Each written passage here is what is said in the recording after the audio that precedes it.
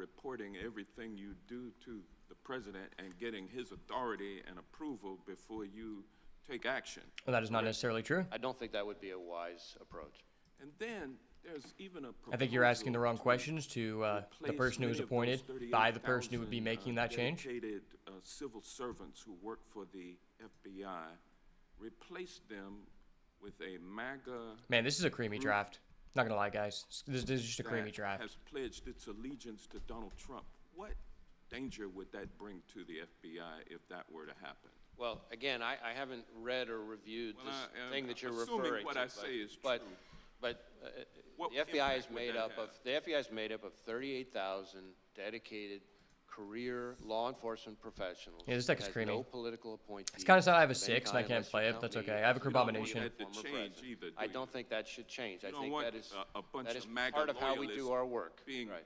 being the employees of the FBI. We're coming up on 116 it would- years Maybe of the you should FBI, go work and for that's the the way it has FBI, been dude. for 116 It would years. be and the reason- crazy to take 38,000 MAGA loyalists and put them at the FBI. That's frightening. That's what Project 2025 proposes, and I'm glad to know that you are Okay, well, this stand's kind of ass, but we have a with, Krabomination, so I have to that keep. program, and with that I yield back. Gentleman yields back. Gentleman from Florida is recognized. Was the shooter on the FBI's radar? Well, thank you. in Someone any actually way wants prior to ask the assassination question, attempt? you know, about the We topic did we're not here have today. any Let's go. information about the shooter. He was not in our holdings. Can't wait to compare before the contrast with the No Secret Service communication grilling. in For real, any for real. chat rooms, no CIs The difference is or this guy's actually a confidential human sources Republican, have so we any might actually information. get No, some we've fair run a answers. thorough search for the subject through all of our holdings, and he was not in them anywhere.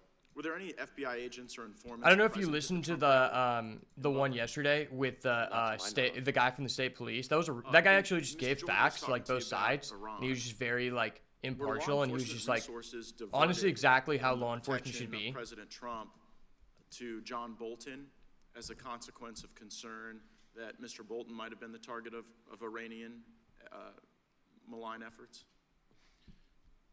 Ooh, That's piece of really a candy. Secret That's nice. Service decision. I don't know the answer to that. That's really something they would know better. What I can tell you is that there are a number of individuals. You mentioned one who we've brought a case, a specific criminal case. Don't mind for me, the sir. I Iranian just target have for artifact assassination. control. But I just have a how- Are you Krabomination. going to get that Allocates- answer to us, whether or not resources were diverted from Trump to Bolton? Is that just going to be Yes, part of sir. your This is your review? number I one think that's source going to for be part of political the card game reviews by content. the You know. the Inspector General. The Inspector and General for after- DHS, right? Of DHS Right, and the I- outside Got it. panel. And I after think that's action. an important point because the Inspector General for DHS has really fallen out of favor with the administration because he's been pointing out all the problems on the border with Mayorkas and Biden. And I guess I we're don't always have a kinda land worried here. that they're about to fire him, which would be a really bad idea now that this role that you've identified is so critical. Be a bad idea to fire the IG for DHS during the pendency of this, right, Mr. Director? I don't think that would be a good idea. I'm with you on that. So I want to zoom out a little bit. How often do you brief President Biden? Every time you ask for a blowjob, sir. You mean on this No, just specific generally. case? No, in your role as FBI director. I mean, I don't know that I could give you a number. Is it like weekly, monthly, daily? It's not at a regular cadence. There have been times when there have been months at a time when I haven't, and then There have been months at a times time that when the president several was days just having a apart, stroke I and was have. just in the It's hospital. I always wasn't able with to other relay people. information to him. The vice You know, there have been president, is she typically very there? few times where he was physically healthy, but during those times I did. Often has been. Okay, so Oh, hey, when did this is a cool you card. notice his decline? In my interactions, in my role, all my interactions with the current president have been completely professional. Right, but I mean the The cognitive. fact I way have a I don't think Krabomination he's doing and a way to add it professional, back just is honestly maybe so not picking jaded. things up as quickly as he used to. Again, I don't meet with him very often, but what you're describing is not something that I've observed during my Oh, interactions. it's kind of broken. Okay. I mean, we've had it observed so often that the ranking member and Mr. Schiff on this committee have said that he could no longer continue as a candidate. And so, since you're the FBI director, I was just sort of wondering, like, who's running the country? Good question. Like, if something, yeah. So, like, if something bad happened, you'd Oh have my to go gosh, imagine if I would have actually President just Biden stolen that about guy's it right chrysalis. now. That would have been dirty. God forbid. And on any number of occasions, I have briefed the president, and as I said, those briefings have all been uneventful and unremarkable. Oh, I can imagine them being uneventful. But That's facts. in the work where the vice president's also present, like, you say there's, like, more than half the time there's these briefings, she's there too? I don't know if I'd said more than half the time. Certainly, there have been times where she's been present. There have been other times where she hasn't. I take you at your word when you say this is the most complicated. Let's go. threat I love environment you've Abomination. ever That's nice. Observed over a long career in law enforcement. And I'm just kind of wondering, with this assassination attempt, with the invasion at our border, with all the Hamas that have been let in that you've talked about and briefed about, like, is Biden up to it? And if he's not up to it, and you're a guy who's Do I been know when I'll hear regularly back about the briefing, job? It'll be like, at the end of this month. Who's been in on this conspiracy to hide At the end of this Joe month, Biden I'll find from out all of us if for I years? make it to the next round. It never And then, occurred I to mean, I'm you pretty sure I that this did, guy but wasn't up to it? basically, In all these briefings, they'll have me do like a video project, As I said, which just my like strongly briefings benefits with me the over other people president because I have all have like been such completely expensive fine. equipment. were they I between 10 briefed, a.m. and he's 4 asked p.m.? questions. There hasn't been anything of note in the area that you're talking about. Yeah, did you ever have to brief him before 10 Oh, this is a.m. nice. or after 4 p.m.? We hear those are his good hours. His good hours. I'm dead. I can't, I certainly, times that I have briefed have included outside those hours. Right. Okay. I just, I think the American people want to know how we got to this point. There are good hours Someone and there are who's Biden very- hours. So diminished his own party has basically put him out to pasture. Since you had close proximity and the vice president had close proximity, I'm just kind of wondering if you were being straight with all of us about how things were going with him. I guess we'll have to figure that You out. can count on me to be straight with you, sir. We'll see. Gentleman yields back. Gentleman from Tennessee. Bro, this guy's as straight as a pool noodle, man. Firstly, I'd like to recognize, unfortunately, the fact that our colleague and my colleagues, side by side, made for many, many years in this committee. I mean, I wore Sheila Jackson Lee's no longer with us. She was a great member. a button up with a tie at the first interview, but it was also not like that was just to be Secondly, I'd like to say. certified for the position, and also it was really hot, so I didn't wear a suit coat. You were introduced, preemptory remarks saying that people don't have great faith in the FBI and et cetera, et cetera, et cetera.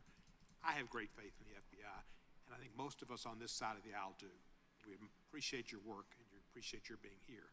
Some on the other side of the aisle have cast aspersions upon the FBI and upon law enforcement.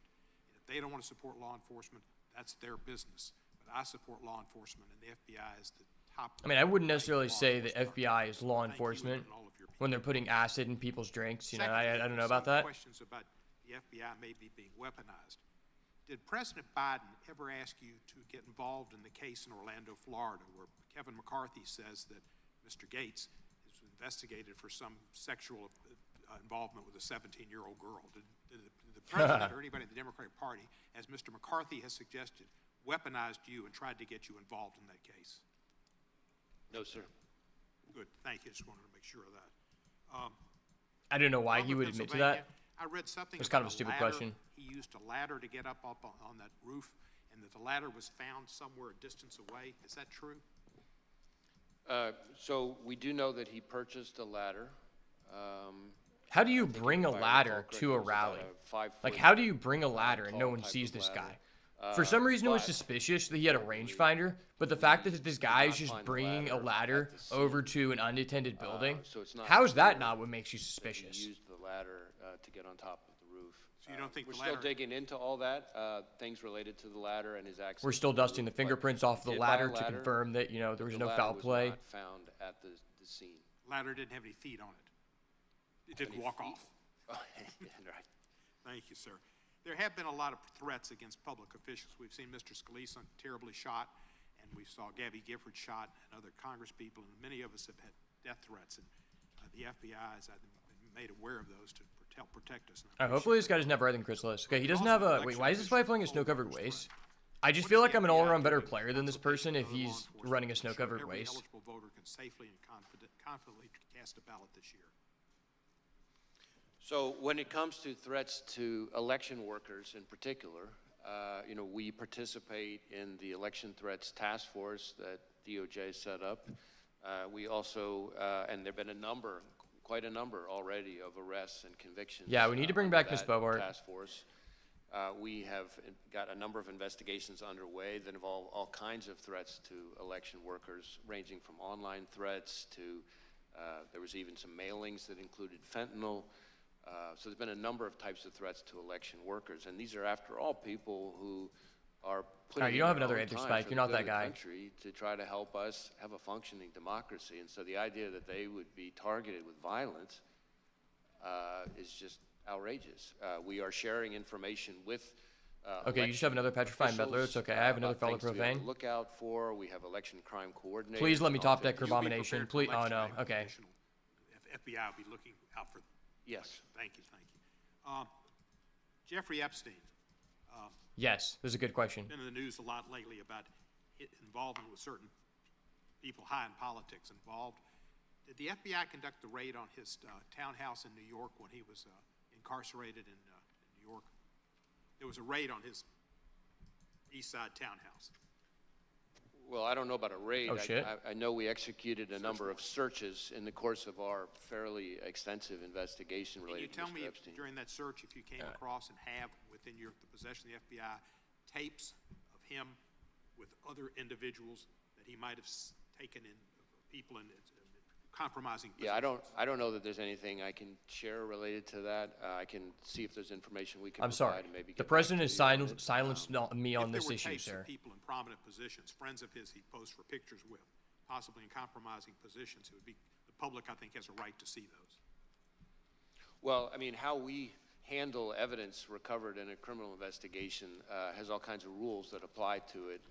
I recognize the Rule number intense one, I'm public not allowed to interest share in the any of that subject, but valuable we tend to information with you follow our today. rules, but I'm happy, like I said, I'm happy to follow up with my team on it. Thank you, sir, and I appreciate your service, and thank you for being here today. Gentlemen, yield the last 5. Chair now recognizes the gentleman from Arizona. Thank you, Mr. Chairman, and thank you, Director Ray, for being here. How many shots did the shooter fire? Well, we know that he fired at least 8 because we recovered 8 cartridges on the roof. Okay, and are all the cartridges and the That's unspent lit. bullets, have they That's so been- lit. You know how many there are? You've accounted for all of those? We, So bel- I assume, yeah. we believe we have. We believe we have. Again, there was lots of work still ongoing, but yes, we believe we have accounted. And did the recovered shells, the cartridges, match the shooter's rifle? My recollection. Spy is Master's yes. Vault. Let's go. And you conducted analysis that confirms that? Don't respond. You have Well, a 1 we work blue. You with can't do ATF, that. but yes, there's Don't do me some like of the that, work son. has been divided up, but And how many shells casings were recovered from the location of the counter snipers? Hey, I'm sorry, I couldn't hear the last part. From the counter sniper's location? That I don't have the answer, at least here at my fingertips. Okay. Did the blood and tissue pattern of the shooter, did it match the stories or the witness testimony that you've heard so far? Can you? Well, I'm not sure I'm stab me, following. Void Crow. Okay, I'm gonna marauder Well, that, sir. You make me feel uncomfortable. I assume you've interviewed the counter snipers, or you have that. Okay, that's kind of evidence unfair. And other witnesses describing the kill of the shooter. And I'm wondering if the blood and tissue and brain matter is consistent with the testimony that you're receiving. In other words, is the In physical... terms of the manner of death. and so Exactly, is the forth? Yeah. physical evidence consistent with where the shot from the counter sniper took place? Yeah, so, so the autopsy is being handled by, as is not unusual, the state authorities. My understanding is, thus far, I don't think it's fully complete, which is not, again, not totally unusual. But so far, It's kind of a weird situation, but I think I just value the connive because I just want to find That's from the microabomination. body itself, but from actually the scene where the shooter was found, is everything consistent with the testimony? Connive the 2, physical give me a evidence corroboration, at the please. scene? Is Okay, that I get 2 consistent broken with the cards. That's fine. testimony I'll work with that. that you've heard so far? So far, yes. Again, ongoing investigation. Were you able to determine whether the shooter took the gun up with him That when was he legit. climbed up to the top of the roof, or was it already placed there somewhere? So that is something that we're drilling into right now that we don't know the answer to yet. I can tell you, which may be relevant though to your question, that, and I don't think this has been reported yet, that the Ooh. weapon had a collapsible stock, which could explain why it might have been less easy for people to observe. You know, because one of the things that we're finding is people have observed him. The first people to observe him with the weapon were when he was already on the roof, and we haven't. What's yet nice found is his anybody with value engine firsthand, actually kind of like entices my observation value of engine. him with the weapon. Because it turns walking on my around Spy Master's beforehand. vault. So that doesn't mean he wasn't, obviously, but the collapsible stock is potentially a very significant feature that might be relevant to that. Did he have a scope? I believe so, but as I sit here right now, I don't remember. Okay. You mentioned. action? About 2 hours Oh, that was before lit. the That incident. was so lit. That he'd had a drone, and he was using a drone. Instead of me putting words in your mouth, just tell me how you discovered the drone, how you discovered the time, and. I don't know why this what- guy keeps how doing you this on his turn, discovered- but okay. If you can describe what he would have been observing with the drone and how you determined that, please. So this is something that's very much ongoing right now. We're going back and forth with. Wow, our Spy labs Master's as we Vault is continue insane. to do work If on we it. find a What I would say Crabomination, is I think this guy's just drone dead. was in his car. Oh, that's good. As I said, we've been able to, by exploiting the drone, determine, its use and flight paths. There were no pictures or videos on the drone of the day of the rally, for example, but we have been able to reverse engineer the flight path of the drone from the day of the rally, and that's how we know that for about 11 minutes, from I think it's around 3:50 p.m. to 4 p.m. This is kinda somewhere in that bonkers. range, he was flying the drone, and we have the flight path. Hey, It's that's about 200 insane. yards away from where former President Trump would ultimately be speaking. And so that would have Don't mind me, I'll primarily just draw 2 given more him cards, 'cause that's the vantage thing I can do. point. Trying to think how to describe this. If the former president's podium is that way, Yeah. the drone would be over here looking, say 200 yards again off this way, looking back. So it would have shown the shooter, we think, again, we're still doing more work on this. So I really want to qualify what I'm saying, but I'm trying to be transparent and lean in here. We think it would have shown him. Okay. Kind Still of to this what day, I've would never have been seen behind someone him. actually activate the ability on this. Like, When it's you just say really behind hard to him, do. Behind the shooter. Correct. Like It's another- funny that I can almost just like let this giving guy him a build up rearview counters on mirror this, of the and then I just kill it right scene before it behind actually him, has any except effect on the again, game. he wasn't flying it overhead while he was later back for the assassination. But he would have had, with the drone, he would have been able to also assess kind of what, because the stage, I assume, was already set, he would have been able to assess that angle with the rooftop as well, forward and backward. Yeah, that was cool. Good match, Sheriff. Good match. Well, certainly going towards the Right. podium. Again, we're still trying to figure out exactly what he saw because we're having to, in effect, because there's no recording of what he saw during those 11 minutes. Unfortunately, I didn't get to you know, our Crabomination this game, but that's hypothesis okay. At this point, the experts We had to think share the he's fun. live streaming Last it. game we got to So we're Crabomination. trying This to, game in we effect, just say, Spy okay, Masters this is the vaulted flight the fuck out of pattern. this guy. Given these capabilities of the drone. You know, what I'd be would you have rare seen? bombing in this bitch. What could you have seen for those 11 minutes? And again, it wasn't over the stage or the kind of the hub of the rally. It's about 200 yards away, but it looks like it would have been looking, I feel like say, length of a Oh football my field or gosh, wow, that's so more, scary. kind of towards the podium. Great, thank you, Mr. How many separate times was the shooter on the premises? So again, with the caveat that we're continuing to do work on it, we believe that the first time he traveled to the grounds was, I think, a week before, and he spent roughly 20 Good game, minutes Sarah.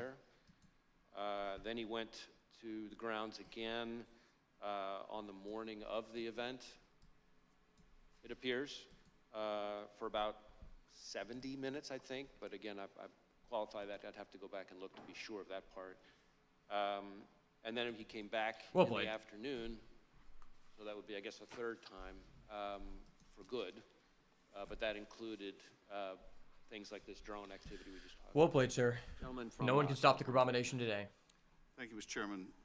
Director, thank you for appearing. Thank you for the extraordinary job that you're doing. Please convey our thanks to the men and women at the Bureau for their incredible work. I've worked with them since I was an assistant U.S. attorney more than 30 years ago. Let me start with a threshold question I'm curious about. When I applied to be an assistant U.S. attorney, I had to go through a background check. Do candidates for the FBI have to go through background checks? Well, duh. Yes. Would someone with dozens of felony convictions survive a background check for the Bureau? No. So they would never be hired by the Bureau? No. Well, clearly the Bureau has, you don't have to comment on this, I know you won't, but clearly the Bureau has higher standards for their hiring from one of America's great political parties. Shut the fuck up. Let That's me some turn BS. to the events of the tragic shooting. Okay, this is nice hands. Have you been able to gain access to the shooter's electronic communications, social media, and with the caveats that you mentioned that the investigation is still early, have you been able to make any deductions or are there any indications of the shooter's motivation from those electronic holdings? That is something we will release in 45 to 60 days. So in terms of our ability to access it, we have been able to get into and exploit a number of electronic devices, digital devices, but not all of them yet. And then within his various accounts, we've been able to get access to some of them, but some of them we're still waiting on. Some of them we may never get access to because of the encryption issue that it presents an increasingly vexing barrier for law enforcement, not just the FBI, but for law enforcement all over the country. Don't negate, please. But we're still drilling into that. We have some information. Some places we've been able to look. Some places we will be able to look. Some Do not have an places we answer may to my never be creation of able to Avicene. see, Please no do matter not do how that. good our legal process is. But that's what we're looking at right now. In Oh my terms gosh, she of has a Nadu. I'm what scared. we've been Give me a able to land. find Yes. so far, a lot of the usual repositories of information have not yielded anything notable in terms of motive or like ideology. Having said that, it does appear fairly clear. Oh my gosh, if I get this guy's Nadu, I'm literally that just cracked. He was interested in public figures, kind of more broadly, and No, don't do me like that, son. Don't do me like that. Hold up. Wait a minute. Somewhere around July Why are you 6th randomly or playing so, band? That's so he became very bullshit. focused on former President Trump and this rally. And so one of the things that I can share here today that has not been shared yet is that we've just in the last couple of days found that. Wait, this from guy our has two review of Nadu? endpoints Are you on kidding me? devices, Hold up. analysis Wait a minute. of a laptop Something ain't right. that the investigation ties to the shooter reveals Not cool, that man. on July 6th, he did a Google search for, quote, how far away was Oswald from Kennedy? And so that's a search that obviously is significant in terms of his state of mind. That is the same day that it Always clear your appears search that he history before registered you go on to an adult for the website. Butler rally. It's people like this that'll And when exploit you, say man. that his electronic holdings indicated an interest in different public figures, without revealing anything you're not comfortable revealing about those public figures, can you tell us anything generally about them, either the offices they hold, their political party, or was it simply people of a high profile? Well, a couple things. First, the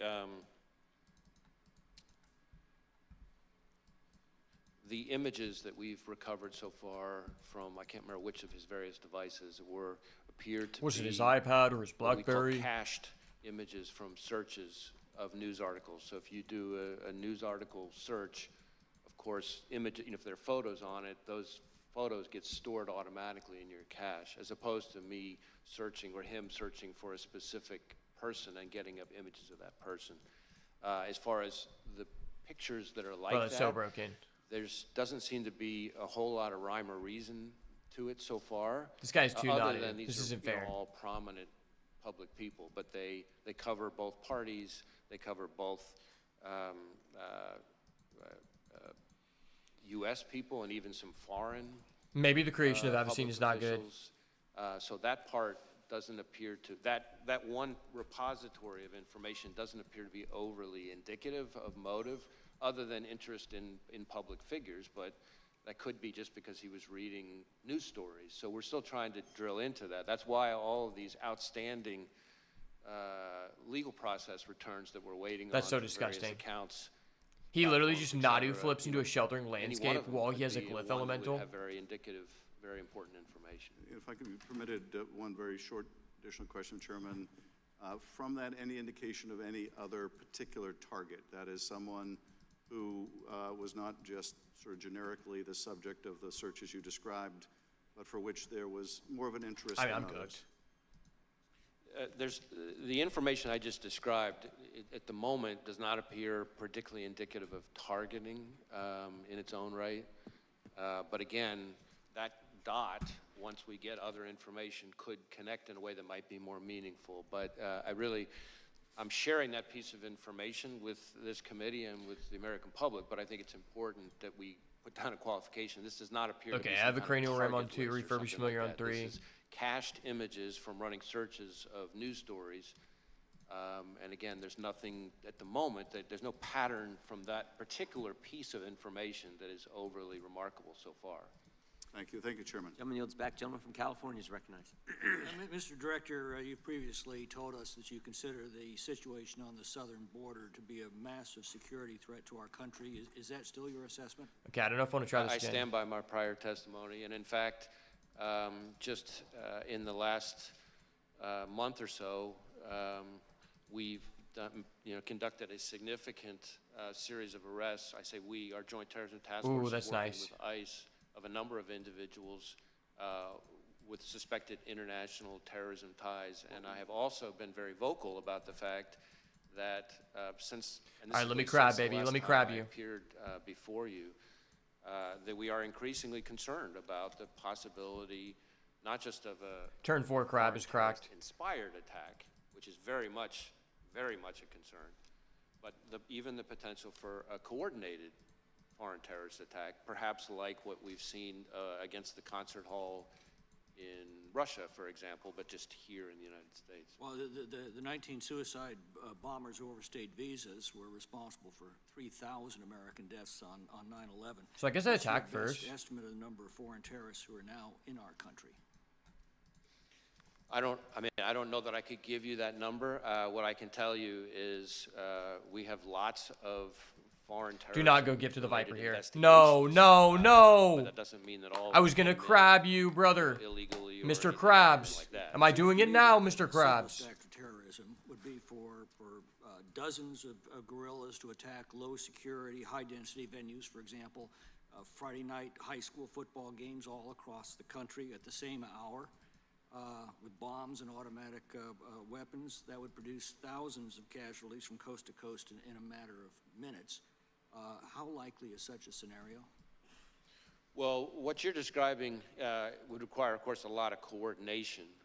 But what I will tell you, and I think you're onto a particularly important point from my perspective, which is that unlike the 9/11 attacks, which, again, I was in FBI headquarters on the day of 9/11, and so I remember. This guy probably vividly, thinks and that I spent added plenty of Crabomination time again. in I'm not that guy, the period bro. After that, in my prior positions, engaged with the families and the victims. But what we're seeing more and more with the foreign terrorist threat, and frankly, also the domestic terrorism threat, is a focus on kind of like what you're talking about, well, what I would call soft targets, which is really for the American people's benefit, just intelligence community speak for where everyday people live their everyday lives. What terrorist groups have now infiltrated? Oh my our gosh, I country? needed to land so bad.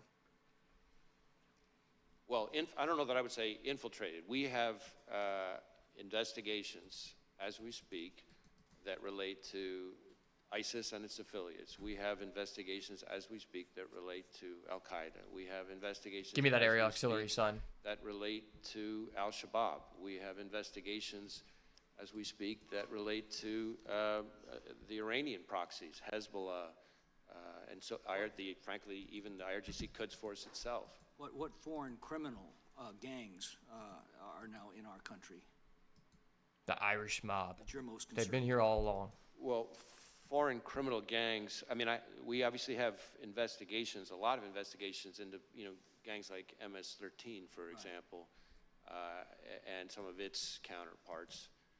Although I think if you were to talk to most chiefs and sheriffs like I'm doing every week, we shouldn't underestimate how prevalent neighborhood gangs are, really. It's a lot of the gang violence. Well, I'm concerned about those that we've Let me crab allowed him. through the southern border and what threat they are now posing. Let me do it now, do Mr. you believe Krabs. that the vetting performed at the southwest border is adequate to ensure that aliens with terrorist or criminal gang ties are not being released into the United States? Well, it's not really for me to speak to the vetting. What I would tell you is that You have to deal with it once they're released into the United States. and one of the concerns that I have which I touched on briefly in my opening, there's been a lot of focus on the number of known or suspected terrorists encountered at the border, and that number has increased over the last 5 or 6 years, and that should Yes, be a let me crab concern. you. But frankly, to me, the bigger concern is individuals who weren't either weren't on the watch list at the time they came in because cool. there wasn't information known yet that ties them to terrorism. I have an It's only 88 after they abomination. get That's in goated. that some new piece of information developed somewhere overseas, and now we know. That's, That's Yeah, a bigger concern. abomination You've been control, warned that baby. They basically vet against a blank sheet of paper. If they don't have a record in this country, Border Patrol probably doesn't have any record. They're releasing in the country. Guys, I told you the creation of Abyssinia is a good card. Of the dangers. Or if they use fake documents and there aren't biometrics to connect them, sometimes there are people who I mean, come this is a in two-lander with no who, red, but because I have a of the nature abomination, of which the just tells threat me I should just information keep. that put somebody on the watch list, there wasn't, fingerprints from the person at the time, because not every piece of intelligence comes Let me get a with red land fingerprints. here. Let me hold a So then red the guy land, comes chief. in using fake ID, And of course, and there's no reason to connect them and to of course, the 2 Yes, million sir, bottle ski of brother. gin Let me is- hold that red land. Well, I don't know about absolutely nothing, because we may come across them in other things. I mean, one of the key parts of our collective defense. It's okay. here, You're just forcibly required to is select that, we sir. work with 800,000 sworn law enforcement across the country, and we train them on the right questions to ask and things like that, so that we can build in additional eyes and ears if they, do a traffic Ooh, stop or Spymaster's whatever Vault, kinda happens to nice. be. We run a greater chance of leveraging all that to pick up people who may have slipped through the cracks. I know this junk diver seems yields really back bad, the but it does gentleman cost from 3, so that means next turn, if he doesn't kill it, I'll actually be able to We're crab, about 100 days which is pretty goated. the election. Russia has attacked our democracy in past elections. Are they seeking to do it in this one? All right, let me get that glyph elemental. Let me hold that, sir. We assess that the Russian government continues to want to. No, you're diluting my influence, crab. And in various ways interfere with our democracy, with our electoral process. In fact, just in the last few weeks, we announced a significant disruption of a generative AI enhanced social media, bot farm essentially of the Russians. That was designed to be an influence operation, and some of the fictitious profiles of those bots purported to be U.S. persons. So they're still at it. That was cool. We've seen that in election cycle after election cycle. Do the Russians have a preferred candidate? I'm not sure that I could speak to that. I mean, he doesn't work for the But Russians. I don't know how he would certainly know what I that. would tell you is it's not just the Russians, and I think that's important for people to know too. There's a lot of attention to the Russians, as there should be, but we also know, you may recall that in 2020, Director Ratcliffe and I announced an effort by the Iranians to try to interfere, and more recently, we've had indictments related to China. 34 Chinese MPS officers creating fictitious personas, posting false information online, full of narratives designed to sow divisiveness, discord, That's so true. undermine us. And I'm talking about narratives that they were pushing, again, purporting to be Americans, but actually Chinese MPS officers. For example, trashing any suggestion that COVID came from a lab leak, or trashing U.S. law enforcement on the occasion of the anniversary of George Floyd's death. And shifting to the attempted assassination on the former president, I want to make it clear, in America, violence has never been the answer. Not on a certain day in January or a recent day. Except in the July. octagon. I just want to go through the shooting just briefly with you. How many armed officers? I mean, it's very were obvious. You within have the that card perimeter? that's Just the ballpark MDFC that deals 3 to something. That really goes to the security posture, which is the subject of the DHS Inspector General's review and the outside panel, independent panel that's been. Would you say probably more than 100, though? I have to believe that number, but I don't have that number at my fingertips. Our focus is on the shooter and his attack. And the shooter was able to was get goated. 8 shots off before he was killed. That's what it would appear, yes. Type of weapon used by the shooter was an assault rifle? Was an AR-style rifle, So that means one trigger pull, 1 round, is that right? Please destroy my crab. essentially. Do you like to shoot? Do I? Yeah, yes. Do you know the difference between an AR and a bolt-action rifle? I'm not going to try to sit here and engage on sort of firearms expertise, but Well, I've a fired a bolt-action- variety of weapons. But Had the shooter used a bolt-action rifle, would that have been one? If the president election would one decide in trigger an pull, one octagon, it'd be amazing. that's my understanding. Would there had to have been more? Well, on an assault rifle, trigger pull, round, bolt-action, non-assault rifle. What's the difference? Is it faster, slower? He was able to get more rounds off more quickly than he would have with other kinds of weapons. And that's my point. Is Yay, that Corona Nation's cool. I like this card. we can add additional resources to protect political candidates, and we should.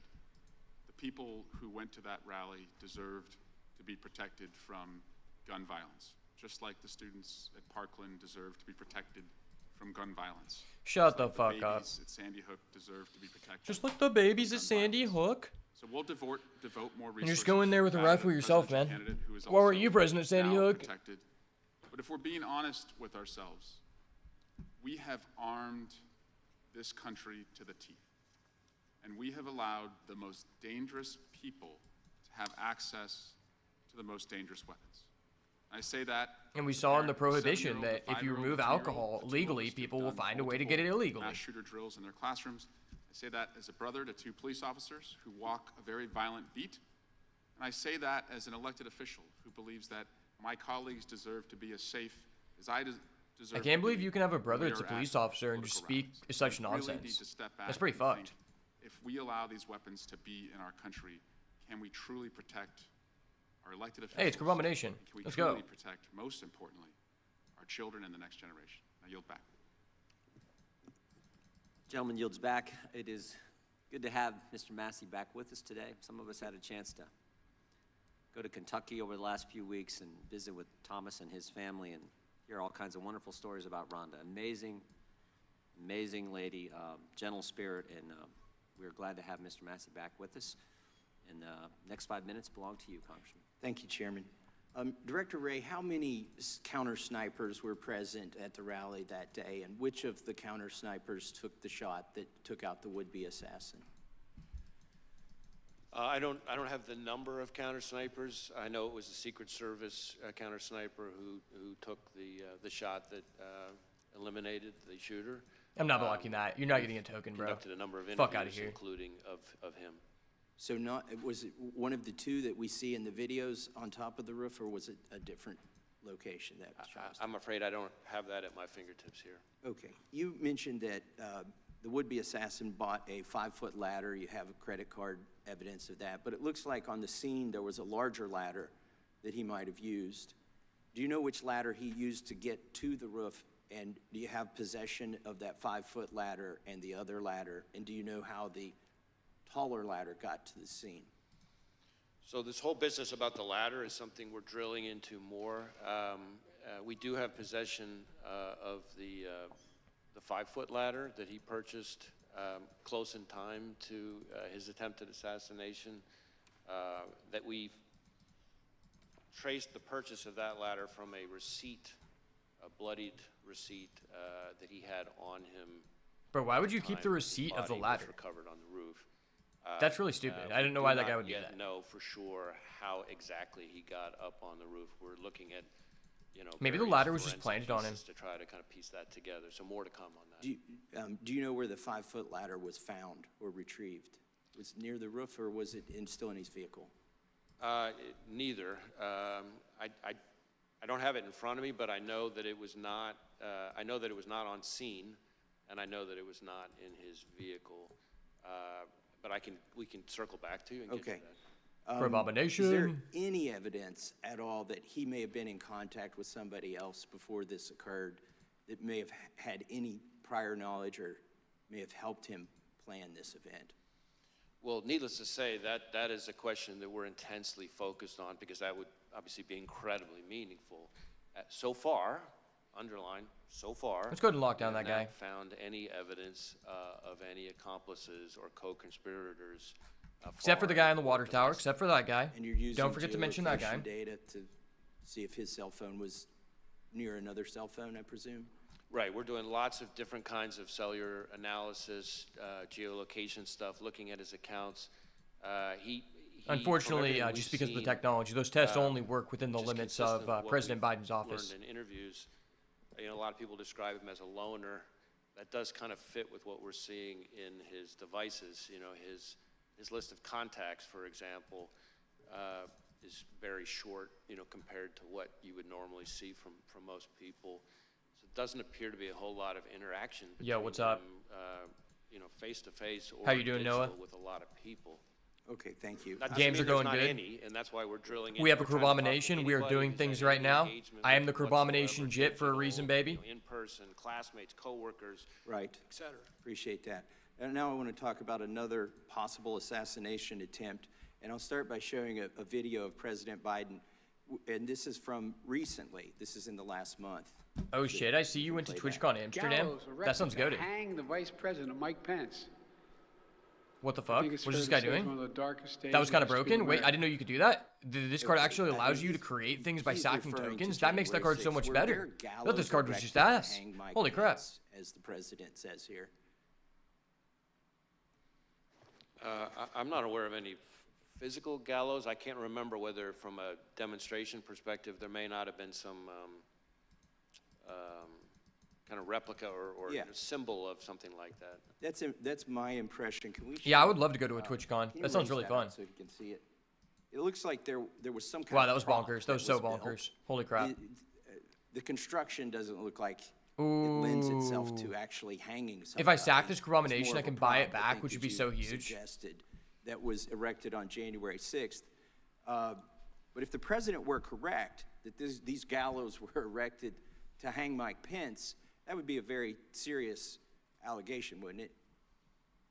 I would take it very seriously, yes. Has anybody My handlers been, would take it very seriously. arrested, or do you have any leads in conjunction with the erection of this gallows? We had a picture here on the screen, if you can show it again. It was just up there. There's an individual here. He was seen on near these gallows. Has he been arrested? Have you identified this person? I don't know that I could speak to this specific person or the gallows that are pictured on the image. We have had, I think, 850 people who have pled guilty to federal crimes related to January 6th, and I think, another 180, I think it is, convicted at trials. If one of these is just like a Some bomb, of I think them I'm just dead. Merely for going into the Capitol, but here the president suggests that individual intended to hang Vice President Pence, which seems like kind of a wild Sheesh. claim myself. Bro, I actually given had the an ouch in my construction of those Kerbomination. That gallows. was kind of But BS, I'm not gonna If lie. we are to take him seriously, or even if we aren't, I kind let of me just clung to finish this by saying if you Kerbomination have no like leads too and you're not long. sure if Like anybody I saw a who pick erected those 11 gallows chrysalis, but was at that point arrested or I is like being didn't have any investigated. lands, so there was like no reason to splash screen. Were there any Oh, shit, I just won the confidential jump game. human, Let's go. Sources involved from the FBI or any other agency in the erection of that prop, those gallows? I'm not aware of anything like that. All right, No, the thank you. representation in these hearings are Gentleman still yields back. retarded.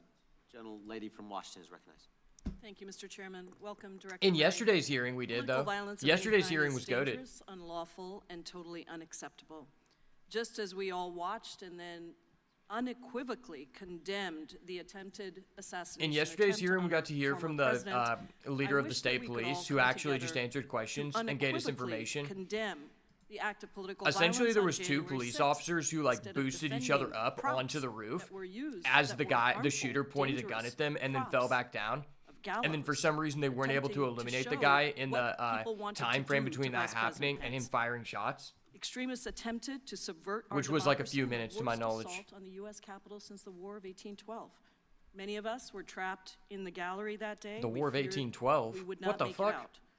Insurrectionists were chasing down former Speaker Nancy Pelosi and then Vice President Mike Pence. As they should. And I myself have been the direct target of political violence when an armed man with a gun showed up at my door, threatened me and my family, and we actually ended up having to move our home. No So I way. understand Turns out when the you do stupid increased shit, people tenor pull of up on political you. violence that is racking our country. It has been on the rise, fomented by violent and dehumanizing rhetoric. Should I play this top creation of public Avicene to officials, get a including corroboration? the former president This and guy is members white, of so he Congress, legitimately sadly, might have and enchantment removal, but bolstered we by didn't see it in the first proliferation game. of easily accessible guns, including assault I guess if style I play weapons. this guy, I can trade with his All of faithful this watchdog. violence is But if I'm ever gonna unacceptable, do and I this, wholeheartedly now's the condemn time. it. I just hope we condemn all of the violence, not just one or two. I'm just gonna close my incidents. eyes and hope that he doesn't have an answer to this. Mr. Ray, today I want to focus on the role of the FBI and the need for the Bureau to remain politically neutral. This is and a pro independent. strategy. Closing your eyes FBI and hoping the other cannot person and should can't not be stop you from subject to the abomination. whims of any It's president. kind of like a line that a lot of people Majority wouldn't apparently see. doesn't You think know, most that the people want to play with their FBI eyes needs to open. be politically neutral and independent. They want an FBI subordinate to the president, not accountable to the American people. That is one part of a larger plan to undermine our democracy, to remove the checks Yes, and the balances abomination that is have here. Never protected fear, us, brother. and ultimately to subvert our freedoms. That agenda, promulgated by the former president, his loyalists, and their MAGA allies, is called Project 2025. It is publicly available online. I encourage everyone who's watching this to Google it. And it's It scaring includes me. We need to plans shut it down. undermine every part of our government, including the FBI. Trump's Project 2025 agenda says that the director of the FBI. All right, there's no way must this guy not has an be enchantment removal. independent He's of not that guy. politics, but He's not that instead guy. He must just has to do look at my whatever the abomination and president know orders. that a beating Under is coming. Trump's Project 2025, Trump loyalists would undermine the No, don't be doing that, son. Don't do me like that. of the FBI. Project 2025 openly calls on the next conservative administration to support, quote, a vast expansion of the number of political appointees in every office across the DOJ, especially the FBI. And so, Mr. Ray, given your extensive experience as a law enforcement professional at DOJ, All right, we're not going to draw a land here. across multiple Republican and Democratic administrations, why do you think it's important that the FBI maintain political independence from the president? Because of people like you. I think the FBI is and needs to stay. All right, give me a bomb. independent. Your hand is insane, That means right? protecting the American people without fear or favor. Okay, your hand is upholding kinda the cracked. Constitution and the rule of law, and it means following the facts wherever they lead, no matter who likes it. And I add that last part because the essence of independence and objectivity is not that an investigation is going to always yield the result you want. Our independence and objectivity can't only be respected when you like the outcome. That's the very essence of objectivity. Sometimes you're going to like the result, sometimes you're not going to like the result. And that applies to everyone, including us. Any That number of applies to the times we're people that disappointed and frustrated by are the going to get results of a investigations. unwanted But candidate in the Democratic alternative Party. is an erosion of the rule of law, where the only thing that distinguishes one investigation from another is power. And that's what you see in some of authoritarian countries around the world. So The I'm power not of the familiar with Democratic this Party particular- to No, take I down didn't Joe ask you to Biden. Project comment on that. No, I 2025 just thing, wanted I to don't know. know anything about it, but what I can tell you is, from my perspective, the FBI needs Don't you to dare be target your area functioning auxiliary. I will independent. respond, Doesn't mean sir. It's not part of the executive branch. It doesn't mean the FBI director doesn't serve at the pleasure of the president, but it does mean that the way we do our work Has to be objective. has to be independent. Yeah, thank you. I have another question about the role of attorneys at the FBI Office of General Counsel. How do we protect that work? I'm sorry, could you repeat the question? The role, what role do the attorneys at the FBI Office of General Counsel play in ensuring that the Bureau respects the constitutional rights of American citizens? How do we protect that work? So, in my experience, the lawyers in the Office of General Counsel play an incredibly important role in ensuring that our agents have their questions about how to comply with the law and conducting their work answered, and ensuring that we conduct our work in the right way, which means scrupulously adhering to the laws and the rules that apply to us. I just wanted to say before I yield, Mr. Chairman, that the Project 2025 also eliminates the FBI's Office of General Counsel in-house lawyers who are responsible for that role. I appreciate your indulgence, and I yield back. Gentlelady yields back. Gentleman from Wisconsin's recognized. Yeah, thank you, Mr. Chairman. I think it was when you were here December of last Okay. year. Spy Mr. Masters Ray, Vault, that, do work, baby. You said blinking lights were going off in regards to the southern border and what is happening down there. The Has one border of Spy situation Masters Vault. improved in terms of your assessment with the security of Americans since you were last here in December?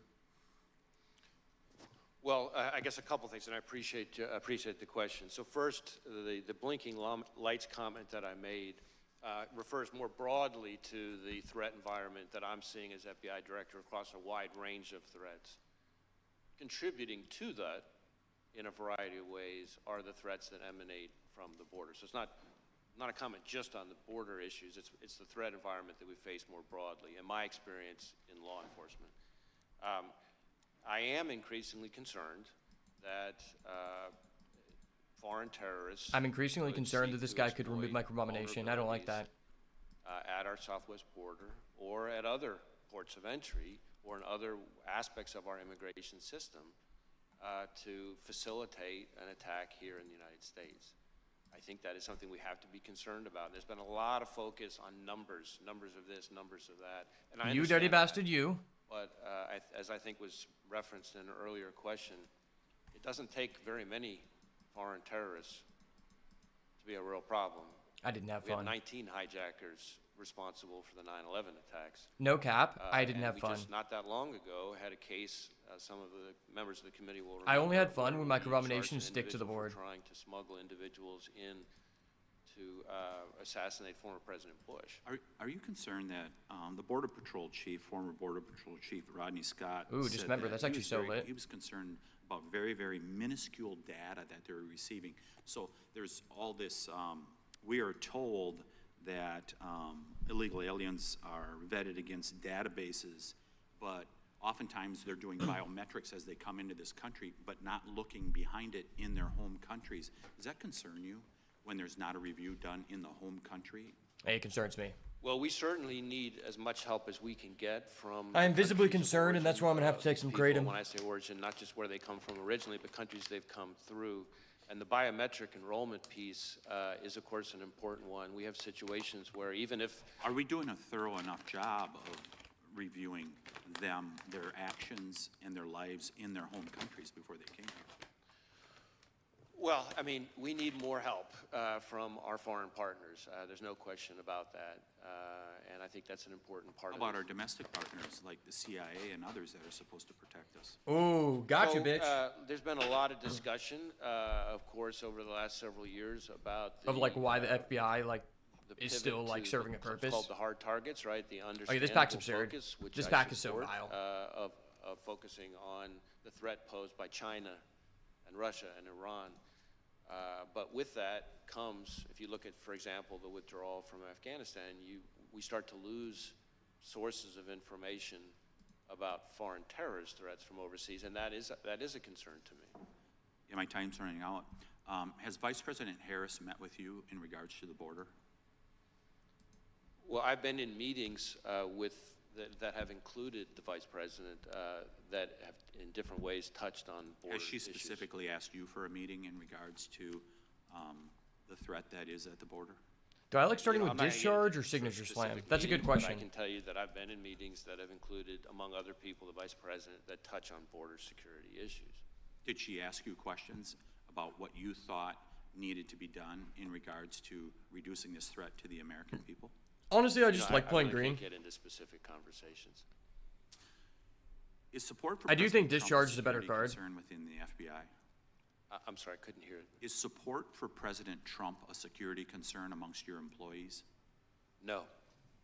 Is objection So they're to both about the same. It was COVID-19 probably more vaccine correct to take. a security Wait, what's threat? going on with my tab here?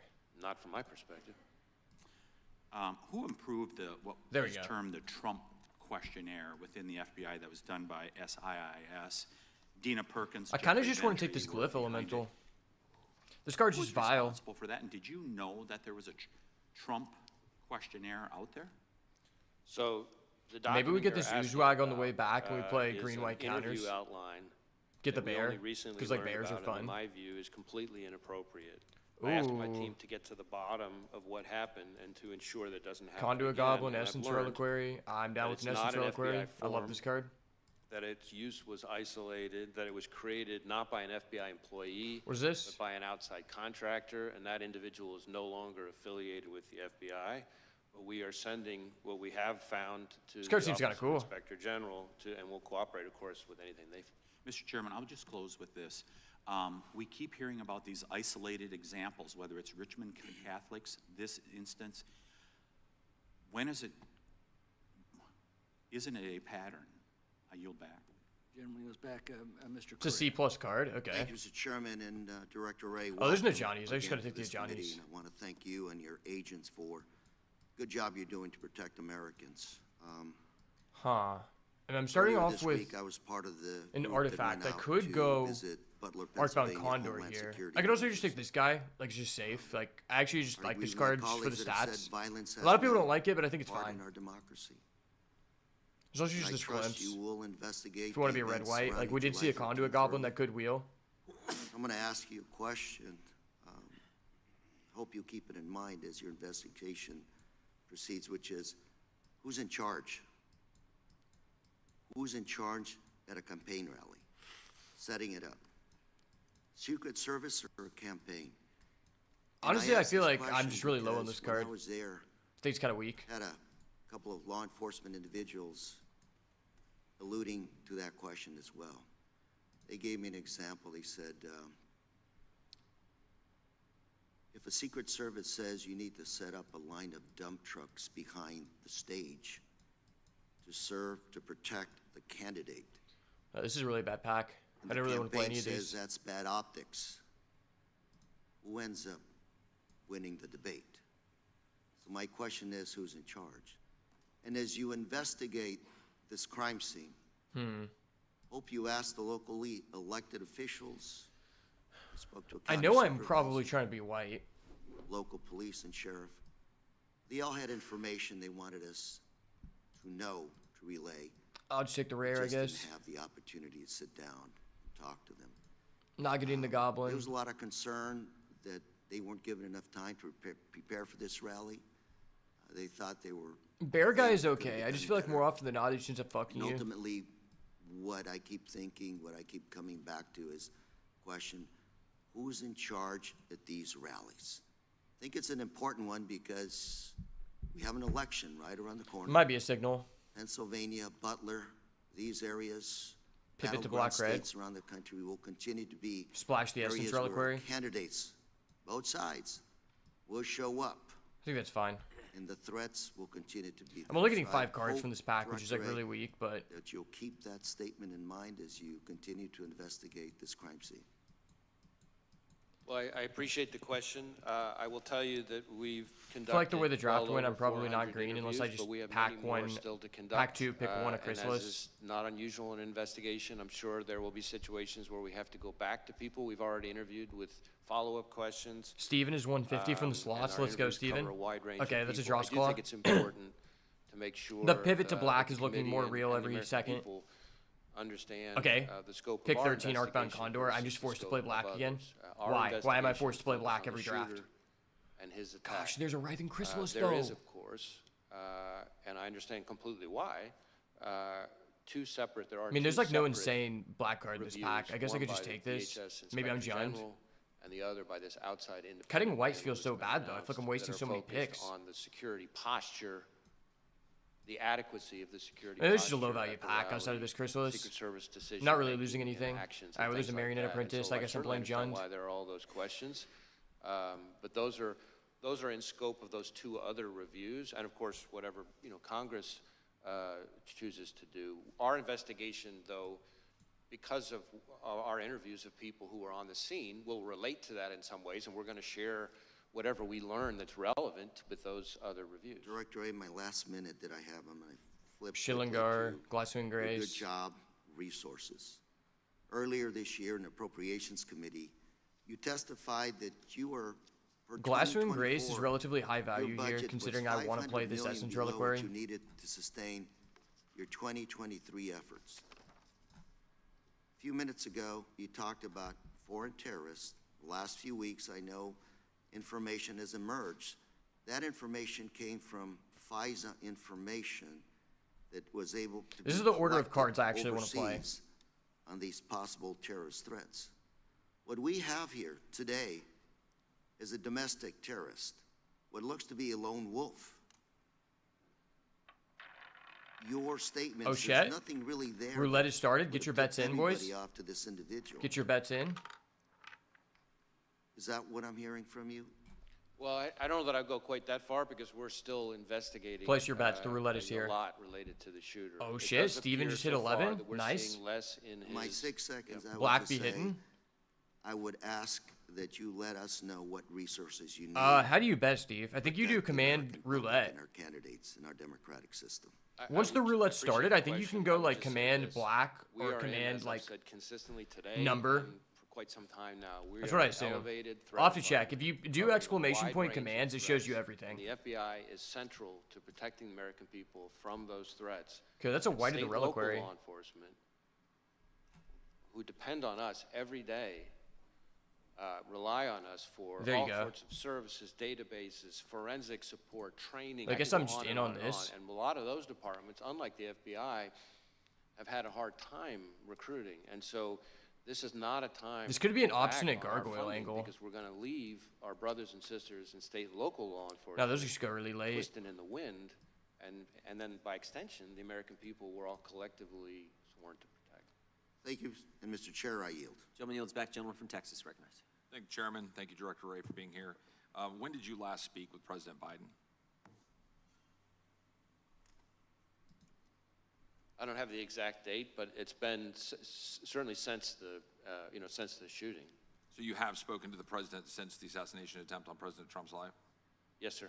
And what was the mental state of the president? We had a perfectly professional conversation.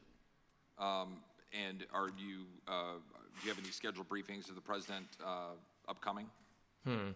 Not at the moment specifically scheduled, no. In 2016 and 2015, top FBI officials infamously texted about, quote, their insurance policy to make sure Trump was never elected or inaugurated as president. Have any FBI agents texted, emailed, or expressed disappointment that Trump survived the assassination attempt or otherwise editorialized about the assassination attempt? I don't know about any agents. There have been at least 2 instances, I think, or 1 instance of an individual who posted something that I consider outrageous and totally inappropriate and unacceptable. And that individual has been referred to our inspection division, which is the arm, our sort of internal affairs investigatory arm that does the disciplinary process. Okay. Will you report back to this committee any other incidents?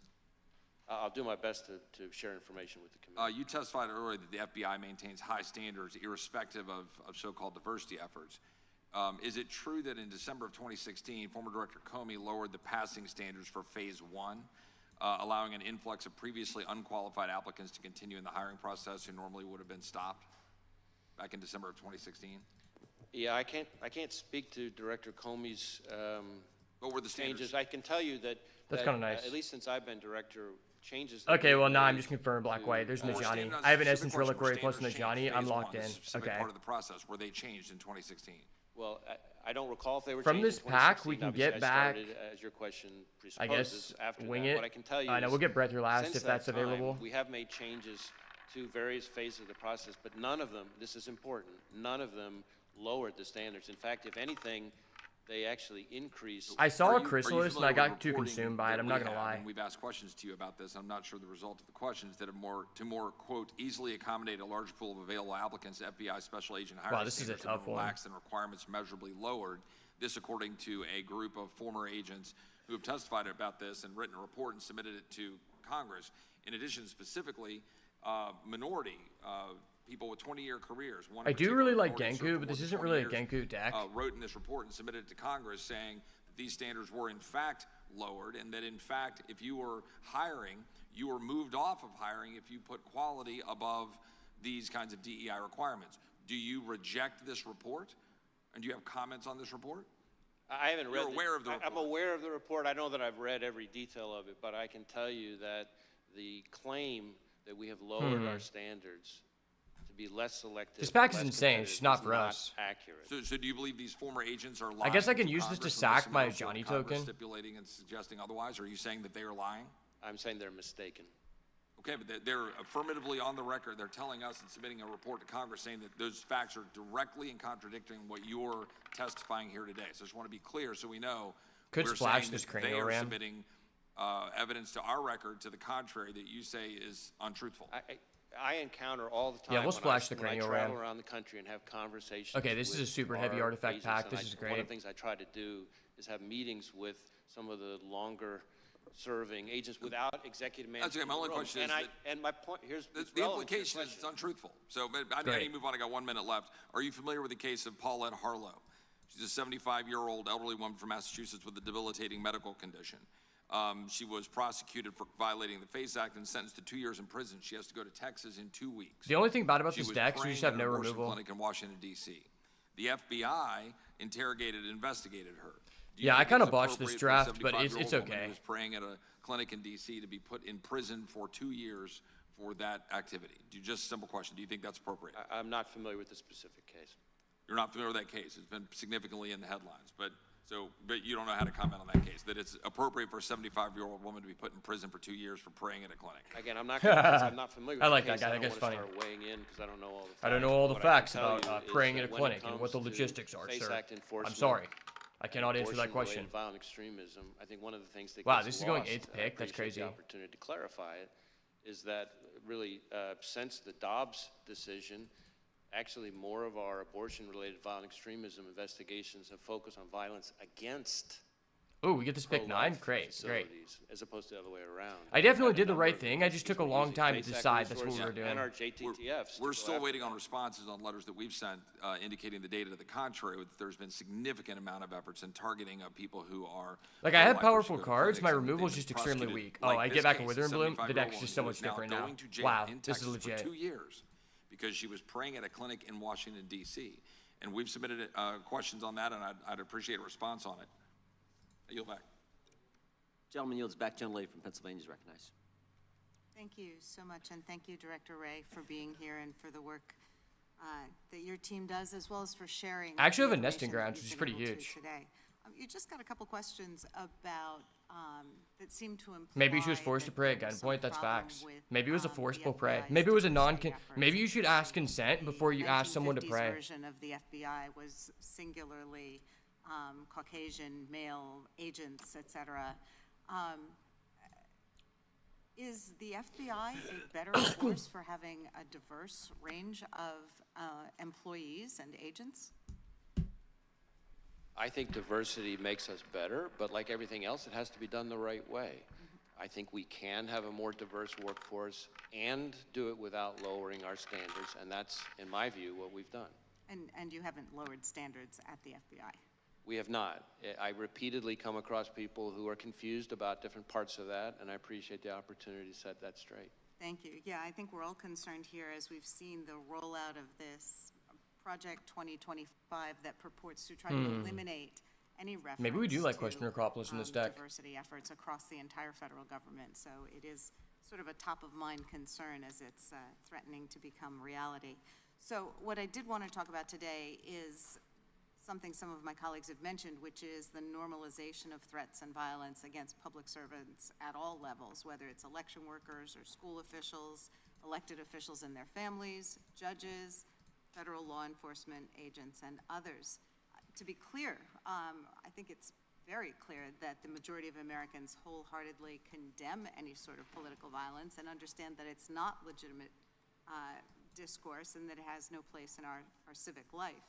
But words do matter, and they have consequences, particularly when uttered by people in positions of leadership. So that's why I remain very concerned by the willingness of some members of Congress to repeat disinformation and conspiracy theories that undermine trust in our public institutions which serve all Americans. And when elected officials embrace overheated or fact-free rhetoric, it becomes dangerous. I have been heartened, as many national leaders I don't know. I feel like the have Warren Power sounds like, okay, repeatedly it's kind of condemned decent. calls to Kind of violence decent and for what? encourage all For real, members for of real. this body, to do so and 20 seconds on the continue to do roulette. so regardless of the party affiliation of the perpetrators or the targets of such threats. You and our other national security officials have repeatedly warned us 21 that red. foreign actors are actively working to spread disinformation, to influence our elections and discredit our public institutions, and we shouldn't be aiding and abetting them. So to live in a country that we aspire to, where our most valued democratic processes like free and fair elections can be carried out unimpeded, and people can run for office, serve their communities, and exercise their right I to do vote kind of without like the fear of option to be able to violence. sacrifice We've had my some Johnny. I concerns mean, I really only have about two violence things. Like, around it's not our that good. elections. In 2020, the endorsement and promulgation of falsehoods about the election results by the former president. It's and probably the his wackiest campaign deck I've led ever to drafted. threats and attacks I've now against lost every election gambling officials currency and I poll had. workers Was in the gold I gained from the Pennsylvania. raids. I need And more those raids. falsehoods also wasted millions of taxpayer We gotta have more dollars people in here so I can on initiate the raids, man. lawsuits and extraordinary security costs. So as we're again approaching November, we want to ensure that those who implement and defend our elections, our neighbors and our nonpartisan civil servants. I'll initiate a battle do that royale. If you can beat me, that'll give you like 100 free coins, I from think. conspiracy theories Maybe, and maybe not. Who threats. knows? So we know our local law enforcement. Oh wait, actually, across I need to put my Pennsylvania contacts are in. I forgot that I was gonna do preparing that. for some disruption and threats.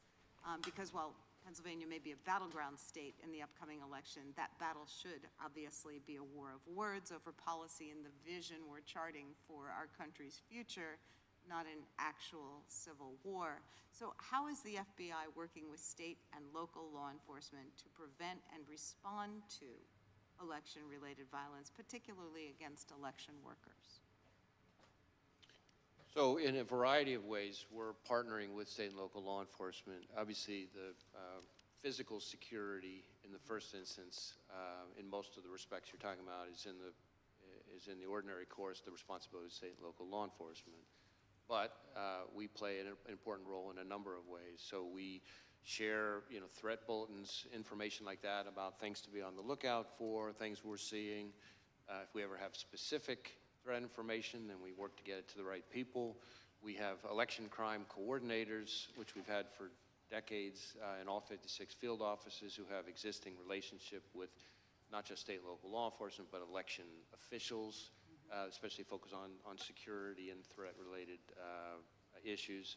And then, of course, we're participating in the Election Threats Task Force that DOJ set up, which is focused on threats of violence or actual violence against election workers specifically, and we've had a number of arrests and even some convictions already on that.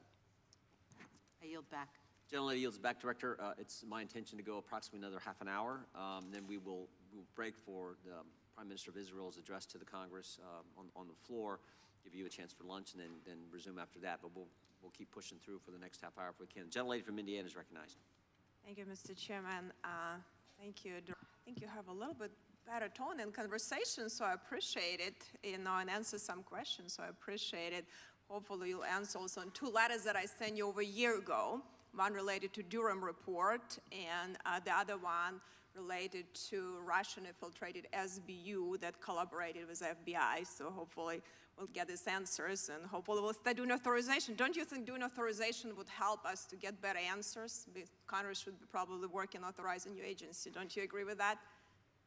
We work very hard to try to get information to this committee and to other committees. But authorizing spending probably would be a good thing for us to do, don't you agree? Oh, I'm sorry, authorizing what? Our spending, not just doing appropriating, but actually doing authorization of spending through this committee. Yes. Okay, thank you. We might start doing that. But we can talk about, and a lot of my colleagues on the other side, AR-15 gets a lot of bad rap, like to bring it up, this issue, but really there are a lot of hunting rifles that probably, maybe even more accurate than a lot of ARs. And don't you agree, we have like millions, right? Don't you agree, we have millions of rifles owned by law-abiding Americans. So do you think we should be taking them, millions of rifles from law-abiding Americans? What do you think about that? Would that be something feasible? All right, and my really we should contacts be are now doing in. that? I can Well, now again, I'm indefinitely not see the government's addressing lives. anybody's specific legislative Oh, shit. proposal. From our perspective, from the FBI's Will lost the perspective, battle concern, royale. He didn't get the it is schmeckles. any dangerous weapon in the wrong Ripperonis hands. will. But all I can weapons now are see the dangerous. pile of garbage that we have in All front of weapons us. are dangerous, right? This is a great pile of All garbage. weapons are dangerous. Knives are dangerous. Sure. Explosive are dangerous. There are a lot of Weapons are by their very... but are we Weapons going are to be very dangerous, you confiscating, see. Weapons are very hunting rifles and dangerous. rifles for This millions much of we know. Americans? Do you think it's even feasible to do something like that from law-abiding citizens? It's not something I'm advocating. Okay, well, thank you. I appreciate that. So we have to go back. That was a catastrophic failure of security. That's what's happened, recently with attempted assassination. Don't you agree with that? Well, I think former Director. It sounds Cramer kind of has racist, but does already, that person even have publicly legal acknowledged, citizenship? That it was, I think her words were a significant operational failure. Yeah, then we had, similar situation, a different, talking about bad optics. Speaker Pelosi at that time didn't want to have bad optics on January 6th, and we didn't have proper security here on January 6th. Oh shit, we have a group hug. It's gonna make this deck go catastrophic fire. too. Are we looking at that? Any one conclusion was made from that?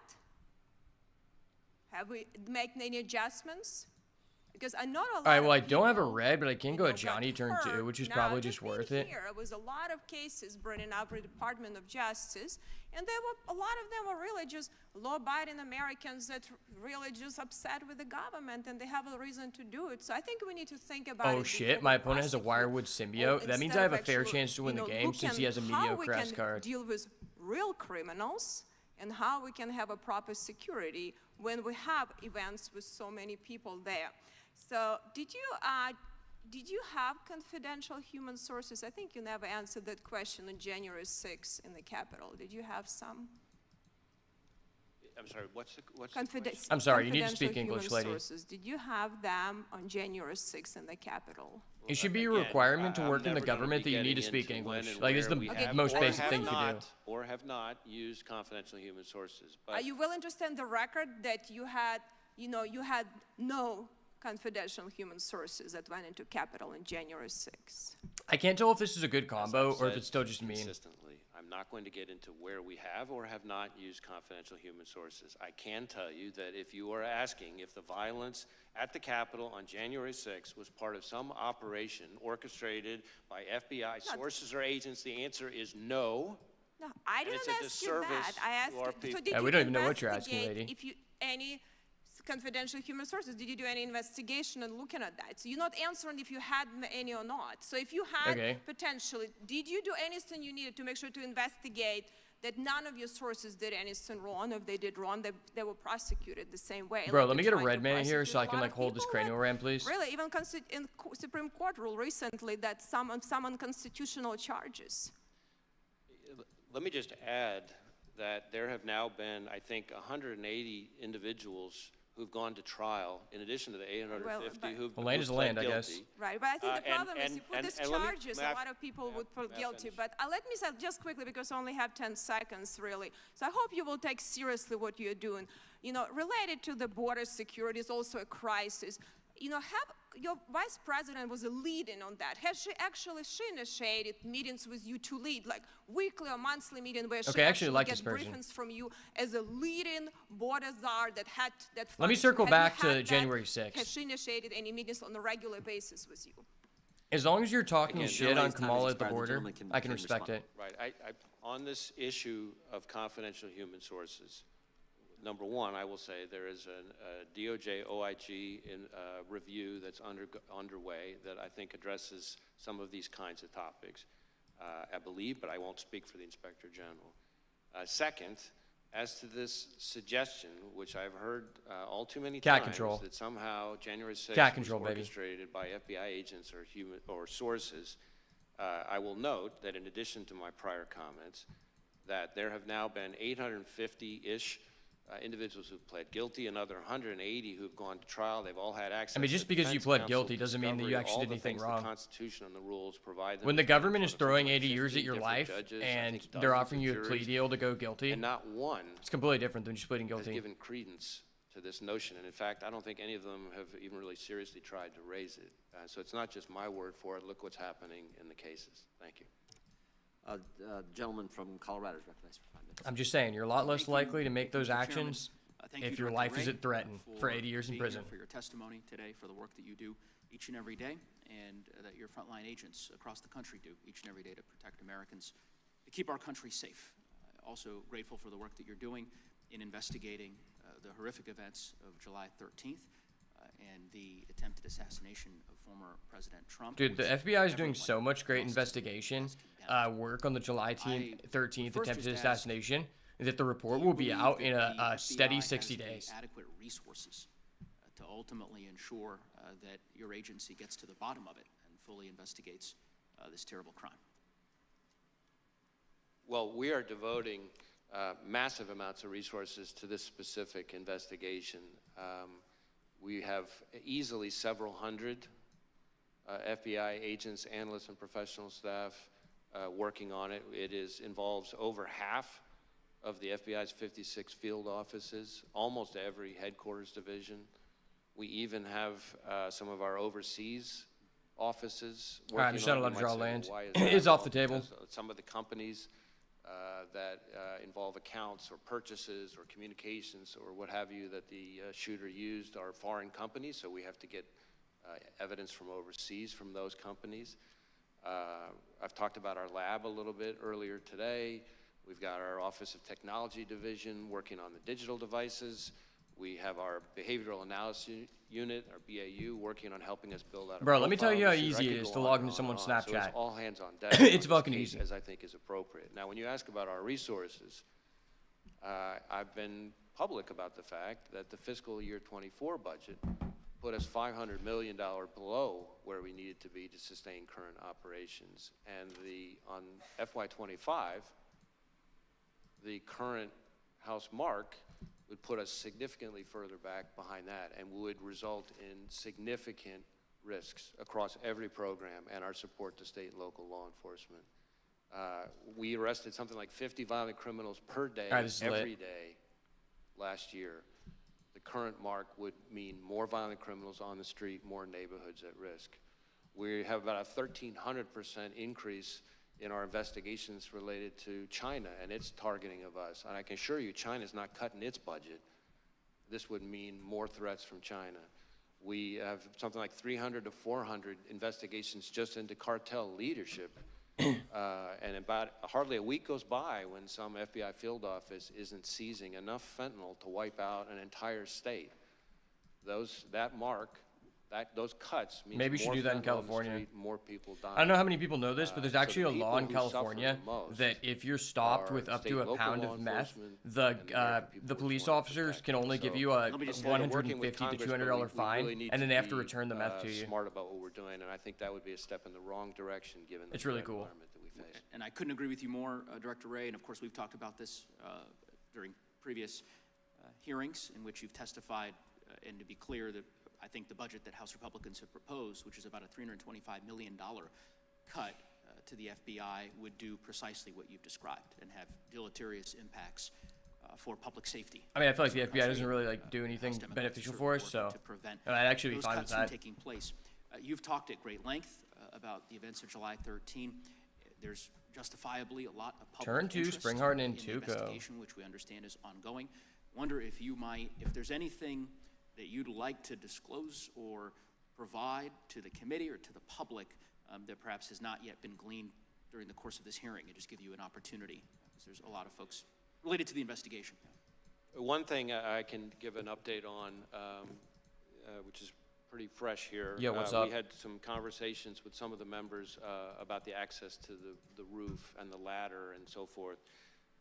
And our evidence response teams and their forensic collection, we now believe that the subject climbed Okay, he has onto an the expanding roof noose. using some Well, I'm gonna make you mechanical discard a card, equipment because like that's all I on can the do. ground and vertical piping on the side of the AGR building. In other words, Your friend not recommended you to play Magic the Gathering. ladder. I don't necessarily. One question, if the chair I don't might necessarily indulge me, recommend it. I'm not gonna lie. Just a few extra seconds. There's an article recently regarding It's several very former overwhelming to a Trump new person. administration national security officials who had received a A lot of people like to play this format from the called FBI Commander. That's regarding kind of what they're potential tailoring it threat to from now, where it's And basically they're I trying to think target there's casual this people, article but I'm a that very made clear competitive deep person, concern and that's why I these like the game, individuals have because justifiably this game is the so longest threat standing level, professional tour particularly in the given history events of the of last like several months, games in and the general, need like spanning for over there 30 to years. be an But they're increased kind of like security pushing that back and to like do a more security casual personnel aspect. for And so most people former who officials say they who wanted to get may get very into well still Magic be at are risk. just talking about I don't know Commander, if you're familiar which is with a that 4-player article. format, Try not to and I list find it names like here, I don't but I understand think, how that's supposed to be the would entry perhaps point to follow new up with your players, agency and with because the it's Department of very Justice more broadly overwhelming to to ensure not only any understand what the individuals cards who of another are person do, potentially but 3 other facing people do, threat in from my opinion. Iran or another hostile actor in a foreign nation have the resources they need to have the security available to them. So again, It's also without very reference to expensive. any specific Like, I've been individual, playing the games, the online version, I wanna since be it came very out clear 5 about years this ago. because I've tried to be vocal on this. And sometimes like, it doesn't really cost me money because I've been in since the beginning. noticed as But as a new player, it's very that in my expensive. view, the So if you're like a Iranian rich government has person that been like extremely is aggressive smart and and isn't brave. using their excess income to do We have drugs, seen then it in might the be last cool. few years But if you're not a an rich attempt- person, I'm speaking just I don't from know. Public information now. I mean, I do know if attempt to you assassinate are, a former if you're a US hot national girl, security someone will advisor probably on just US let you soil. borrow their commander We have deck. seen Because an I know a attempt couple hot first to girls who kidnap just kind of use other and people's then to try cards to and don't actually own murder cards. And it an seems pretty fun to them. American dissident/journalist who was a critic of the Iranian regime, right smack in the middle of New York City. We have seen a cyber attack against a children's hospital in New England that ties back to Iran. We have seen, as I've testified before, as Director Ratcliffe and I announced, an effort by the Iranians to target the 2020 presidential election. Sorry, bitch. Gotcha, bitch. And that's all before you even get to the fact that the Iranian government is the leading state sponsor of terrorism. So if that's not enough to convince people that Iran is a threat, I don't know what is. But Director, I don't was know there what it is. distinction And Iran between is just what a the definite gentleman from threat. Colorado raised and what you just said, this general We had Iran concern, broke in these 2020, specific, and for some reason we just incidents you decided talk to about, and make a them the oil baron direct, of the world specific once threat again. on President Trump that's distinct from Well, this what is you've been broken. This describing guy's as a abusing general black cards. concern I'm with supposed to be Iran. the one abusing black cards. Well, again, I can't get into specific pieces of class. And if so, when, if it was Yeah. a distinct threat on President Trump, when did that take place? Yeah, all I can tell you, certainly in this kind of setting, is All I can tell you is what my handlers will allow me to tell you, sir. I'm sorry. targeting of U.S. officials for the Soleimani strike is something that is a reality that the Iranian government has at times called for very publicly. Oh, and shit, this there- guy's a flare of whenever there cultivation. is This guy's kinda reporting- based. Let me try to answer your question this way. Whenever there is reporting about any of those protectees, we share the information in a variety of I'm ways. dead. With the intelligence community, working with whoever. You're is funny, the Will. You got protective jokes. Service with responsibility for that individual, and we do it in a timely way using the duty to warn process that was just referred to. And to my knowledge, everything along those lines that's relevant was shared in a timely way with the relevant people. Thank you. Gentleman from Wisconsin. Do I have you as a mod? Director Ray, I need to make you a mod, Will, if you're not already a mod. where were you when you heard that President Trump was shot, and then what were like your immediate actions, response to that as director? Who can we put the blame on? That was the immediate response. I was about to have dinner with family. And I realized the plan and wasn't a I success, and I was like, horrified fuck. And angry. I was angry that the plan didn't I'm just succeed, you thinking, know? the reason I asked the question is because I'm still trying to figure out kind of the lanes, what the FBI would respond to and what the Secret Service has the responsibility to respond to. Can you just kind of cover that again? Well, the Secret Service shares no responsibility. The That's what you don't FBI, understand, sir. Is not responsible for, has never Oh, really wow, been that's part perfect. of our mandate or mission for the physical That's actually so security insane. of That's like the venues, perfect answer. Okay. Specific protectees. That's and cool. everything I like that. this. That's, if it's somebody within Secret Service's scope, that's their mandate and mission. We are a law enforcement and intelligence agency, and so if you think about it this way, we're the Federal Bureau of Investigation. We're not the Federal Bureau of Security. You might say, well, what's the difference? Well, there is a difference. I like how I can just keep investigate reusing this crimes, over and we over again, and the other guy investigate can't do threats to anything about national it. Security, but we don't, questions about security posture, the adequacy of resources. Questions and that pertain assets to any that relevant afford to information, we protect a can't answer specific those. individual, I think people whether there's misunderstand enough that. Security, and certainly the staffing of that security is not something the FBI, again, we're 116 years old, has historically done. So at this point, have you been able to go through the shooter's home and kind of document kind of what you found as far as evidence goes? So we have been able to search the shooter's home. So again, just sort of tying Okay, the I just first made you a question mod. to your second question. You've been modded, Our Sir role is Will. to conduct an investigation of the shooter and the attack, and so we're going to conduct a painstaking, intense investigation of that. We have Painstaking, among other guys. Remember, scenes it's that we've painstaking. processed using evidence response teams. In addition to the rally scene itself, of course, we have been through the shooter's home, his bedroom, other parts of the house, etc. Have you been able to establish that he did go to a range and either zero that weapon in? Well, no, but that would be very relevant information. Unfortunately, we can't answer that at this time. Prior to the assassination attempt? So we do assess that he went to a shooting range the day before, not the only time he went to a shooting range. He was a fairly, avid might be a little strong, but a fairly avid, shooting hobbyist.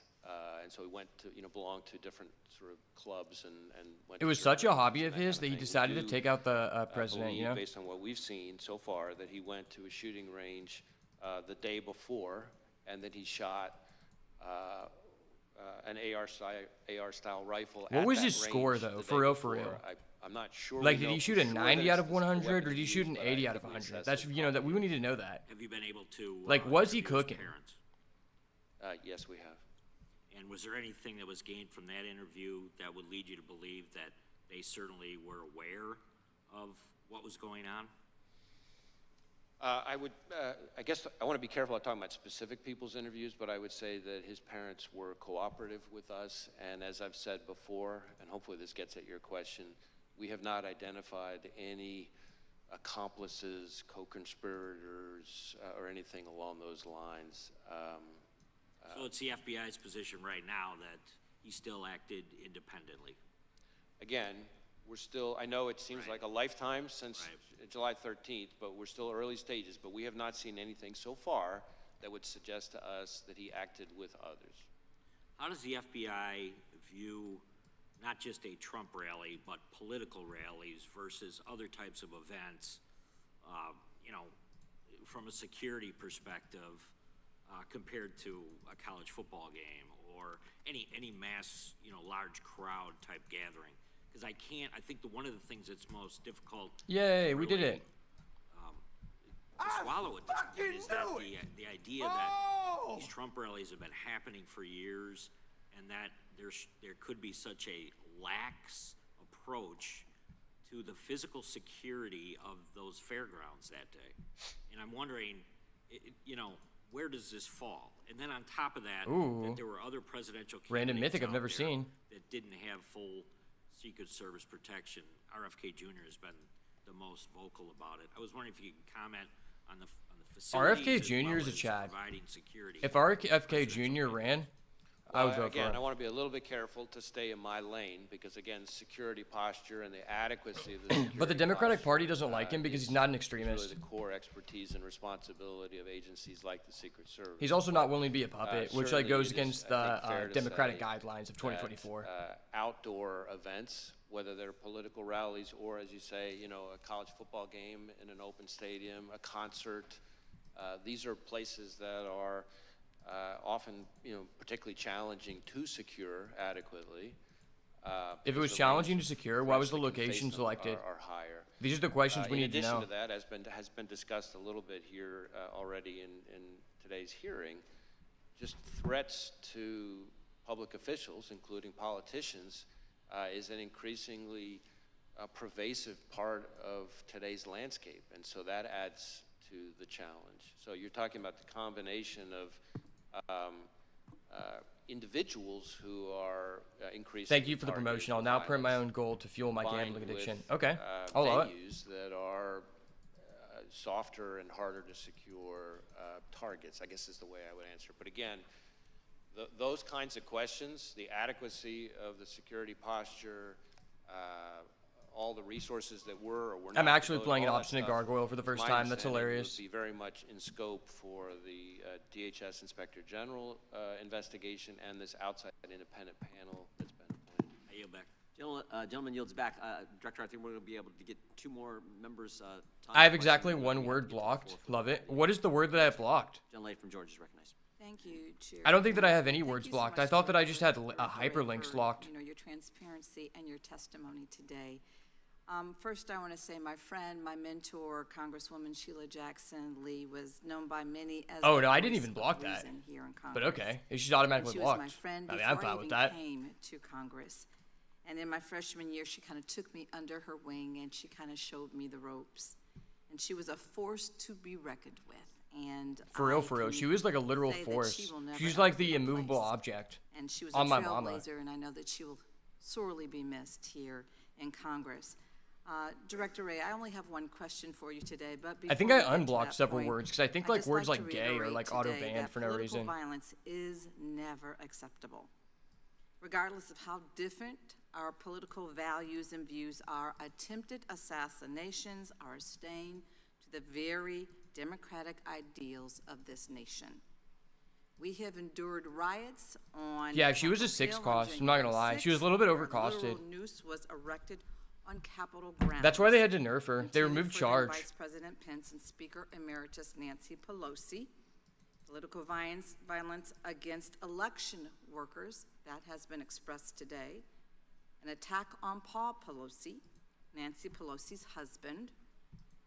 Threats against the FBI agents, as you have expressed, and prosecutors. How and can we have threats to against the FBI staff agents when we don't even get to know serve who the FBI public agents every are? single day? That's what's so weird to me. Congressman Connolly's staff was targeted and attacked last year. And now we have the attempted assassination of a former president of the United States. And the future president. All of this Don't forget this. in just the last 3 years. This violence simply needs to end. The assassination attempt Dude, many on people have Donald brought up this Trump point. was, Stop by the using this grace of opportunity to God, talk about a gun failure. control. Talk about what we actually The came here. weapon the You're 20-year-old wasting man the was able time to of the obtain, person that got an subpoenaed. AR-15, Like being generally has a subpoenaed just shooting puts like a range direct to like block 600 in yards everything you have going on in your and life. shot Mr. Trump And from you're almost just taking away from this guy's 150 time. yards He's away. probably like, why the fuck am I even here if This you're going to weapon talk has about the gun ability control? to kill I don't know about multiple gun people control. I in just work for the seconds. FBI, dude. And sadly, You're the person who Corey puts the legislation in to make the Compator gun control. lost his life because of this man and because of this gun. Because of this gun, yeah. Mr. It's not like Compator's if that gun wasn't family will available never that be he the would have same. purchased a Trust different me, gun. I I mean, he had understand ample that more time. than anyone else in Honestly, this room. it didn't really matter. As long as the guy had a good sight, Is the near loss of a no former matter what president gun, I don't think it would have enough for this changed the Congress amount to of shots that finally he take fired action? off. Because he got an unreasonable there are amount of time to fire off 206 of us shots. that are If he was already immediately standing like in the wings, popped as ready soon as to he take immediate fired the action first to ban shot, I'd be like, assault weapons okay. today. But the fact that he was given unlimited We need time only 12 is not more helping of these our people's colleagues case to about join gun us control. in courage and move the legislation to save lives of so many of the people that we are elected to serve by removing assault weapons from the hands of people who simply should not have them in their possession. Okay, well, no one just decided like, crippling our yeah, democracy, this guy is showing and symptoms we're that he ripping shouldn't have a apart gun. our fellow Americans until we do. I ask today, because it is clearly it wasn't enough to take action when the lethality of assault weapons, we lost 26 I want to tell you a story. and 7-year-olds. My father, and when he 6 was alive, teachers in owned a gun 2012, store. when I also And when lost Obama my son put to a gun violence. hold on assault There were weapons, 14 whenever he teenagers put and 3 more teachers in taxes that increased 2018, the nor was it price of enough that we ammo, lost he no 19 longer could more afford to sell children guns and 2 more because it teachers just in wasn't worth it to the merchants, which drastically is it changed the enough scale of now? his business. And to be honest, Now the that a business former might have president, still the been very here president of if it many wasn't of for you in that. this room So are I hoping will don't be think that you're helping your reelected, case, lady. almost lost his life because this Congress has failed to reinstate an assault weapons ban. A ban that, by the way, Ooh. Republicans joined with Democrats to pass 30 years ago. Well, fine.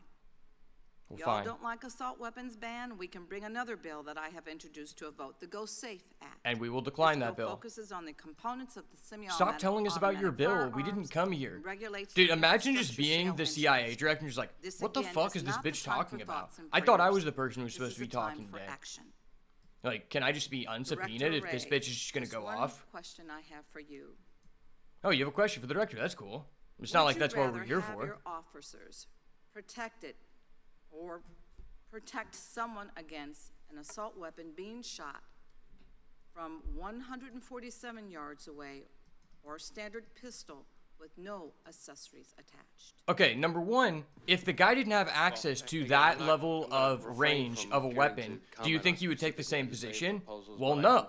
Number two, do you think that banning alcohol during the prohibition stopped people who wanted to purchase alcohol? Any kind of high-powered weapon in the wrong hands. And it hits close to home for us because just not that long ago, 2 great agents, Laura Schwarzenberger and Dan Alphen, down in Miami, executing a search in a crimes cooked. against children case, were shot and killed by a subject with an automatic weapon. So again, dangerous weapons in the wrong hands is something that, of course, In the wrong hands, yes. I just can hear from this person talking that she should never be allowed to carry a Thank you for gun. that answer. I'd rather give our agents a fighting chance. Give our agents a fighting chance. They come out with bulletproof vests. I don't know what else is going to change. The type of gun doesn't matter. $1 billion a year, excuse me, on the Secret Service, $3 billion. And it would seem that we could and should have had a better job done a few weeks ago on the 13th than what we saw. Will you have anything to say about correcting what are the obvious deficiencies in what the Secret Service did? I hate how these people just ask questions. Well, not even a question. They're basically making a statement, trying to essentially like increase their character. It's like, dude, just bring that up in a different meeting. You're the one who starts the meetings. Decision-making, resources, all that stuff is in the purview of those two other investigations. That is the DHS Inspector General and the outside independent panel that's been. It's amazing to me because the people who actually elected that person in are not actually watching this. And so they probably never even heard her talk. They're like, she's a woman. I'm a woman. I think she should be our in there. investigations of the shooter and his attack, of course, involves interviewing law enforcement. What do you want to bet the chances are of that lady never of having kids? I feel like it's like 70-30. They can answer those questions. The reason I'm asking this is because. And if she has kids, her husband probably left her. You know, that's the 30%. There was a 435-page report issued in 2015 by Congress saying, fix yourself. They didn't. In fact, there was a follow-up in 2019 where they had only done a few of the, I think it was 18 or 19 different specific things they were supposed to do. They'd done some, but certainly not all. There was another follow-up. Certainly not all. In 2020. Certainly not any of them. And again, the Secret Service had not done what Congress had asked. I guess my question to you, Mr. Director, is what should Congress do? A 435-page report 9 years ago, and still the Secret Service didn't do what it was told to do then. Can you help, Director Wray? Because this type of performance is not acceptable. Well, I think that is not acceptable. I tell you what. Acknowledged that this was a significant operational failure. If there are ways for the FBI to be helpful beyond what we're already doing in terms of our investigation, we stand ready to try to be helpful. I do want to say, it turns out whenever you're not able to be publicly known by people, there's no way to hold you accountable or to thank you for your work because we don't know what work you actually did. They have an incredibly hard job, and I have a lot of affection and respect for the men and women of the Secret Service. It's an incredibly difficult job because, like, you don't have to take responsibility for your actions. You know, you don't have to, like, I don't know, let people know what you're doing or not doing. You don't have to, like, you know, say anything about you getting a 50% raise as the director. To say a lot about what should have been done. I guess the real issue is much more of what the higher-ups in that agency are or are not doing. Perhaps that's on us. And we will share with those reviews anything that we come across that could be helpful or relevant to them for those questions. Let me quickly go to some details on the actual events. It appeared to a lot of us, as the for actually talking about the actual events, former President Trump from the stage, that he was clearly still in view of everybody. And had there been another shooter, I didn't see him being protected. Are you going to raise that issue?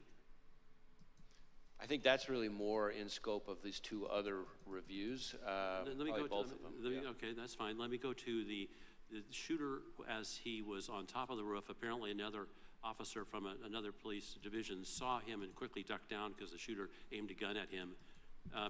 And then the shooter apparently, was he prone at the time he took the shot toward the president? He was head glitching.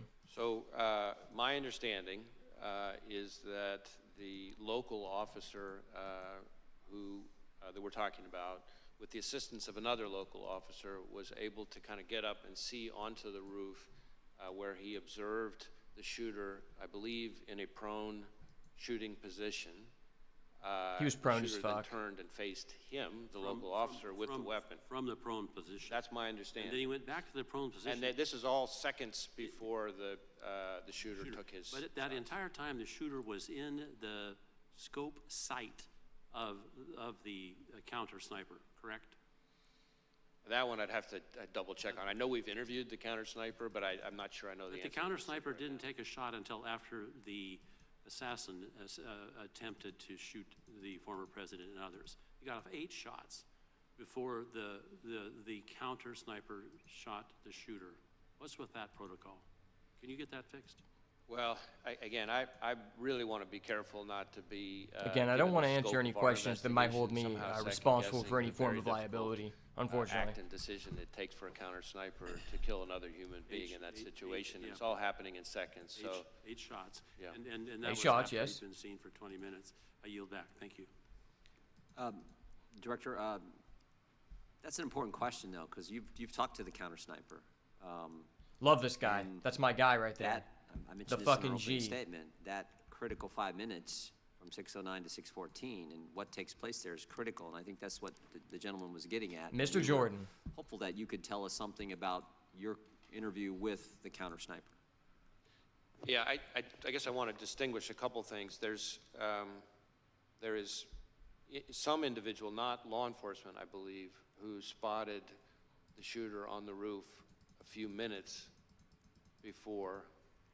But I think law enforcement spotting him with the weapon on the roof is seconds before the Okay, shot. but So, that's important. yeah, 'cause so I think there's two different things I think going what you're on saying there. is it wasn't maybe that's, if the bad guy shoots at 6:11, then you're saying this encounter with local law enforcement that Mr. Bentz was just getting into happened just seconds before that and maybe not 2 minutes before that? That's my understanding. That, in other words, Thank you for there's clarifying different that. things It's here. taken us There's 3 an days to get to individual, that at least one conclusion. individual, I guess, a member of the public who observed him on the roof. Not clear whether or not the individual saw a weapon or not, but saw him in a way that was concerning. That is some number of, not many, but like just a handful of minutes. I think separate from that, as far as law enforcement goes, in terms of a weapon. Bro, this guy's about to get blown out so hard. This I don't think he local understands officer how this that we works. just talked about observed the individual, again, literally just seconds before the shooter took his shots. This guy does not understand how Separate this and apart works. from This is all of hilarious. that, roughly, I think, maybe a little less than, or around Yeah. an hour before the shooting. Thank you, sir. Thank you. There were local law enforcement officers who observed the shooter, not up on the roof, not with a weapon, but with I believe, a rangefinder, kind of like you would use if you were playing golf or something, in a way that was odd and suspicious. I mean, That being on the started roof happening in with general local is law suspicious. Like, you're a threat, In terms obviously. of shooter, Why are you on the roof? meaning with the You don't weapon, own the building? There is law a presidential event my happening? understanding Well, I'm so is glad that before the first time format that ended, I got to happened nesting ground was someone. this local That is officer like literally the best interaction with obstinate gargoyle. And like 9 out of 10 people don't even know you can do that because this card has a 50% win rate. Communications that were taking place in that short period of time. Again, as I've said with everything else, I really want to be careful. I'm leaning in, trying to share as much as I can here. Facts are evolving, things may change, but we are working on Why a would timeline facts with be other changing? things. If a We fact will is a stand in fact, it's a recess fact, until after sir. the Prime Minister's remarks conclude. What the handlers are telling you is allowed to be said is changing.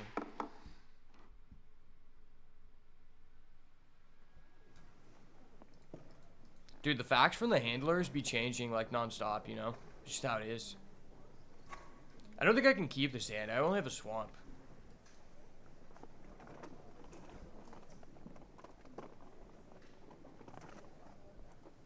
Sir, what I can tell you is I can't. That's funny. So I can't access a black here, which just seems pretty pivotal. I seem kind of fucked. Okay.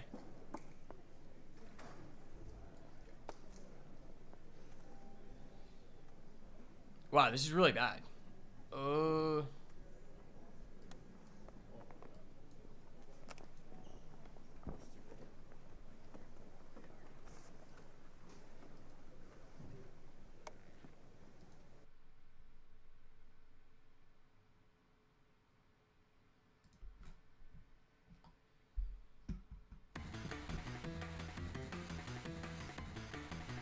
I think it was correct for me to keep my Ethereum Terramender.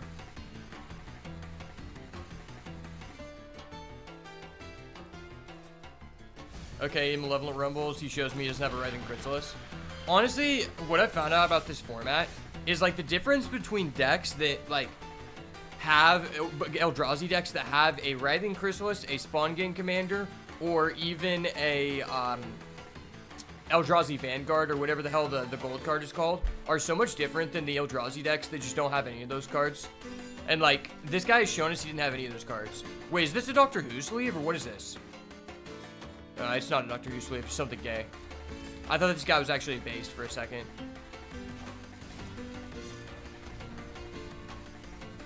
It's sad because I really want to get a red, but I have to get a black here. Do I like Doctor Who? Fuck yeah, I like Doctor Who. Doctor Who is the shit, bro. I'm gonna be honest though, I haven't seen like the past couple years. I used to watch the original series with my dad, and then I think like everyone just reached a point in their life where they liked the David Tennant season, and David Tennant was just the best Doctor. And then like after like the 11th Doctor, whenever they started bringing in like the girl Doctor, and like now they've like basically made Doctor Who like kind of a gay show, which is really kind of like, in the new season of Doctor Who, from what I understand on Disney, it's honestly really dumb for them to like insert a gay person, because I don't think they realized that in the original Doctor Who, there was already a black guy as a main character. Like, they're basically just putting the person in to be a token, and it's not even new. Matt Smith is a GOAT. Yeah, Matt Smith and David Tennant are OGs. Honestly, I really wanted to buy some of the Doctor Who magic cards, but I'm not gonna lie, that shit was kind of overpriced, and I'm a poor streamer, you know? But someday, whenever I get rich, I would love to purchase like just all the Doctor Who cards and just play with them. It'd be very fun. I like Doctor Who. They're like pre-gay Doctor Who cards though, so it's kind of based. Sukuna and Yakuza. What is that? I know what the Yakuza are, if you're talking about the Japanese mafia.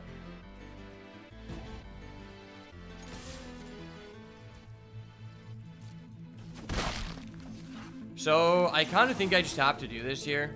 I do want to establish my Essence Reliquary, but this drastically changes what he's able to do, so I think I am forced to do that.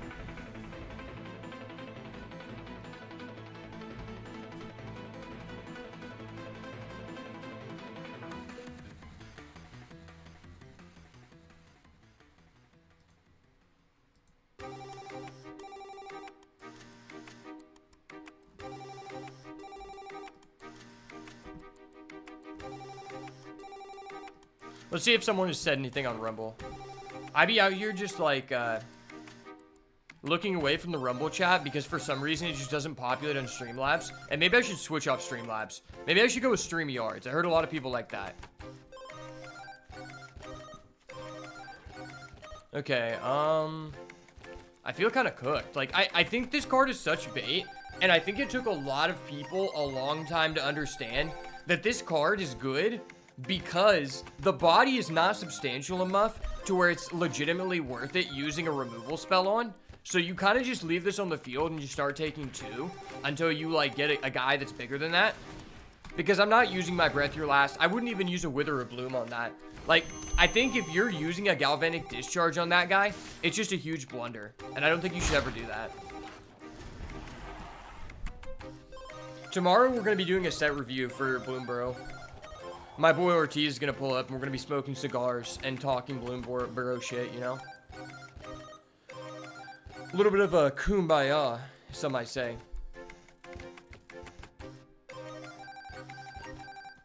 When you said the word Sukuna, I immediately just thought about Jujutsu Kaisen, to be honest with you.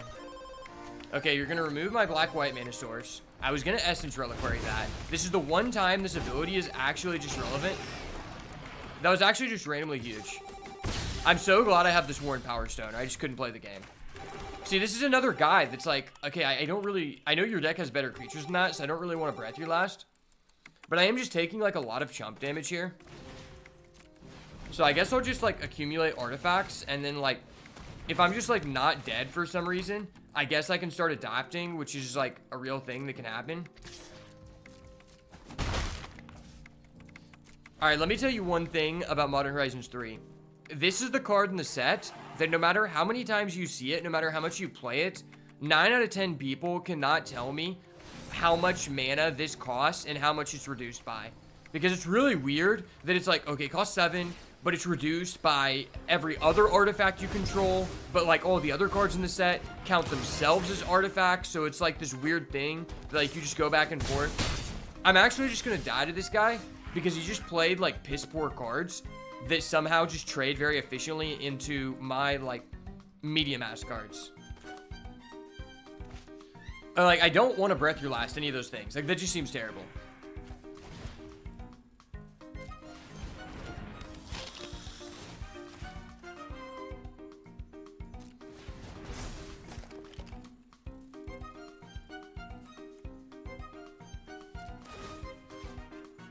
Did I just top deck? Did I just play a land for turn? I can't tell. No, I think I did play a land for turn. I wish there was like a log that told me what's happening. How's my journey on Jujutsu Kaisen? Well, I finished the first season, and I need to watch the second season. The thing is, I watch anime in spurts because, like, once I start, it's difficult for me to stop. And then, like, I don't want to just, like, be cliffhanger because I'm not good at, like, discipline at watching shows. I want to receive all of the dopamine at once. And I haven't really had the time to be able to do that because I'm having, like, a lot of work come up. Okay, well, that was just broken. This guy's just rolling us. This is not fair. Why do his cards just perfectly, like, trade with my cards? Like, this is not really fair, man. Okay, that's a card I do want to Breath Your Last, but it's also, like, really bad for me. Because my guy's tapped and I'm just dead on field. If I do this, am I still dead? I'm still dead no matter what. Even if I kill that, that gives me back up to 6. I still can't jump anything. Wow, that was a really sad game. Wow, that was such a sad game. Like, there was no way I could establish 2 bodies on the board. Oh shit, we have enough people here. We need to start a raid. Let the raid boss begin. Exclamation point, join in the chat. Exclamation point, whatever class you want to join as.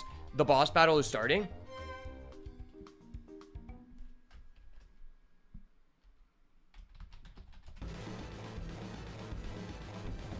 Alright, I'm going priest. I'm a priest OG. JK, I've literally never done priest. Alright. We're locked in, baby.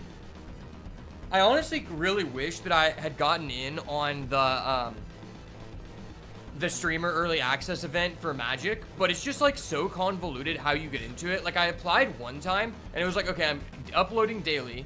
There are people in it who have less of a following than me. I don't get any response back.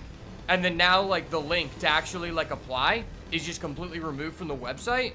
It's like, okay, cool. It seems like an industry plant thing. Have I watched Demon Slayer? I've watched the first part of it. One time, whenever I was in college, I had one of my old friends come up to stay at the house that I was renting at the time. And I was going to take him to a frat party. And then after the party, we just got really drunk. And he was, like, showing it to me. But I didn't really, like, retain all the information. Like, I've probably seen, like, the first 6 or 7 episodes. I understand why people like it. I just didn't, like... Personally, normally I can usually get over, like, the shonen anime crisis, where it's a really slow-starting anime. But in that one, I just didn't feel, like, too attached to any of the characters. But I understand why it's cool. Like, I've seen some of the fight scenes, and some of the later people seem goated. But for me personally... I haven't really gotten into it, but I would definitely be interested in the future.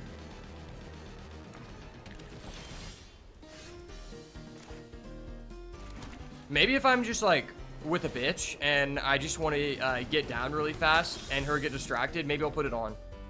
That's probably the most likely opportunity.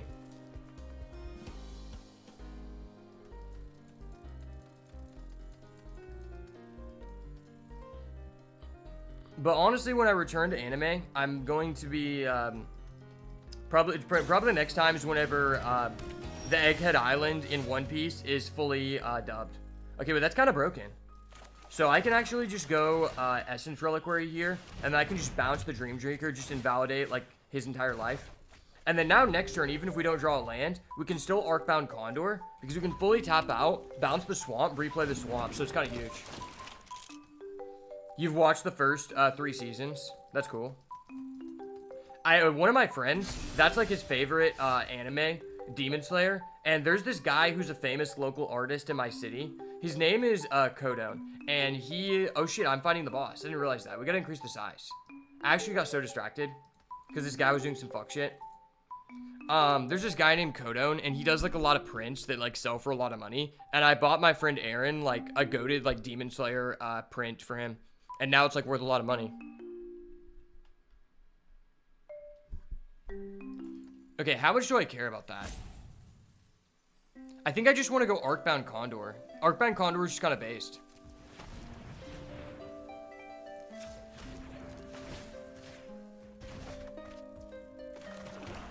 It's honestly really difficult, like more difficult than people think, to be like fighting against the Rathlos and also be making like base plays at the same time. I'm not gonna lie. Like, it's already difficult to just be a based individual, but doing both at the same time, it's kind of hard. Yeah, no, I'm not gonna block that. Fuck that, sir. That is not a based block, I'm not gonna lie. That is a very mouth-breathing normie block, and we don't do those on this channel. Honestly, I really wish that there was a good bundle on Hearthstone right now to be able to buy a bunch of packs, but whenever I look, the bundles just seemed kind of mid. I don't know if anybody else feels like that. Like, I would like to play, but it's like, since I don't have any of the new cards, it's kind of just like the same thing that I've been doing. So, like, I kind of just want to wait until I can spend like a large amount of money to open packs, but it doesn't feel like there's any like good bundles. And like, I think that the whatchamacallit, the pre-order bundle was honestly terrible. That's probably one of the worst bundles I've ever seen in any game. Okay, so I can go up to 4 mana. So this is what I'm going to do. I'm going to tap out. Or no, I don't need to tap out.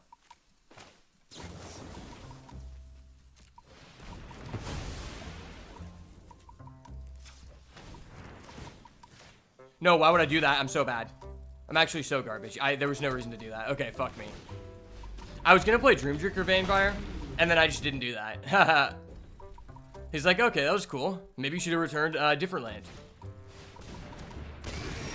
You're right. Okay, I drew a good land. All right, we can do things. We can make plays now. And when I mean plays, we can play this mid-ass removal spell that I wish wasn't in my deck, but I'm low on playable, so I'm forced to do it. Also, where's our Ajani? Where is our Ajani? Like, we haven't seen Ajani except for one single game.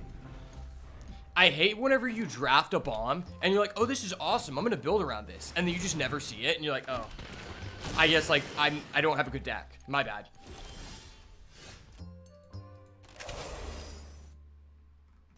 Have I played Hearthstone? Yeah, I mean, if you look on my YouTube channel, I have lots of Hearthstone videos. Target was not found. What the fuck? I mean, I really enjoy Hearthstone. I was streaming a lot of it whenever the last set just came out, but then I just took a break because the expansion got kind of boring. And then on this one, it's just like, the expansion just came out yesterday, but I want to wait until a point in time where I can actually afford to buy, like, a good amount of packs to, like, go all out and try other decks. It's fine, it healed me regardless, okay. I guess I'm just gonna remove this, because, like, fuck that card. It honestly tilts me so much, the Devoid mechanic. It makes your cards that are dual colored have no color, which is just randomly relevant in this set. Like, if they were gonna do that just for flavor, why are there cards that specifically, like, give you a negative advantage towards playing against a person with a non-colored spell? I do not get that.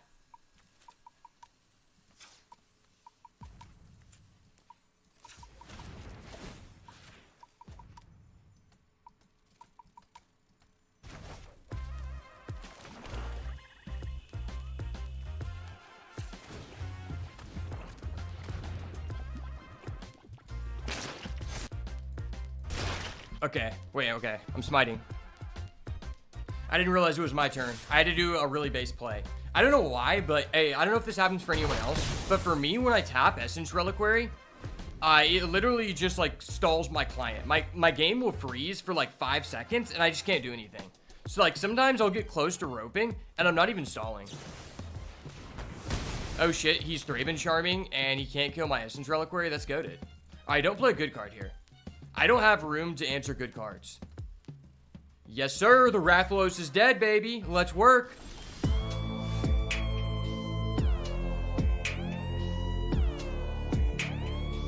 Alright, don't worry. You just got some more gambling money, Will. The gambling is back.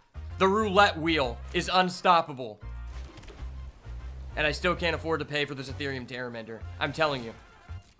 No one knows how much Ethereum Terramander actually costs to activate his ability.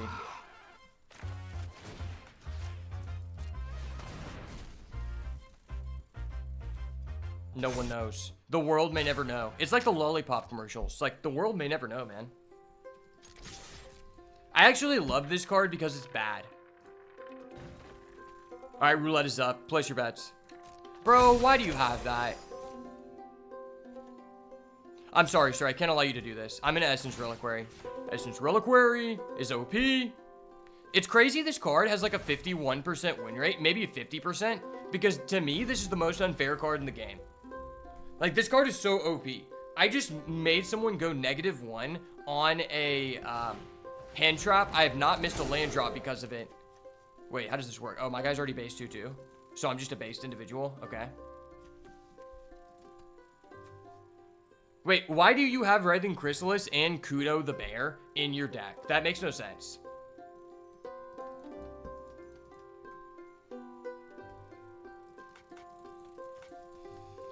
I've always wanted to make this card work, but every time I get it, it's like, oh, this is open, I should do the thing, and then you don't get Faithful Watchdog, because it turns out this card's, like, bad.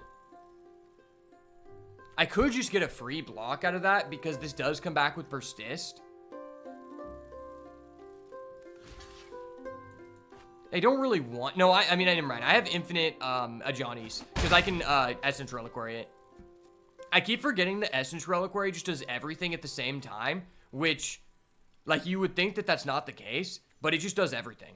And especially because he used a Thraben Charm, that tells me he's not going to be able to interrupt my Saga loop. Okay, well, now that guy's dying. Dude, there's so many things I need to die here. Like, come on, man. Why don't I have any panels on my channel? I don't know if you can realize this. This might be kind of a hard thing to identify at first glance. But the game that I'm playing and the games that I primarily play do not have good positions to put anything else on the stream. Like, arguably, I'm already prohibiting part of the viewing experience by having my webcam. I just had the political stuff going because I think it's funny. But in all honesty, it was just like obstructing view. I was kind of creating like a Subway Surfers-ass view, where it was like I was obstructing, but I was also providing content for ADHD individuals.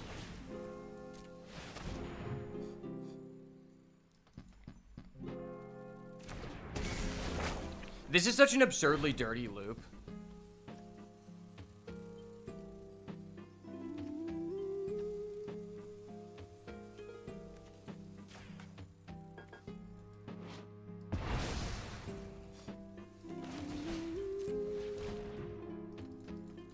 Yeah, if I was playing a game that actually, like, warranted it, I would definitely have, like, graphics and panels on there, but it's literally impossible. Like, there's literally things going on the entire screen, and you gotta think, the most part of me streaming is repurposing this into YouTube videos. So even if it's not as, like, irritating on the stream, it makes the YouTube videos less viable, which is something that I really care about, so... You know. I mean, I do have infinite ability to just do that. I could just bounce it back to hand, though.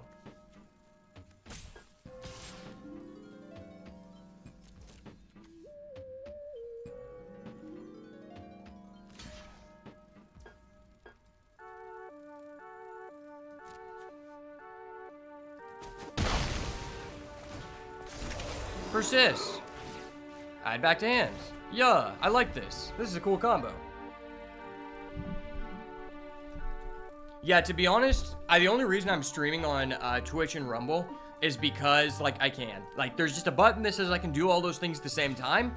If it wasn't for that, I would just be only doing this for YouTube. Because that's, like, my primary concern with this, like, channel.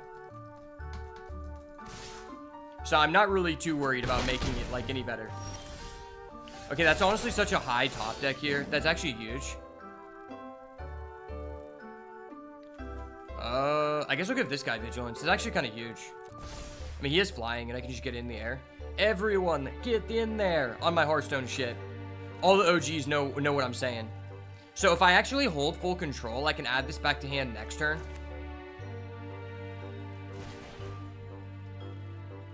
But then my Essence Reliquary will be down. I don't know how relevant that is.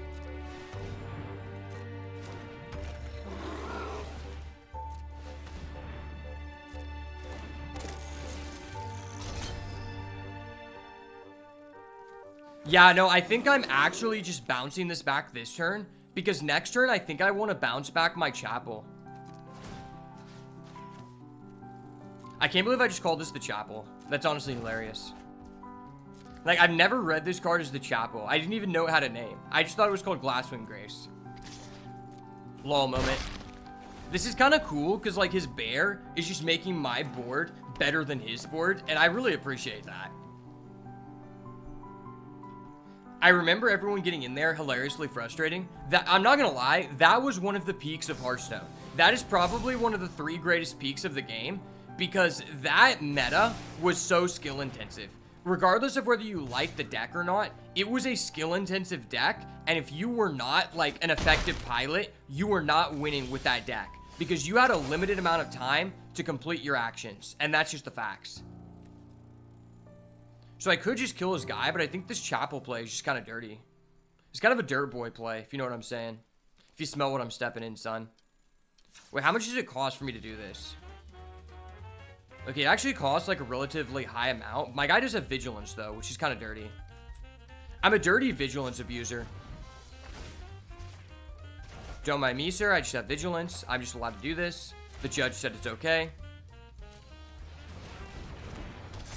Someone alert the judge, I have Vigilance, and it's not in a fair form or fashion. Alright, would you like to block, sir? I know you have no cards in hand. Okay, gain back life. Yay! We gain back life. Yeah, I have to say that if the Grim Patron Warrior, like, if they had a twist format... Dude, no, don't do me like that, son. Don't do me like that, son. Brother, you can't be doing me like that. Why would you not get rid of Essence Reliquary? That is obviously the threat. Like, am I going into Commander player? The threat assessment was so freaking off there, man. Like, the threat assessment was way off. If I was the other person, I'm getting rid of Essence Reliquary every time. Because now I can just keep doing this.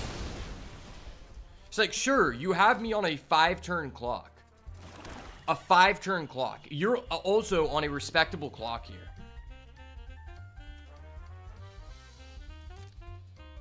So he has 3 blockers. I can't block with one of these people. Think I just get in with the token. Maybe he's willing to trade tokens.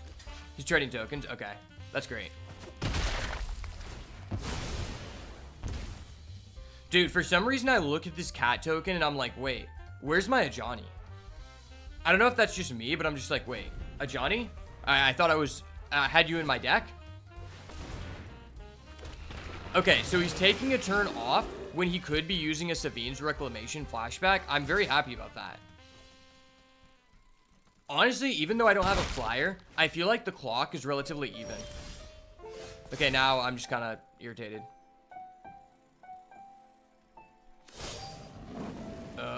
Put a Vigilance counter on... I don't even know. I mean, I guess I could put a Vigilance counter on this guy. Just Essence Reliquary and back. Just keep doing that. Oh, yo, this guy gets flying now. And Vigilance. That's actually huge. I don't know why it took me a second to figure that out, but that's actually huge. Because now I'm racing him for the same clock.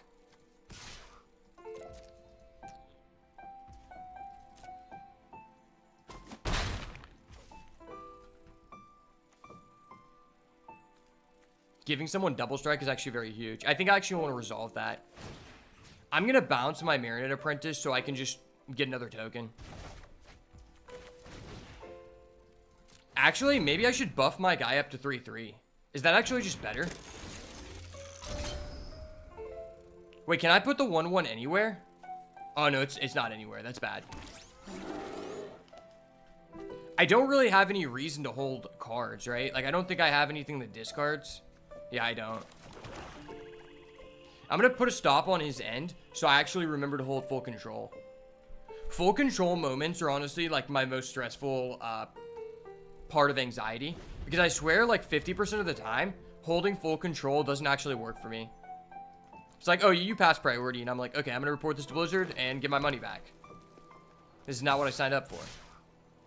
Bro, what? Mana value 3 or less? Okay, so that's mana value 4, so why would I not just trade with that?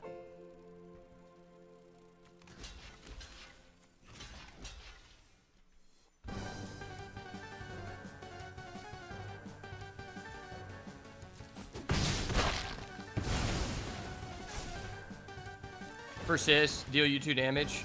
Wow, Marionette Apprentice is so cool. I might actually just be able to win with Marionette Apprentice, which is really cool.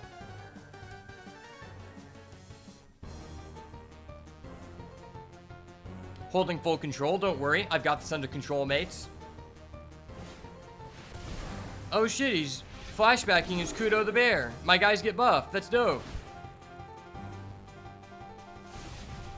Bro literally thought that he could revive his, he actually just thought that he could revive back his, Witch Enchanter. It's like, no, you can't do that, dude. That would be too unfair. This card is balanced. Balanced with a capital B. He's putting an Umbra armor on his Inventor, okay.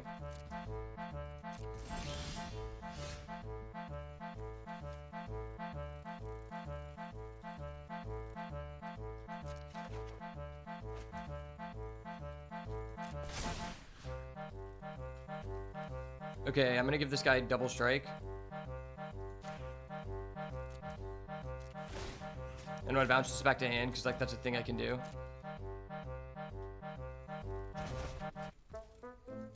I actually could have bounced back a land, and then I could have bestowed on that, but I don't think it really matters. Shit, maybe I just bestow on this guy.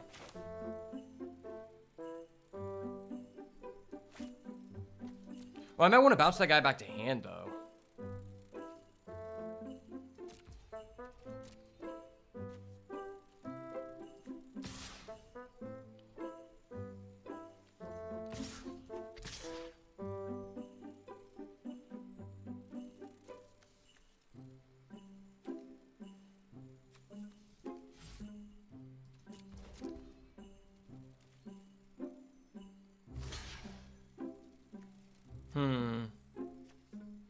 My guy gets double strike, so I think I'd rather just kill your Inventor.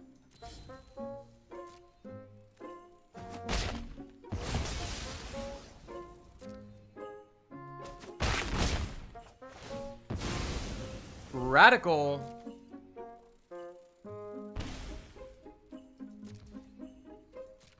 Since I'm always bestowing, does it really matter if I play this here? I think I just do this to get a token, because like tokens are cool.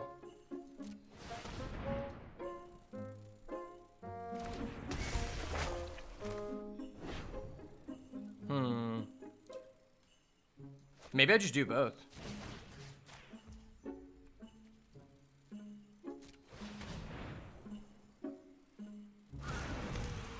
Yeah, let's just do both, because that's a good thing I can do. It is an action I can make, indeed.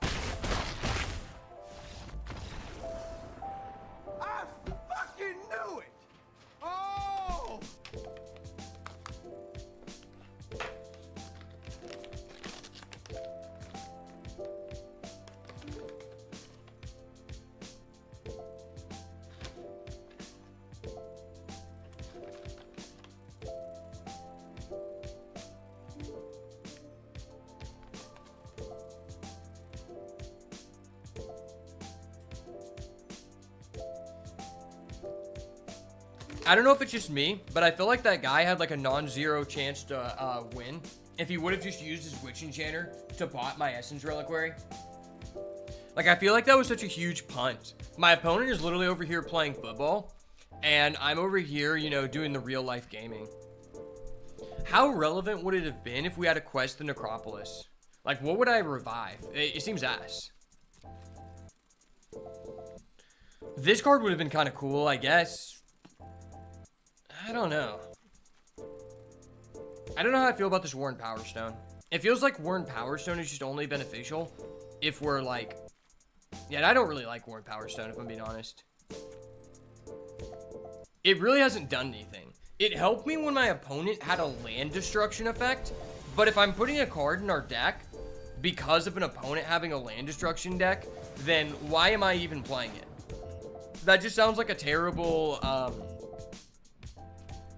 it just sounds like a, objectively, terrible, rationalization. Okay, well, this hand has an Ajani. And we haven't gotten to see Ajani this entire run. So for the sake of the content, I think I have to keep the Ajani hand. And we have a nesting ground, so if we end up drawing our Laddie, the Obstinate Gargoyle, that could be fun. Well, I guess let's start with this black. Let's show him that we are a Chad black player.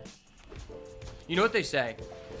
Black does not crack, and black does not lose drafts. Those are the two things that we can confirm and cannot deny. I also can say that this guy having a Kudo the Bear honestly single-handedly allowed me to just steal the game. If he did not have the Kudo the Bear on the field, I would have not been able to kill him because all my guys were such low attack. Do you actually attack here? That'd be goated. Yeah, please attack. No, don't read my card. It's a mythic rare. Remember, not reading the card explains the card. Not reading the card explains the card. I know that from Yu-Gi-Oh! Okay, that's kind of fucked, sir. Now you have a Golden Tail Trainer. I don't know how I feel about that. I didn't get my consent for you to do that. How relevant is it for me to get the affinity off of this Draw's Claw? I feel like it's not that relevant, but it is just a good chump. Like, it's a really good chump. At the same time, there is a rationale to hold it, because then I could potentially double artifact, right? Because if I have 5 mana, I think I can do both of these things. Yeah, I'm going to be greedy here. I'm greeding. We greed. Imagine we just top deck a Ram Ranch here. I'm literally going to ram this guy. And then I just kill his Kudo the Bear. No, stop looking at my Ajani. Stop looking at it, sir. I understand it is a powerful card. But that card is in my possession. No, don't do that. Sir, I didn't even get to do Essence Reliquary shenanigans. That's not fair. Now I'm going to have to kill your Kudo the Bear for that. That was fucked up, man. Is it just me, or is Kudo among bears kind of like a thickie? Like, he has a fat ass. He's also a king. He's a king with a fat ass. Wait, that was kind of bonkers. What the hell? That's actually so scary. If he attacks with that, I don't think he gets a buff. Then I can double trade. Okay, he's not going to do that. Sweet. We love to see it. I fucking knew it!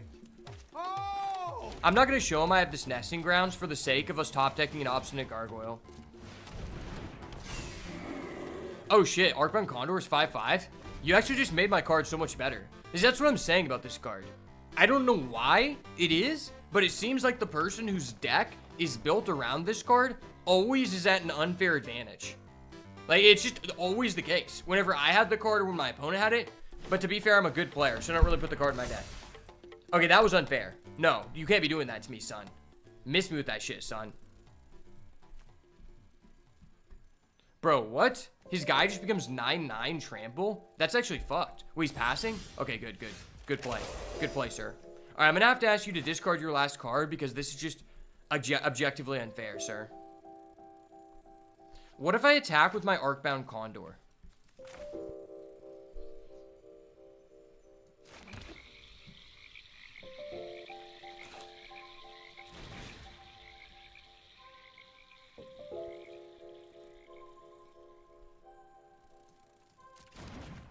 I mean, I'm definitely doing this. I don't know if I want to Draw's Claw. No, stop. Don't kill my Arcbound Condor. He didn't do anything to you. He's Arcbound Condor. You have a bear. I have a condor. What the fuck? Okay. He's crying. He's crying. I need a judge. Judge, he's crying. He kept on top. That's not fair.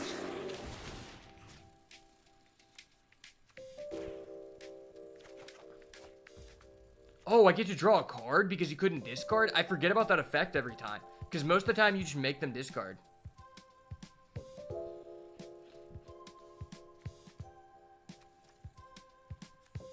So if he attacks with this, that makes this 9. I mean, I'm going to be able to gain 7 life. Is that enough to race? Because I will have lifelink as well.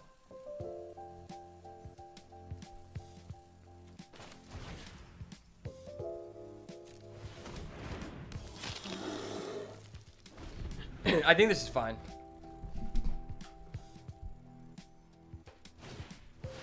No, dude, don't be like that. Don't be like that, son. Oh, okay, you can't exile my land. That's cool. Dude, your bear actually made this card worse. That's really cool. He's actually doing a bear attack here. I need to judge. This is 13. I'm gaining back 7.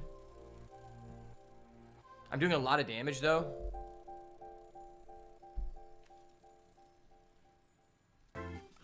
Wait, why do I just not block that? Wait, what? Okay. I don't see what the purpose was in that attack. That was really bad. Alright, well now I'm just gonna buff up my guy, because he's just kind of a beast. Yeah.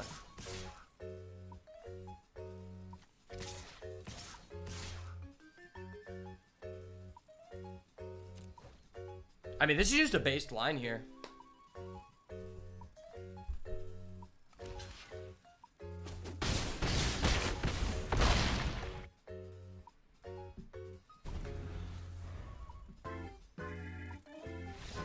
Yes, sir, ski brother.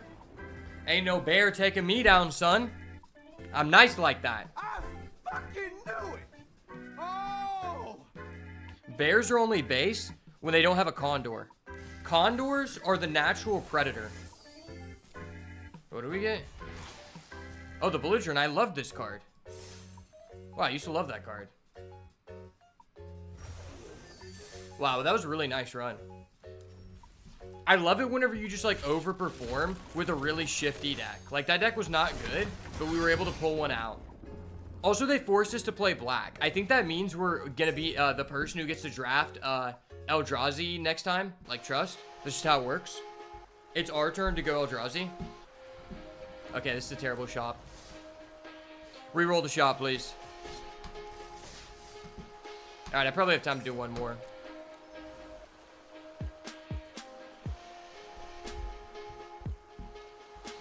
We are rolling, baby.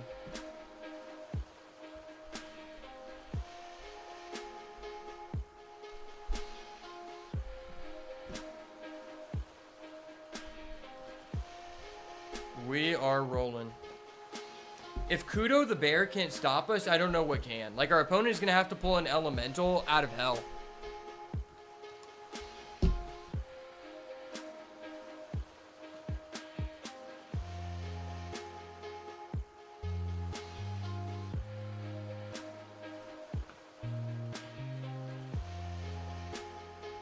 After this, I gotta go to the store so I can get some WD-40. I gotta oil up my garage.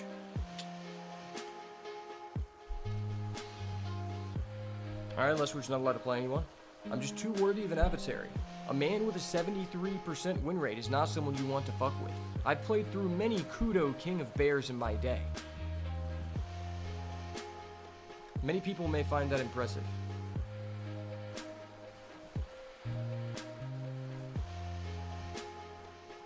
I always wonder in these situations, is it better to just reclose the queue? Like, that's how it is in Hearthstone, but like, normally, I don't know. In Magic, I'm not really sure.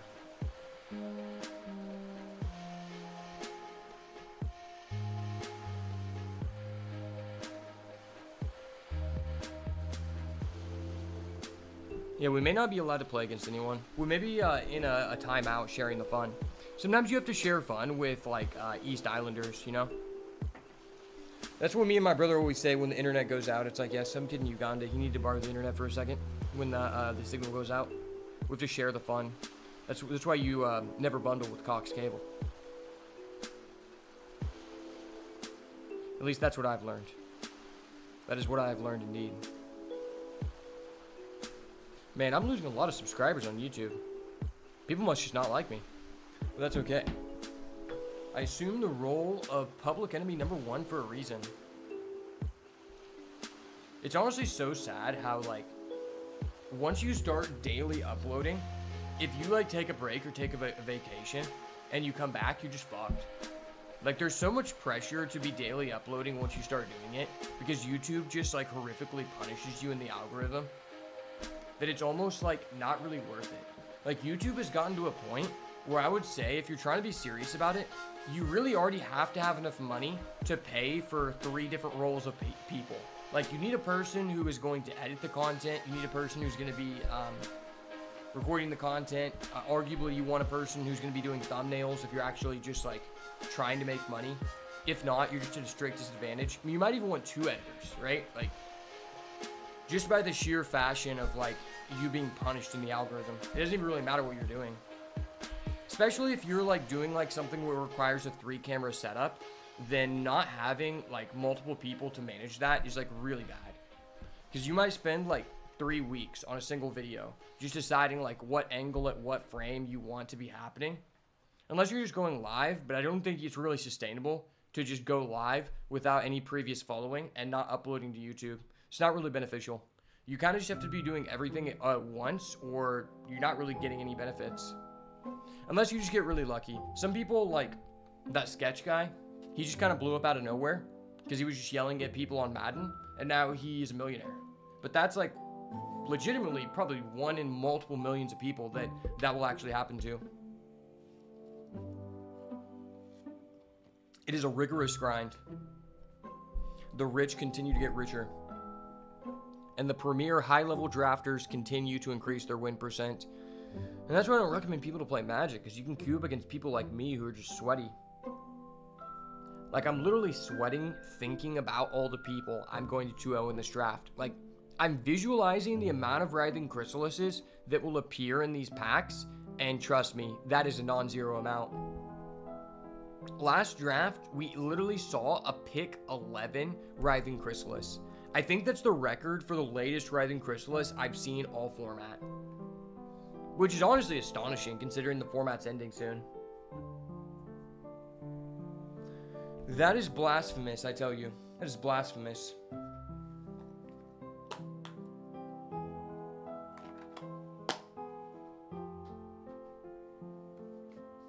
Many Magic the Gathering players ask the question, will this pod actually fire? That question is to be determined in 45 to 60 business days per the Secret Service.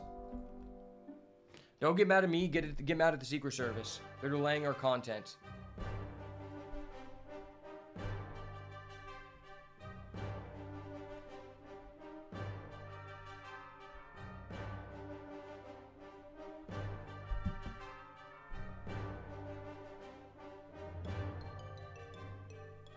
So how's everybody day? How many of you are actually in pods that are firing? That is a very relevant question.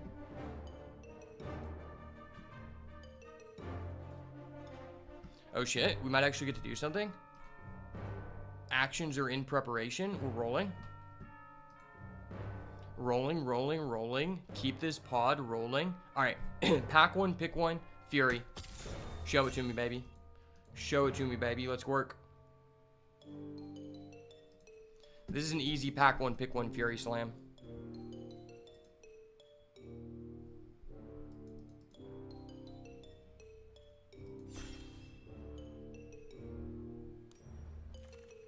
Alright, welcome back to another Modern Horizons 3 draft on the channel. Very unfortunate this format is coming to an end, but I've had a lot of fun thus far. There's actually a Jet medallion in this pack, which I think is the only playable medallion, and I've actually never seen this card in a pack. This is my first one ever, which is kind of crazy. But we've been playing black a lot, so I don't know if I'm trying to do that. There is a propagator drone, which I think is fair to start with. There's also a depthifiler. I think these are both kind of on an even playing field, personally, for me.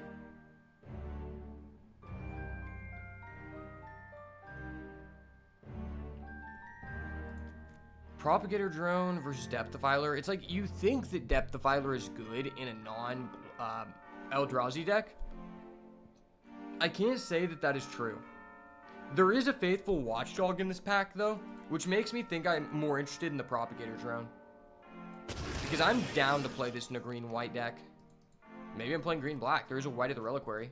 White of the Reliquary is a very based card. I mean, it's just a very solid card. It just allows you to play 4 colors. One of the only ways in this format to consistently play 4 colors. There's also a Malevolent Rumble, which I could be interested in. You could convince me that that's a better pick, but I'm a based individual, so I roll with the White of the Reliquary, baby. Okay, it is Evolution Witness versus Accursed Marauder.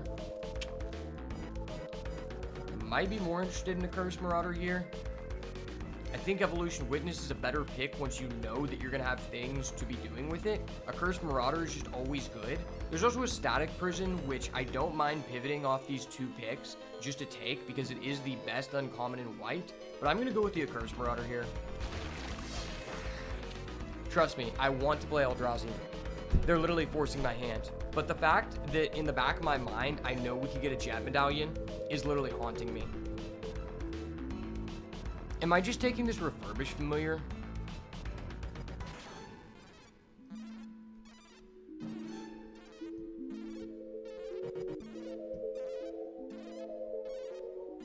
Trust me, I do really like Cranial Ram. I am a Cranial Ram enjoyer. This card is also broken, but it's like I've never been in a situation where I could actually play this.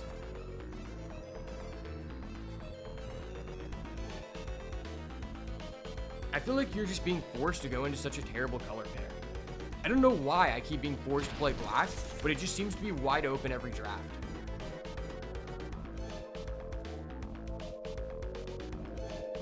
Alright, well, I guess I could just take this black MDFC and just stay the most open here.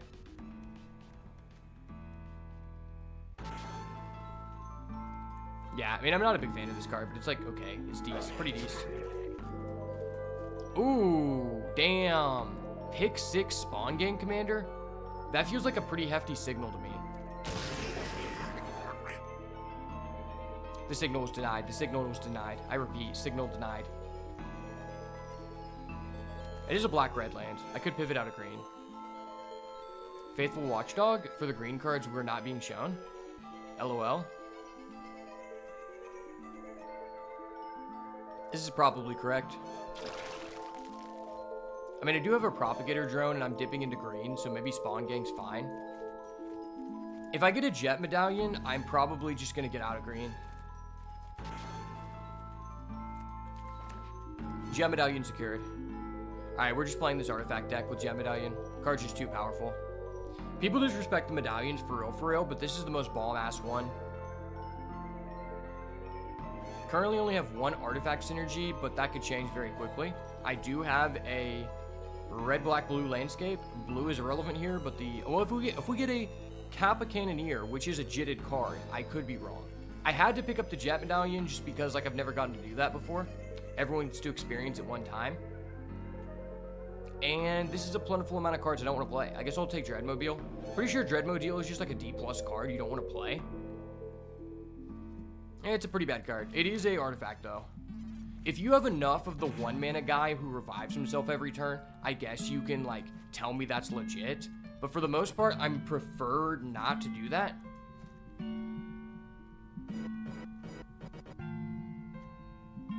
Is it worth it to be base green? Probably not. Maybe I'm interested in this Infernal Captor. Yeah, I'm not going to take the gems. I might actually play this card. It's a real card. Creation of Avacyn is actually, in my opinion, underrated. Because when I had a Crabomination, it was actually worth, but we don't have a confirmed good card. So I'm taking this. I don't really like a second one there, so I'm going to go with the Scurrius Sentry. This is also better in just black-green. Oh, that's a really good card in black-green. Sweet. Okay, so we start off with a pretty good pack for us. Pretty good pack 1. This pack number 2 is very medium, to say the least. I'm probably just going to go with the safe option here, which is the Accursed Marauder, potentially wheeling this Eviscerator's Insight.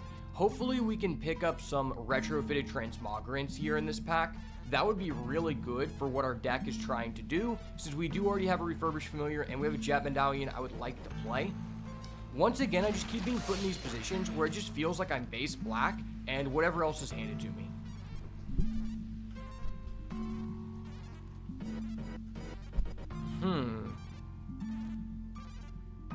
There are some green cards in this pack I like. Eldrazi Repurposer and Malevolent Rumble are both pretty good in green-black.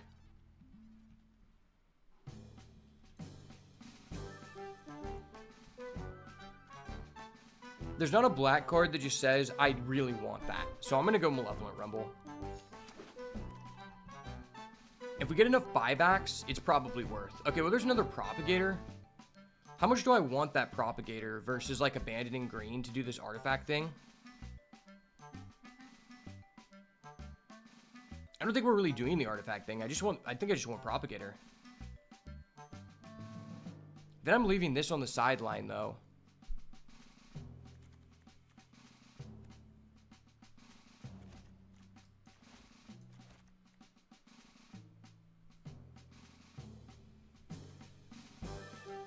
Maybe we'll wheel this. Well, no, this is probably just the safest pick.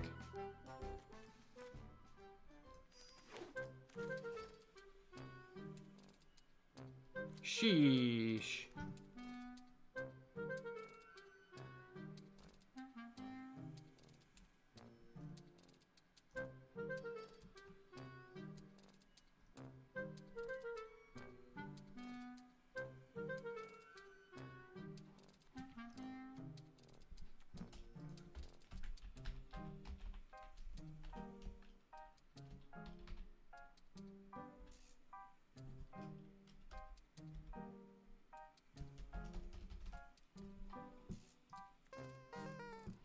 Wow, that card spelled really weird.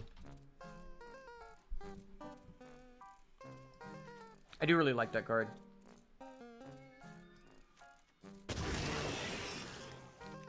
Man, the green is just flowing heavy.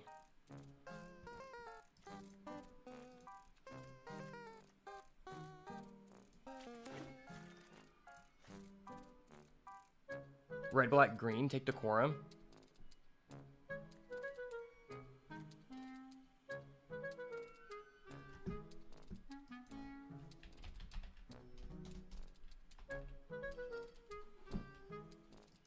Do already have a red-black land.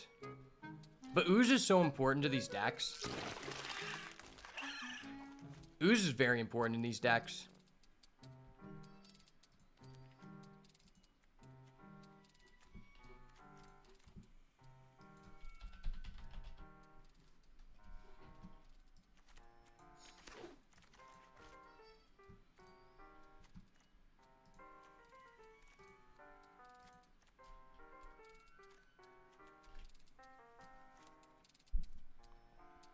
I really would need to see a Writhing Chrysalis to push me into red. Necropolis is kind of good with double Accursed Marauder.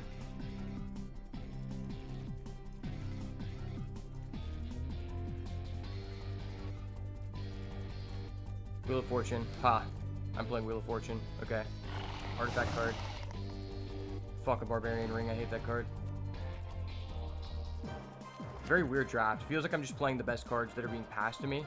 And I don't really have any synergy. Here's a Chthonian Nightmare. Chthonian Nightmare with a Accursed Marauder is not a win, so I guess I just take that.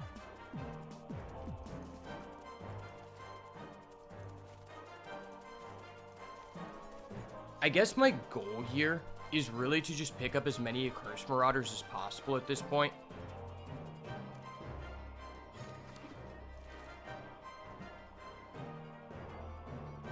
This is kind of good. I think it's better when you have, what's his face? Can this sacrifice an artifact? No, you can't.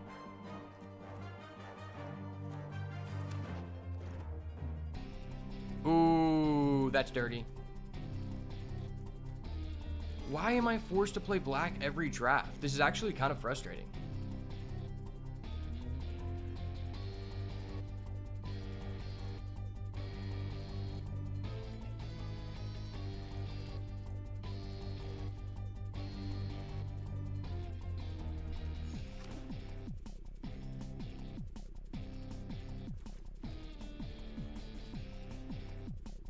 Green-black mid-range. Hello?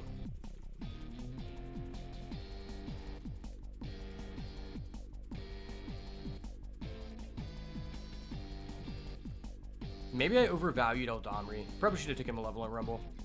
I just saw Mythic Rare and clicked button. Me see Mythic Rare, me Pog.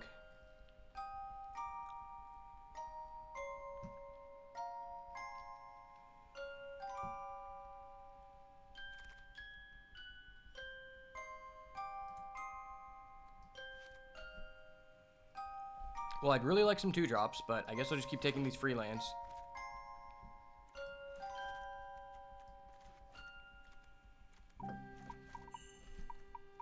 Wherever the open color pair is, the MDFCs are sure to follow.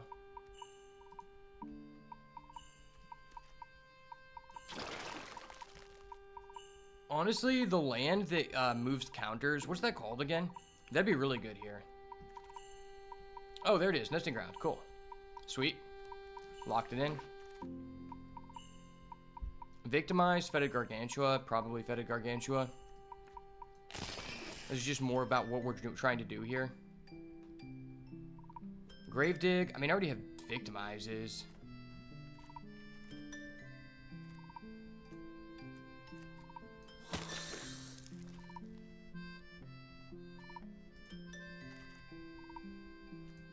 And another one.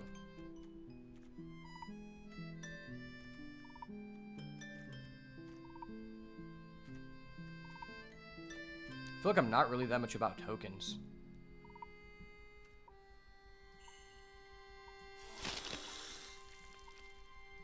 This is such a high creature deck. I'm playing green-black beats. Green-black seems like it has synergies at face value, but really it doesn't. What makes you go into green-black is like, okay, it's just open. I'm getting past like decently high-value cards. I guess I'll do the thing.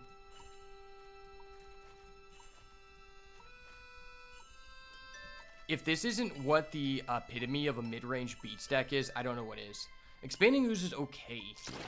I don't want to play 3. I would have loved to get in a Temperamental Oozewag here. I'll actually take that Meltdown versus an artifact deck that's kind of a blowout.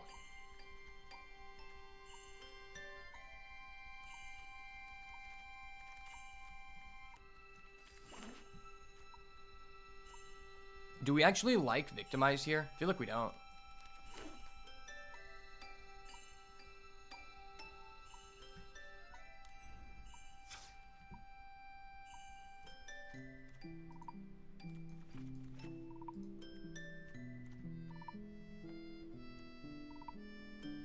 Maybe we do.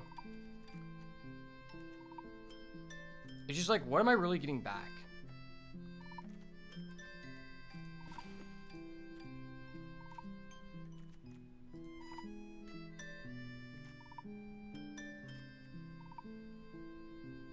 Casting creatures from the top is pretty relevant, I guess.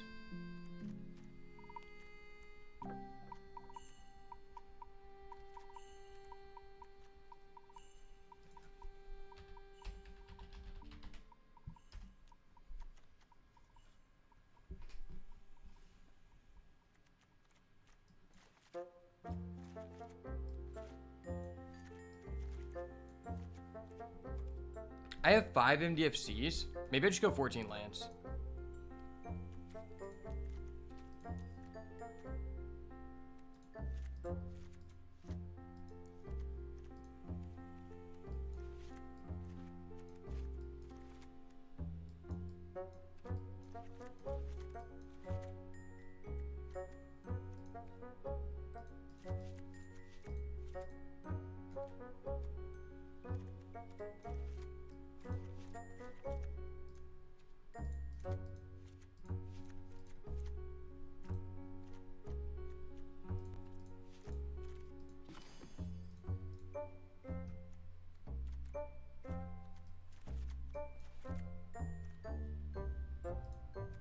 Yeah, that's probably okay.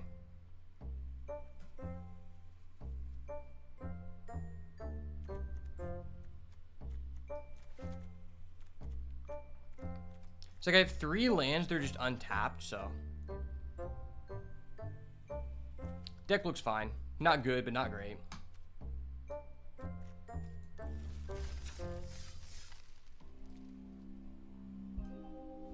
If someone asks me how it's going, I'd tell them it's going to look like it's an 0-3.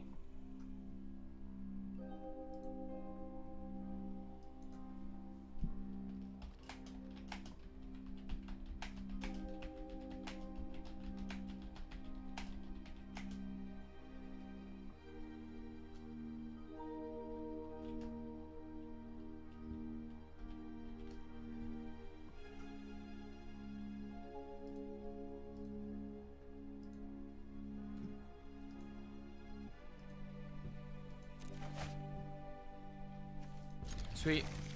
Chthonian Nightmare Marauder. It's wraps.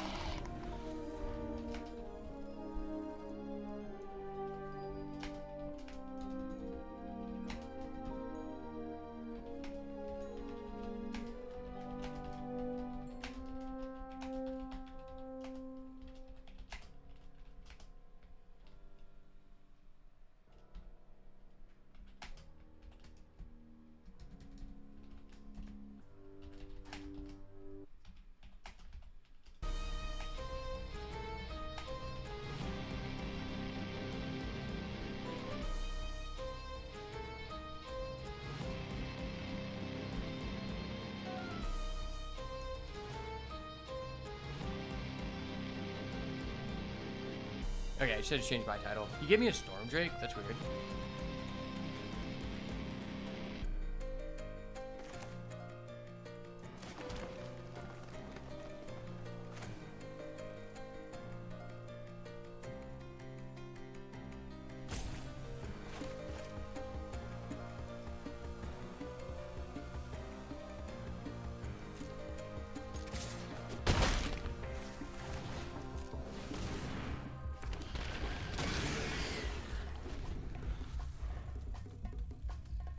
Well, I can't complain. I think the card that he gave me is strictly better than the card that I gave him.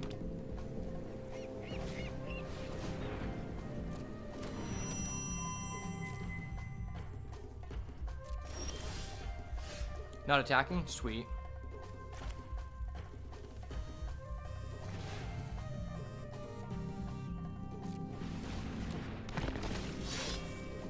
I'll take my card back now.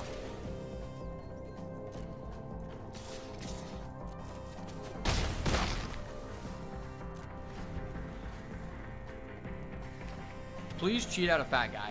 I would love to blow your back out with Chthonian Nightmare Curse Marauder. It's like the only thing cool about this deck. Honestly, Chthonian Nightmare Curse Marauder might be like one of the best things to be doing in black. Oh, wow. Okay.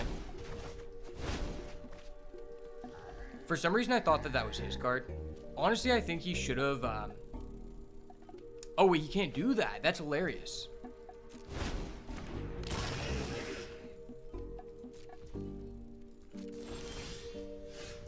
I was like, he can just bounce that back to his hand. That's broke.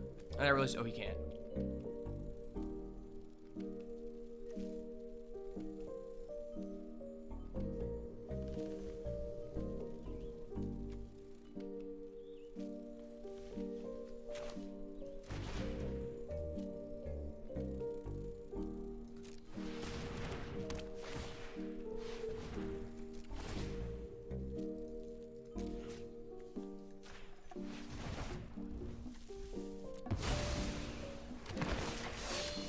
Heyo.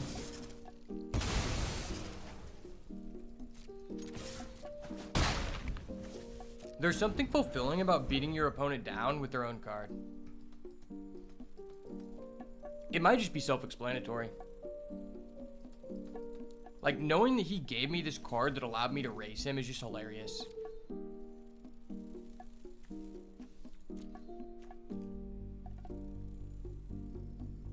Wait, why does he have a Wither and Bloom?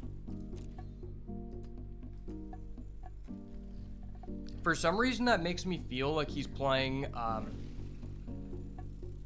like the Esper Bomb. He might be playing the Esper Mythic Rare, the Arna guy. but I'm not sure.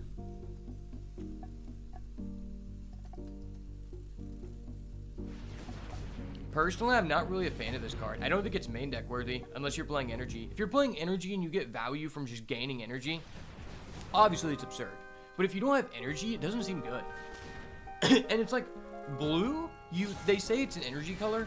Really, it's just the gold cards. The gold cards are like the only reason for you to play energy.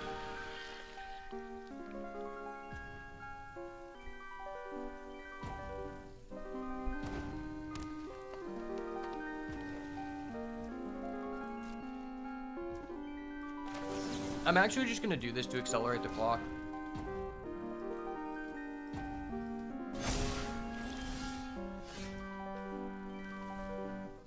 Oh shit, I'm not allowed to like have lands, because like lands are banned, I guess.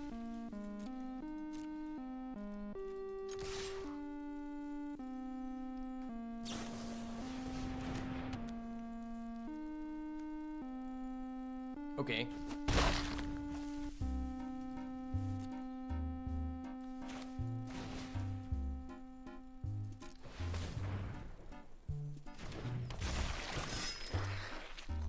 It's very cool that my opponent has access to all the mana in the world, and I'm on the reverse end of the spectrum. If this guy spends his mana to exile the Stormdrake, I mean, I'm completely content with that.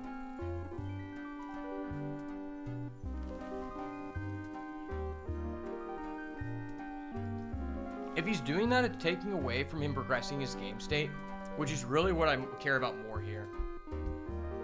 And if he leaves it with me, then I get a land card.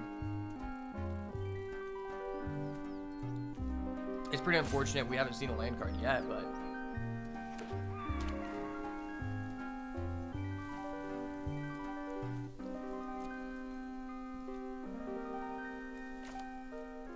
maybe I should just cut this. It might be worthy just to cut this quest for the Necropolis.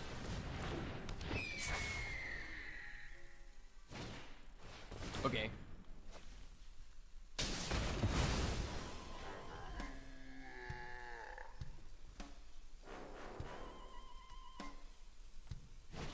Well, that was an absurd top deck for you. That top deck just enabled you to play around my Chthonian Nightmare for the rest of the game, which is pretty absurd. Oh wow, I finally get a land. It's not the one I need. That's goated. I love this. It's such a fun game, man.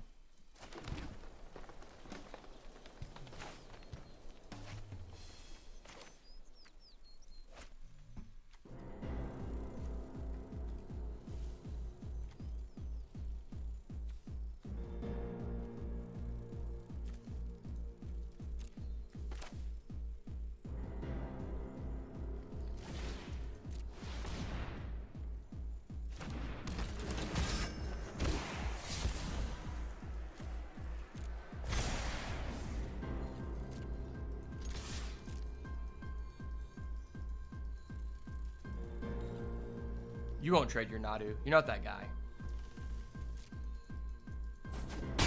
That's ballsy to go down to 5 there, dude. You were so ballsy.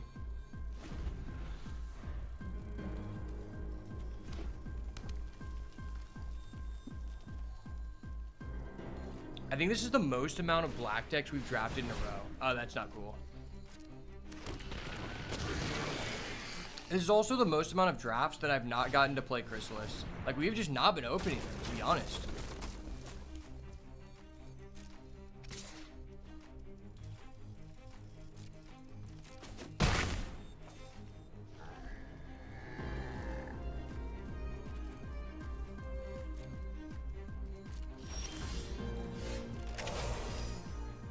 I feel like I'm just kind of too far behind.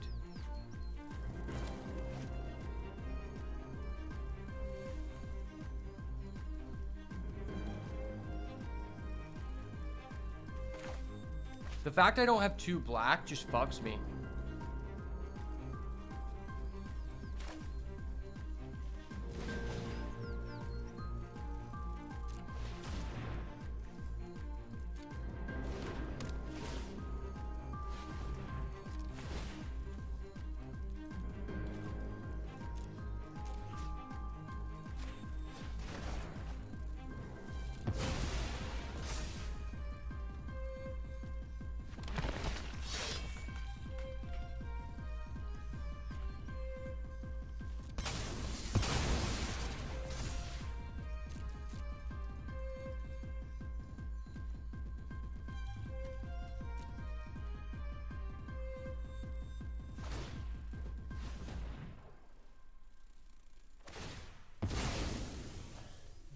Yeah, I kind of just want to go to the next game. Like, there's just no way I'm going to be able to come back after this.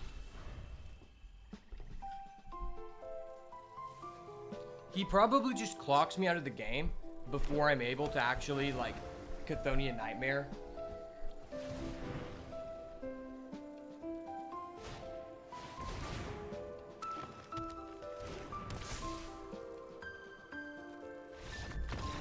I'm not witnessing that. Fuck that.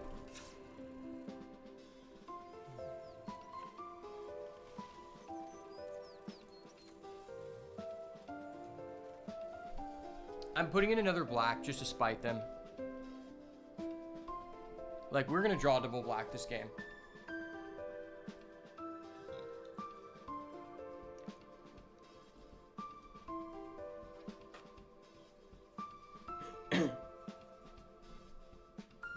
I feel like it's stretching it a lot for us to play, like, revive cards just because we have 2 Accursed Marauder. Like, it's not like I have an easy way to draw cards. I think that's just asking a lot.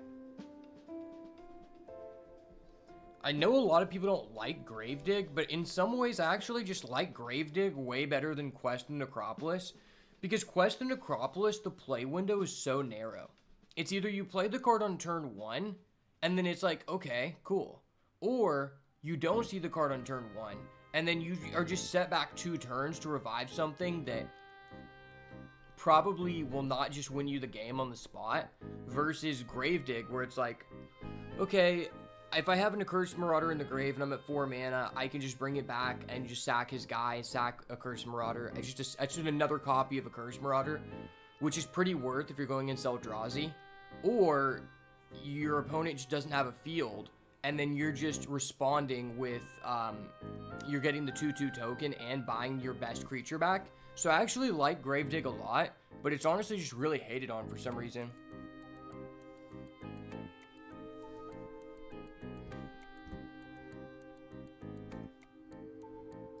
Alright, bro, what side deck hate are you putting in? Where's this side deck hate?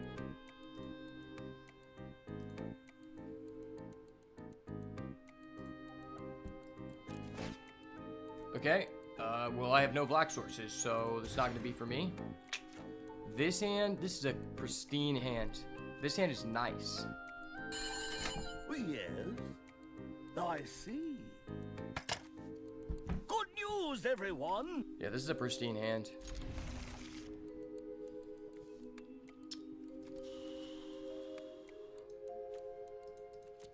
Yeah, let's just do that. I mean, I really need to get to 3 mana. This card is valuable, but... I mean, what is the difference between playing this turn 3 and not? Probably not a lot. If I don't get a land, I can trade Dream Drinker for a land. That's kind of good. Let's put down White of the Reliquary here. I guess I can play Dream Drinker if I don't draw a land. Okay, we draw a land, so we're actually just in pristine condition. Let's go in for the Vigilance. Vigilance on a boy, then I go out my way.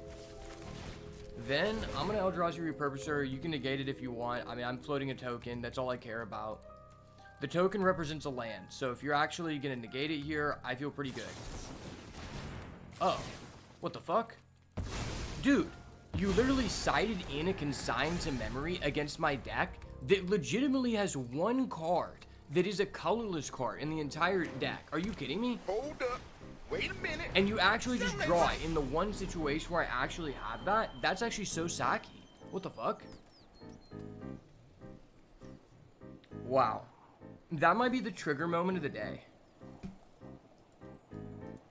I'm not usually the kind of person to be triggered. I'm not really that triggered, but it's just like, it's slightly irritating when someone who does a strictly, what do I want to say here? Objectively just bad decision and gets rewarded on it. And I wouldn't even say that was that high of a reward because he passed priority and then my guy increased in stats. So I don't know how impactful that was, but just the fact that he got rewarded for making an action that really is a bad decision is a little bit frustrating. If this would have been a black, I'd be very satisfied here.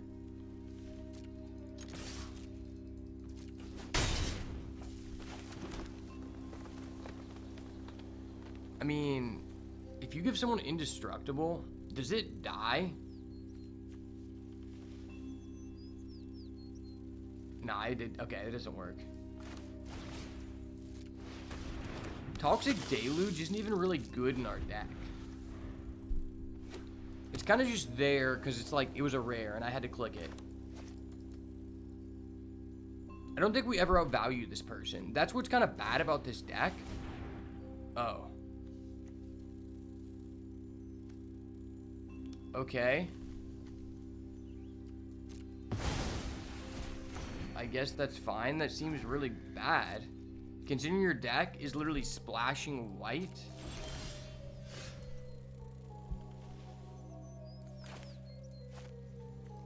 I don't really want another land here, so...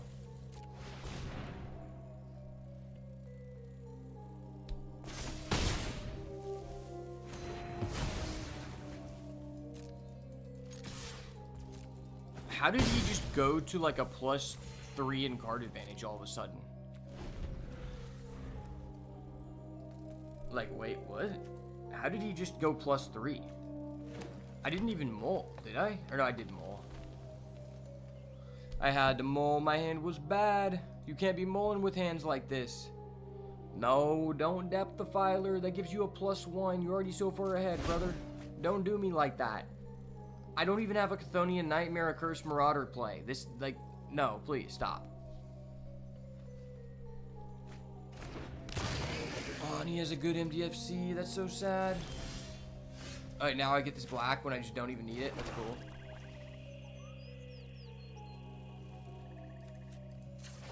I think I'm just down to get in this chip damage. Some fundamental magic here. Get in for the chipper. I'm literally at 33, which is hilarious. I could literally pay 32 life to Toxic Deluge, and I find that hilarious. I want this guy to Writhing Chrysalis. Oh, he's a Nadu? Okay. I don't really want him to target that. Please don't target it. No, dude, don't do me like that, dude. Don't do me like that, son. Do I even want to waste this on that? I'm probably just always Toxic Deluging the board. Let's be real. Play down another creature, please. Please play down another creature. I would love that so much, man.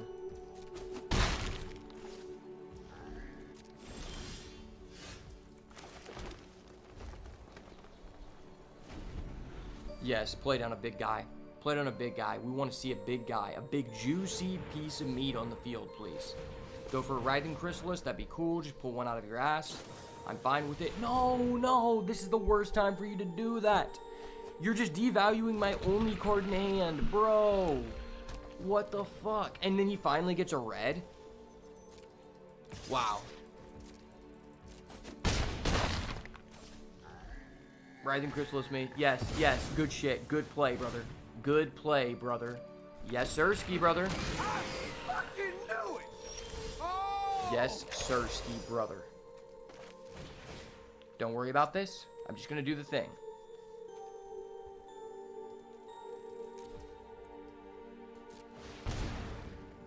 I just have a Toxic Deluge. It's fine. It's fine, brother. Now I'm just gonna exile your graveyard in case you have any shenanigans. We don't tolerate shenanigans on Beats by Ash's channel, so I'm just gonna exile that. You don't need it. You're good. You already achieved like a +7 in card advantage on the first 4 turns of the game. You're good on it, man. You're cool on it. Buddy is cool on it. My brothers and sisters in Christ, don't allow this man to do me like this. No, this is like the worst time that he could get that. Okay, it just all lands. And he has a discharge. Where's my opportunity to play a deck like this? I legitimately think it is not, no, I just think it's objective. It has not been correct for me to play Eldrazi, and I believe 8 or 9 drafts now, which is actually absurd, considering Eldrazi is the best thing to do. Even if you have a mid Eldrazi deck, as long as I can get, like, at least one valuable threat, I would honestly prefer to do that than be playing aggro. Oh, he says another Writhing Chrysalis. Fuck me. Fuck me in the ass and call me Sally. Thank you, sir, for establishing that you have 2 Writhing Chrysalis in a 4-color deck where there is obviously no incentive for you to be 4-color. I really appreciate that, man.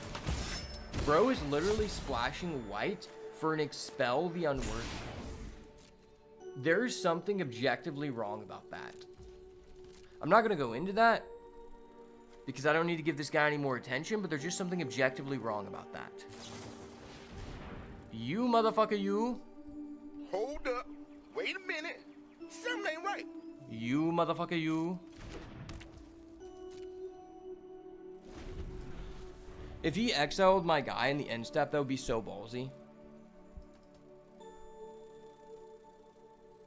How do I win this game? Do I have a Glasswing Grace? No, I don't. I guess I could get a Colossal Dread Mask, but really, would that put me back in the game? I don't know.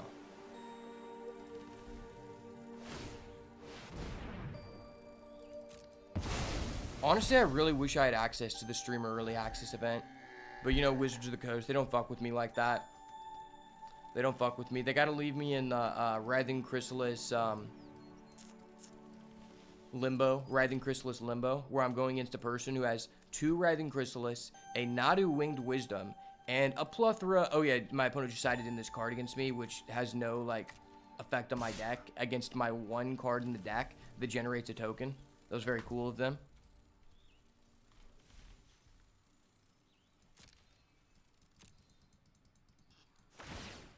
He's sacking. Rack 'em, sack 'em, robots, baby. Rack 'em, sack 'em, tag 'em. Hitting us for 4. He loses the mana. That was cool. Respect it. No, no, no. Conniving. Don't target me. Oh, that's so bad. Why are these also just objectively bad cards? If he has another Utter Insignificance, the tilt is setting in.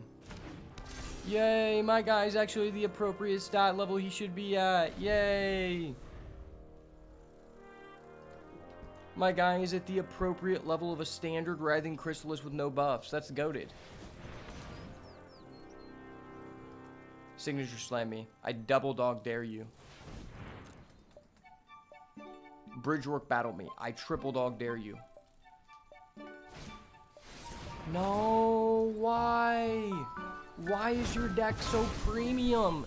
And why are you literally in the best archetype, playing 4 colors, self-sabotaging? This makes no sense. Dude, and you have another Malevolent Rumble? Oh my gosh. And he's milling a deep analysis. That's so disgusting. Wow. This is so fucking disgusting. Into another Utter Insignificance. And he has the mana to play both. Brother. Brother, don't do me like this. They're doing me like the director of the CIA. I'm about to have to resign. And he has a Strength of the Harvest. What the fuck? Wait, why does this guy just have the few B-level cards I have, plus a 20-card edition of A-level cards? It seems not very fair. And he can still afford to Utter Insignificance. Oh, hey, I drew a card. It doesn't do anything for me.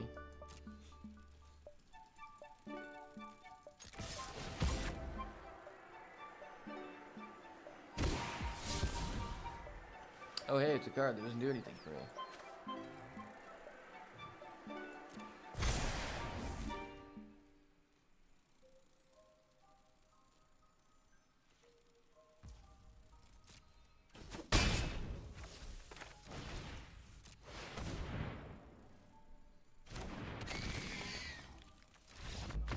That was so sad. This guy is...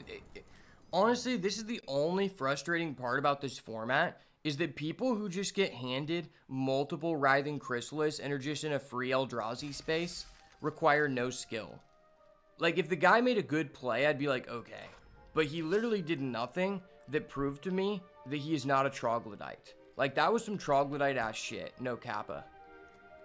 Hold the Kappa Cannoneer. That was some trog-ass shit, son.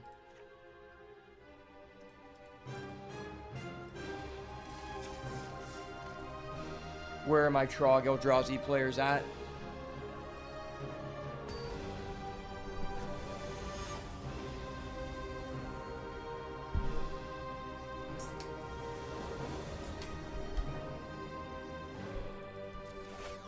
Okay. Once again, starting off at a disadvantage here.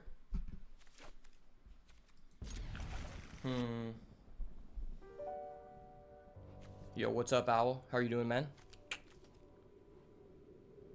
Nothing much. We're just mulliganing, you know? Just went against a Eldrazi abuser. You know how it would be.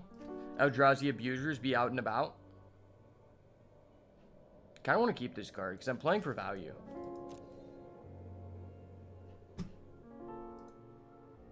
We have a pretty based black deck. Not gonna lie.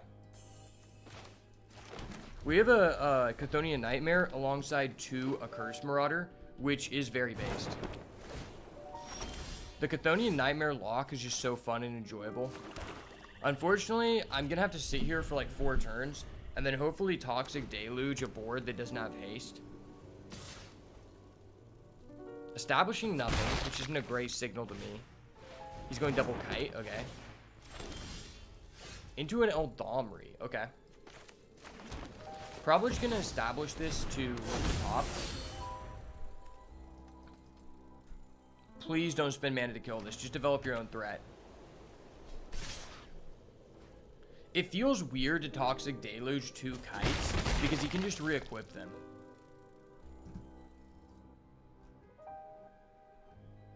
My beard? What do you mean my beard? I'm not a bearded individual. I only rock with the porno stash, brother. I'm a video guy with the porno stash. It adds up.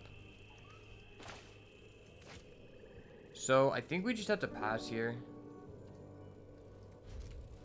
I have to have him actually develop like a realistic threat on the board to be able to use this Deluge. Is this guy legitimately mono white?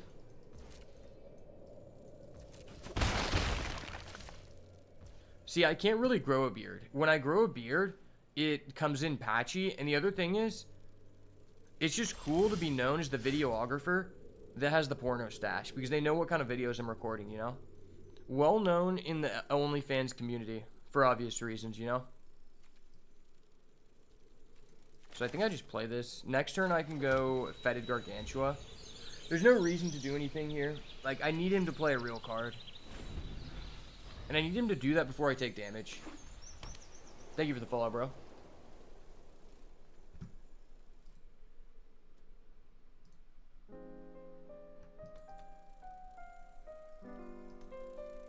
Alright, what are we doing here, buddy? No, that's like the worst thing you could be doing, bro. Stop playing for value. Stop this nonsense. I need you to play for aggro. You're playing 2 kites. You're obviously an aggro player.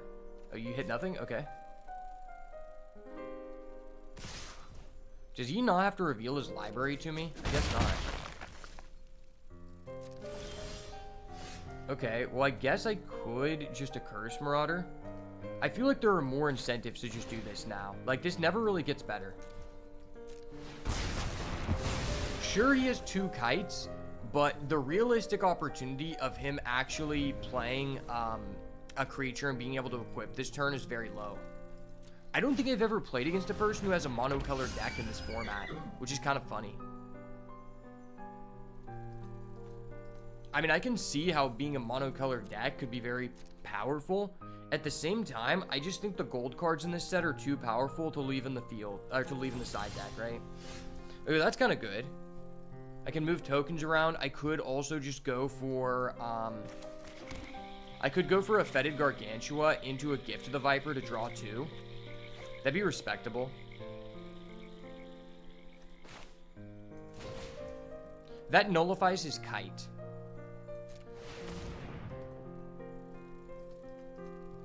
Yeah, I mean, I've been streaming a lot of Magic recently, but if you check out my YouTube channel, I just make card game content in general. I used to make a lot of content for the One Piece card game, but then I just haven't been able to access product in my area because, you know, like, fuck scalpers. But I also did play a lot of Yu-Gi-Oh! but I'm just kind of on a Magic itch right now. I will be returning to Hearthstone soon, 100%, because the new set just dropped yesterday. But I need to, I want to like wait until I actually have enough money to afford a bundle to where I can like open a bunch of packs. Because at this moment, I cannot do that. I'm waiting to hear back on a job offer. Alright, well this is kind of nice. Beep. Yes, sir, ski brother. We are at 9. Oh, he has 3 kites? That's gross. I honestly don't think more than 1 kite is really that good. I'm a 1 kite enjoyer, personally.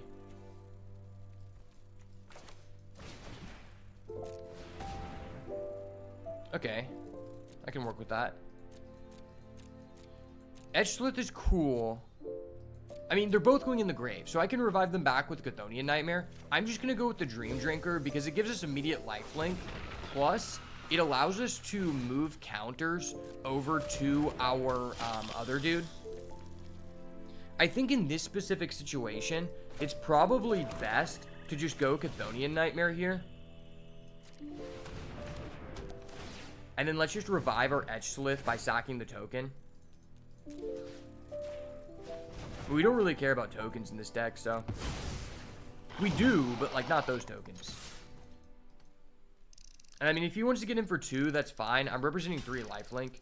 He's actually blocking that? Okay. I don't know why you would block that. Okay, good call, good call. Yeah, I mean, I've been around 2K subs for a while on YouTube. But to be honest, I've lost, like, I've been uploading pretty consistently. And I've just lost a lot of people who watched me for One Piece content.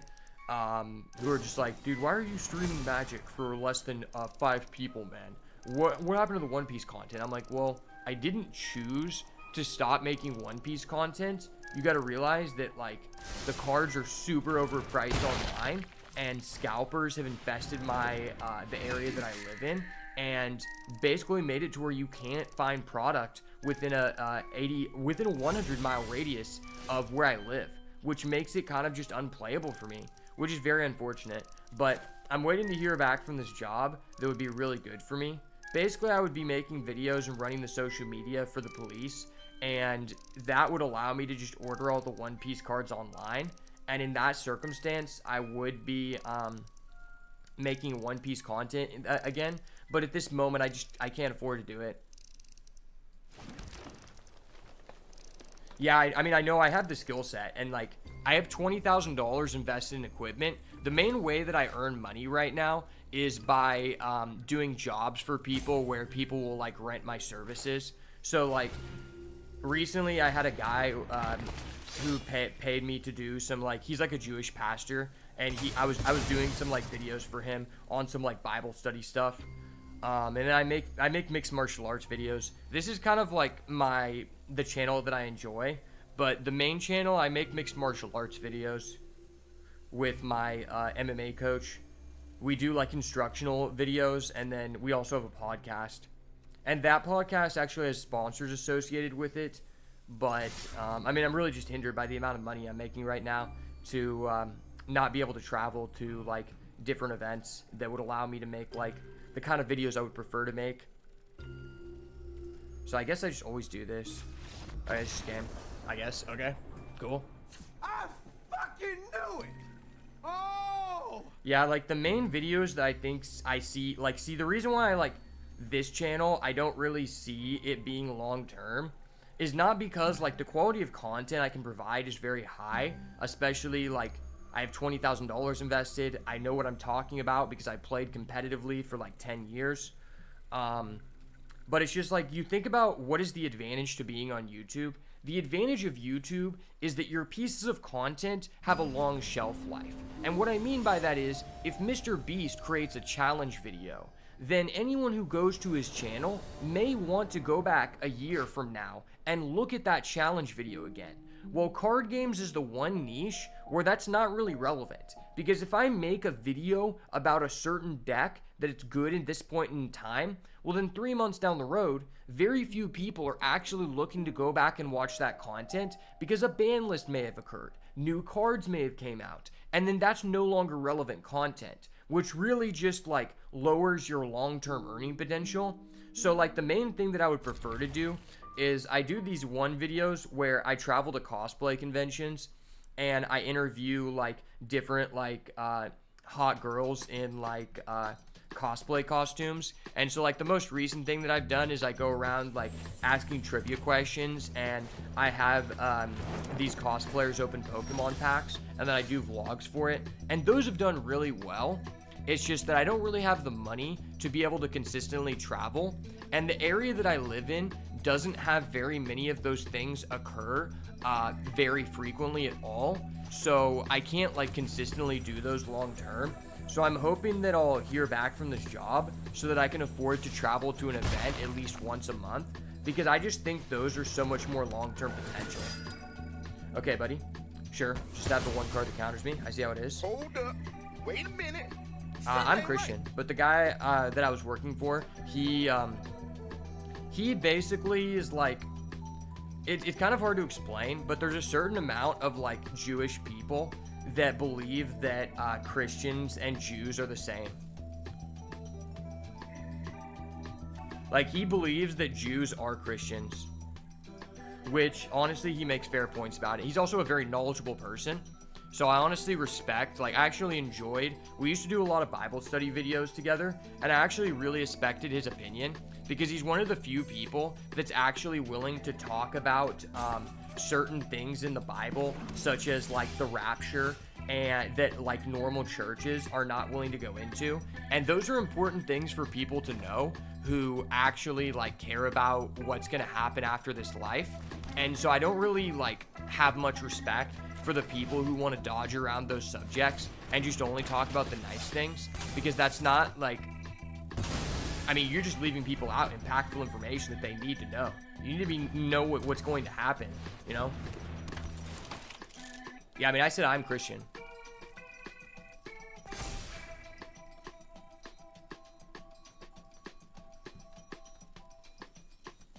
Yeah, I said that at the very beginning of what I was saying about the doctor. You're a Muslim? That's awesome, bro. I actually have I get along with Muslim people very well. I don't know why, but Muslim people just like hella fuck with me.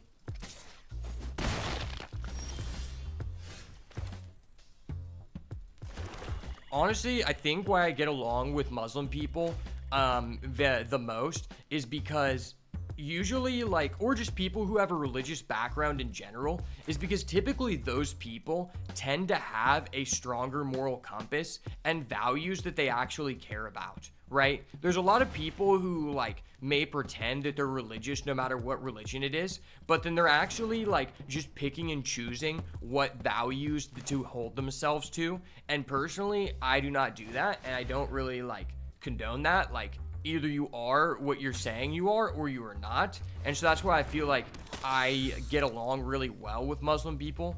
I mean, when I say get along, Muslim people just really like me and just want to be my friend.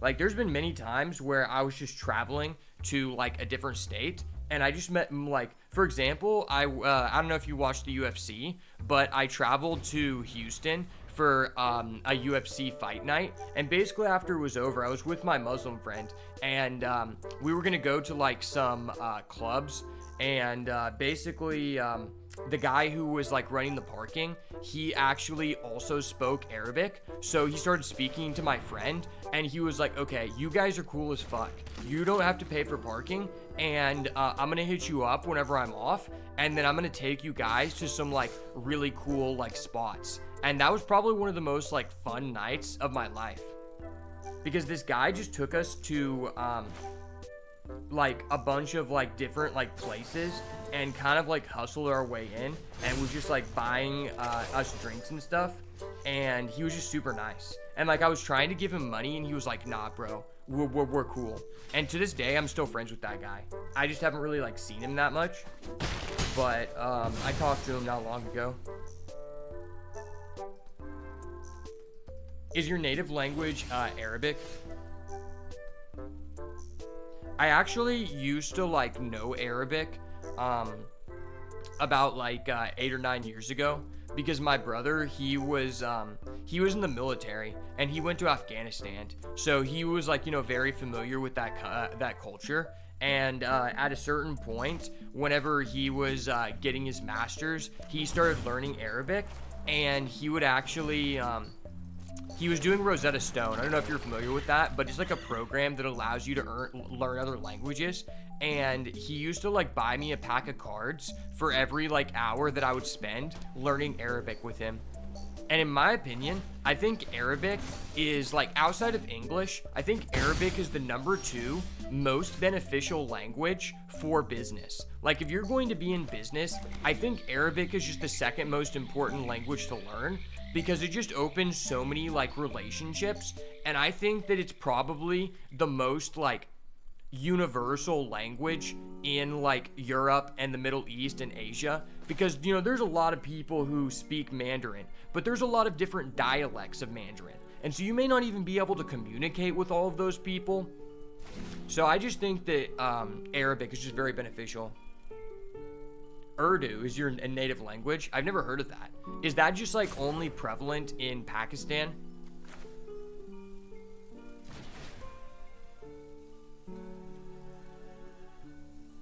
How do we fuck this guy up? That's a good question. He's a flyer. I don't really care about that. If I do play this guy, I'm getting lifelink, but I don't think that allows me to win the race. I'm gonna have to beat the case like TK, man, and then do the race.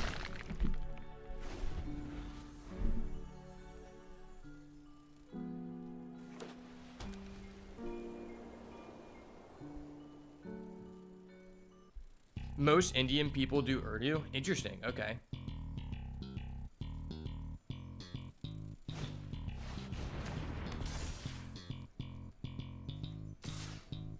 Wait, actually I have a question. I want to ask you about what you think of this person, of this Pakistani person. I'm trying to figure out their name. They're like a high-level official. I need to look it up. Okay, we gotta hit the button on this and praise.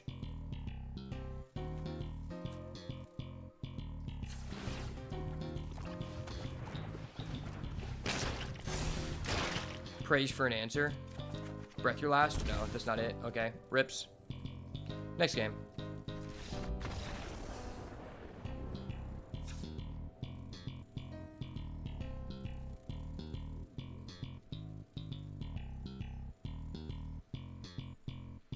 Hold up, I gotta figure out what the name of this guy was. Saban Khan or something like that. He was the guy who was kidnapped in the middle of the court hearing. He was like an elective official in Pakistan. I was gonna ask you what you think about that guy.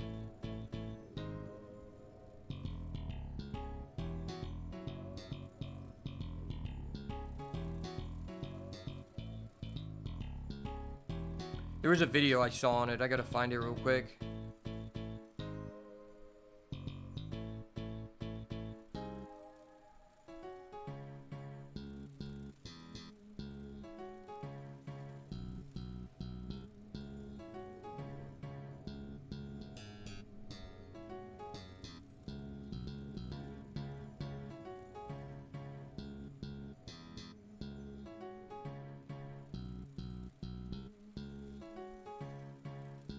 Hold up.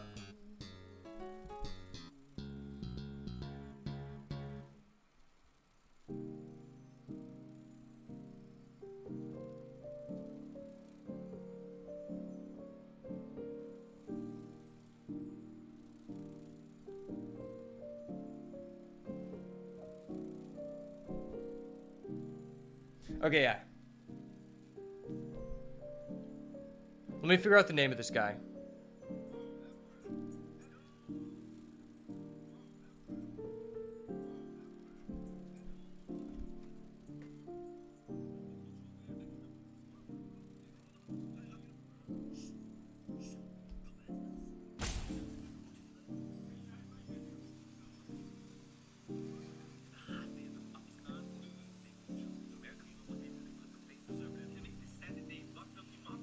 Iban Khan.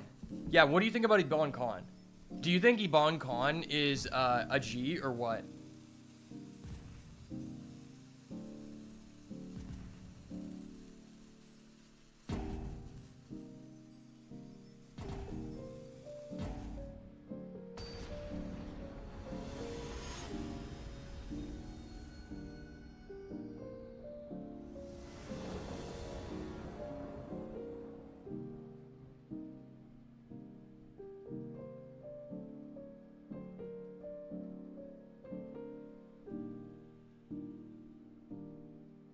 Imran Khan. Okay, well, I'll show you a picture of the guy.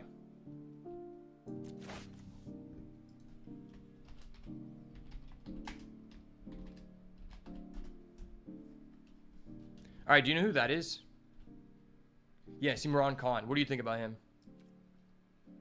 You think he's a cool guy or not?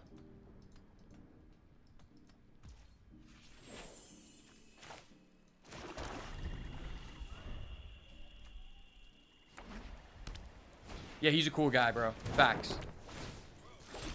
Bro, I gotta send you this short. This is a hilarious short.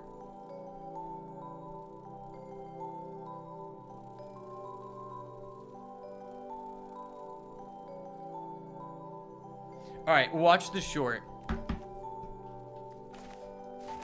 It's this Asian guy who he just does skits like making fun of everyone, and he was just making a skit about having like a Pakistani friend, and he just goes into this guy's store, and it's just so funny.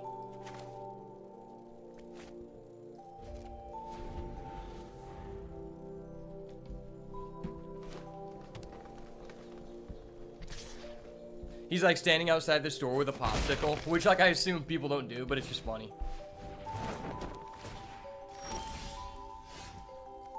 Bro, once again, this guy just starts with 2 Manipulator Kite. That's really toxic. Dude, miss me with that shit, my guy. Miss me with the kites. I actually wanted to see if you think this is funny, because I thought it was hilarious. And I don't even fully understand, like, the situation.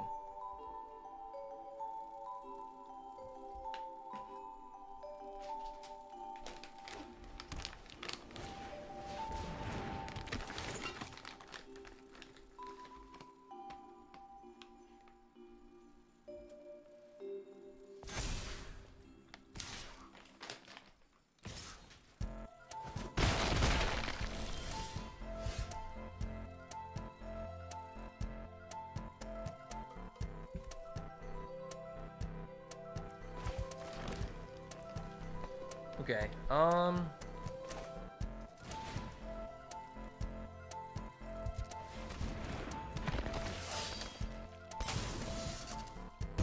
think I just forced him to sack that.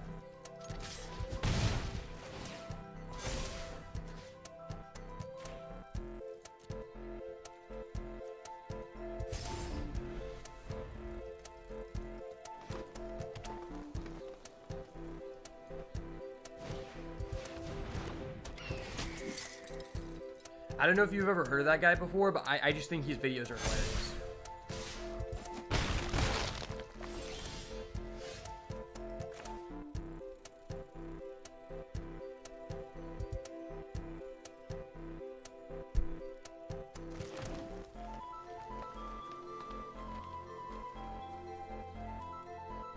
If I take 6, I don't think I can take 6.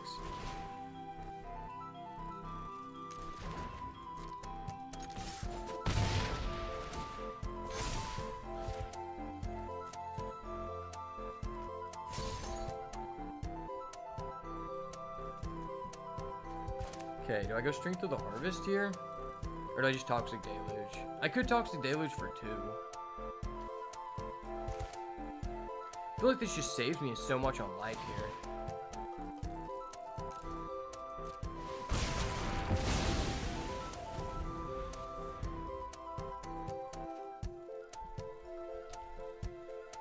How can I combat flying? I don't think my deck really does that. Yeah, my deck doesn't really do that, but I mean, I have an Accursed Marauder, so I guess if I get a Chthonian Nightmare, like, we're off to the races. Well, now I can fight someone, so that's pretty legit.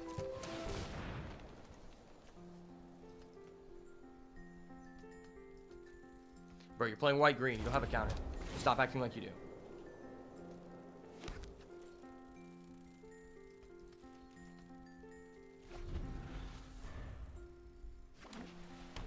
Yeah, at the last guy that was slurring before talking to the old man, that was just so funny. Whenever he just start like, I think he just asked the guy if he could like record in the guy's store, and he just starts yelling like Imran Khan, and then the guy's like, yeah, he cool guy.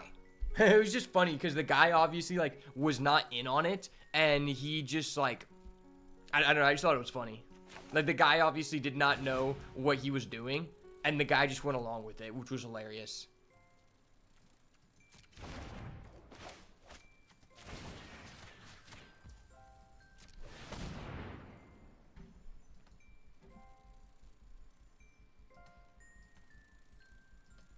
Bro, you have no mana. Stop acting like you can respond. My guy is trample. It's okay. We're just going to allow it to happen.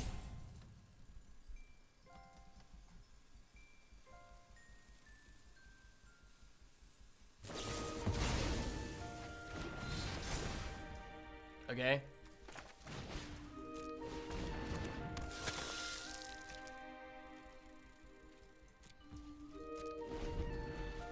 Bro actually played a Flare of Fortitude. That card is not fun. Card's not good either. If I get another land here, I can technically lifelink up my Dream Drinker. Well, he made my guy flying. That's cool.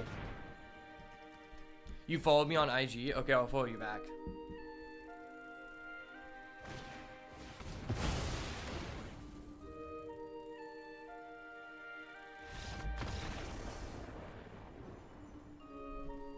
Oh shit, we got it, baby. Yes, sir, ski brother.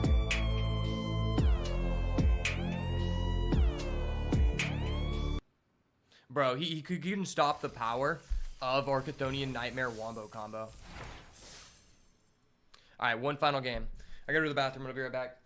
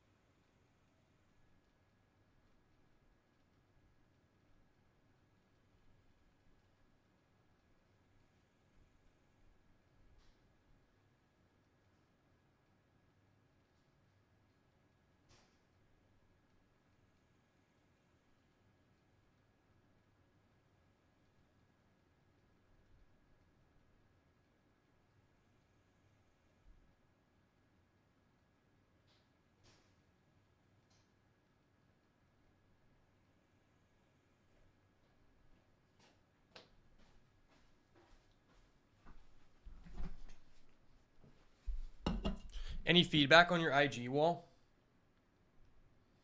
To be honest with you, I mean, it just depends on what your goal is. So, like, if you're trying to get girls or if you're trying to, like, make business connections,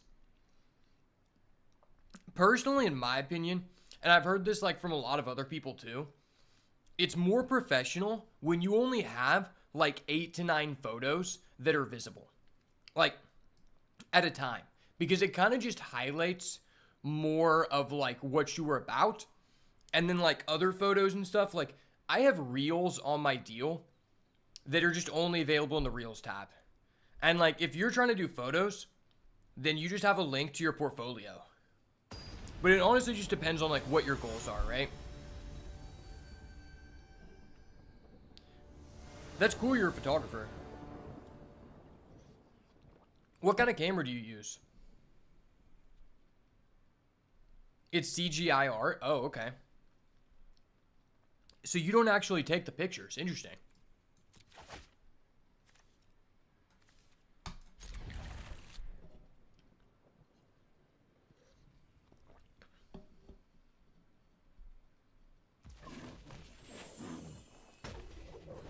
See, I honestly got confused because I just saw the word photo on your deal and you have a tab for prints. And like typically, like either you're drawing art or you're taking pictures if you're selling prints. At least that's just what I immediately associate in my head with that term.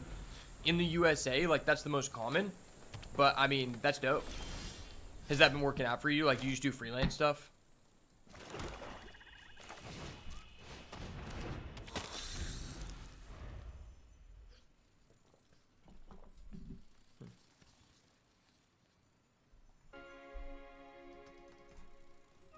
Honestly, I like Photoshop, but now I just use other softwares because I'm very anti-Adobe personally. Because Adobe just has such a high paywall on their stuff. Number two, when you have any Adobe program installed on your computer, it automatically runs in the background and just lowers the amount of of your total RAM on the computer. And as a person who's loading in like really high resolution files, if I'm not using that, I don't want the Adobe cloud.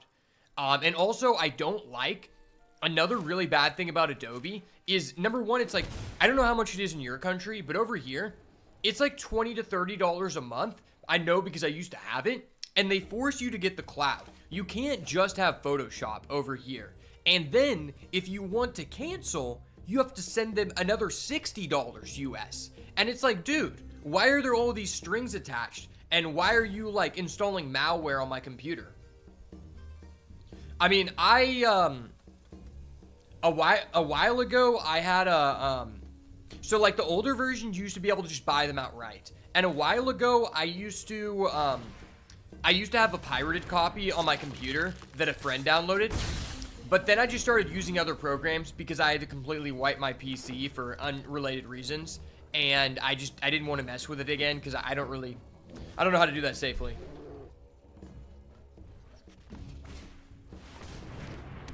Yeah, I was using a cracked version as well, but I realized it wasn't necessary for what I was doing because most of my thumbnails, like, it's just not necessary.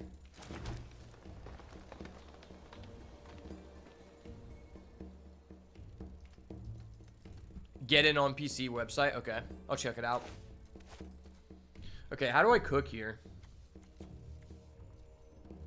I kind of just want to like make him sack his shit.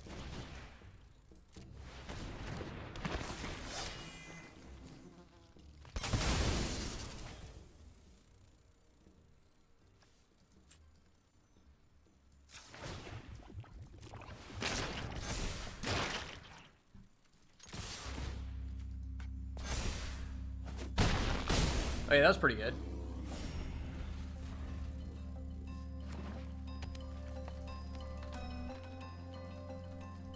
Yeah, I'll have to check that out.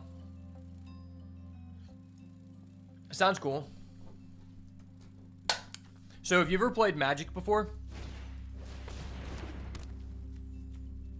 Oh shit, you just put a Trickster's Elk on my guy? I mean, I can access your portfolio from your link in your Instagram. I'll check it out sometime.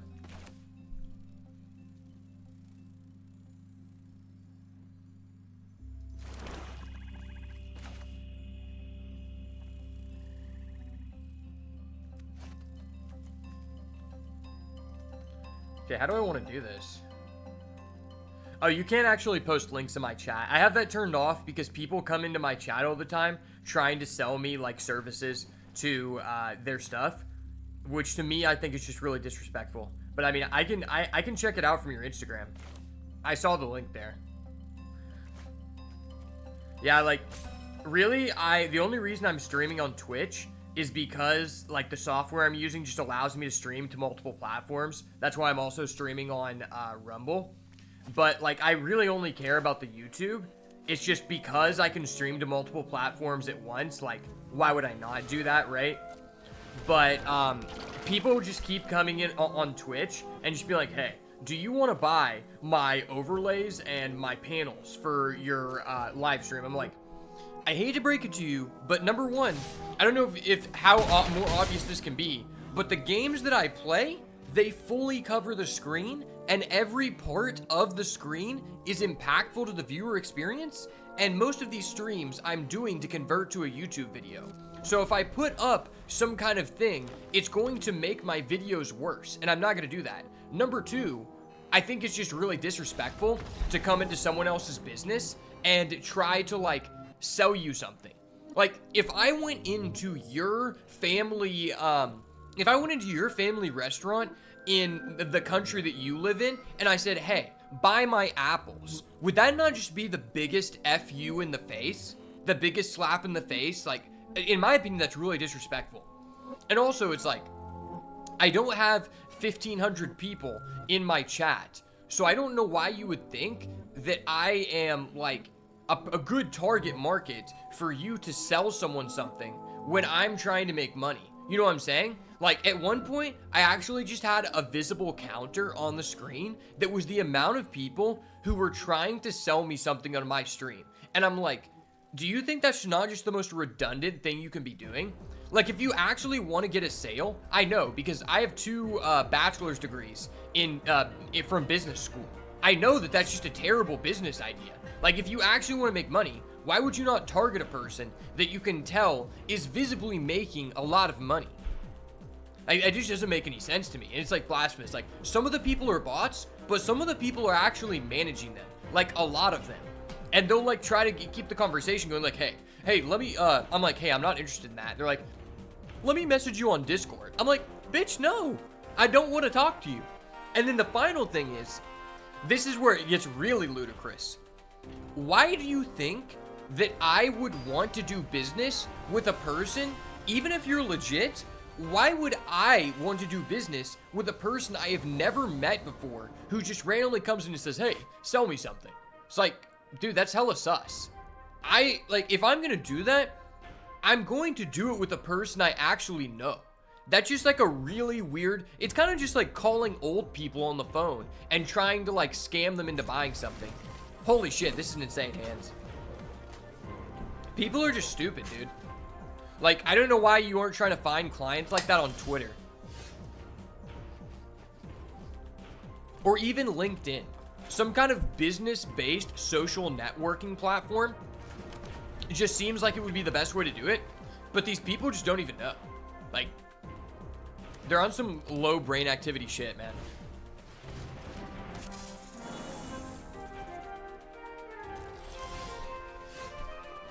Okay, I'm gonna have to cook this guy. I'm about to teach these arena zoomers about the power of a Curse Marauder. Yes, sir, Ski Brother. We're about to learn the power of a Curse Marauder together.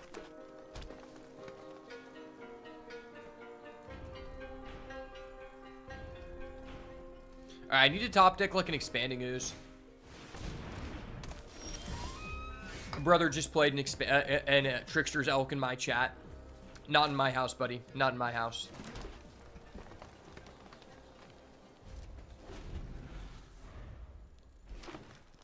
Yeah, honestly, I think Instagram is probably one of the most underrated platforms for doing business.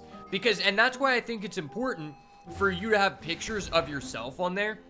If I could give you one recommendation, I would have like at least a few pictures of you. If you're actually trying to get sales on Instagram, I would recommend that you have at least like like 2 to 3 pictures of yourself on there on your grid to just show people that you're authentic, because that's going to make me feel more comfortable wanting to do business with you, because I actually know like somewhat about you. You don't have to reveal like personal stuff or whatever, but just have like a couple fixtures that just show you, I don't know, like working or like, I don't know, going on vacation or something, just to like kind of humanize you more, to make you seem more relatable. I think that's like a really important aspect, because it's like, it makes people think like, I'm not saying that you're a scammer, but it helps increase your credibility when there is like a foot trail of like, okay, I see this person is real. You know what I'm saying?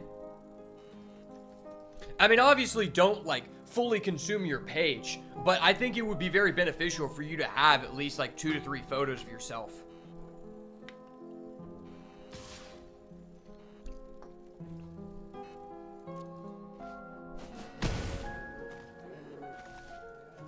Brother's getting in with the trickster's elf. Don't do me like that, son.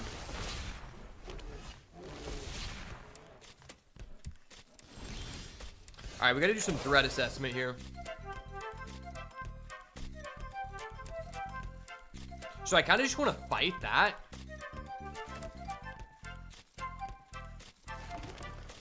Yeah, let's do this. Fight that, because that just gives him a lot of excess mana that I'm not comfortable with him having.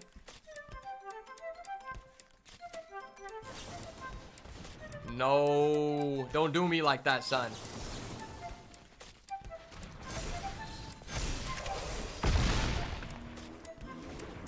Not today, son. So I'm at 10. Does my guy have, no, he just gets, okay, it's just until the end of turn. So that means my guy's 5/5, which directly trades with this.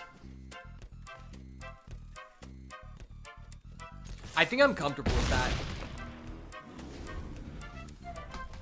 You get cells from Behance or Insta. What is Behance? I never heard of that. Alright, well, I need to draw a creature here. Don't play creature, sir. No, no, no, I didn't need you to do that, son.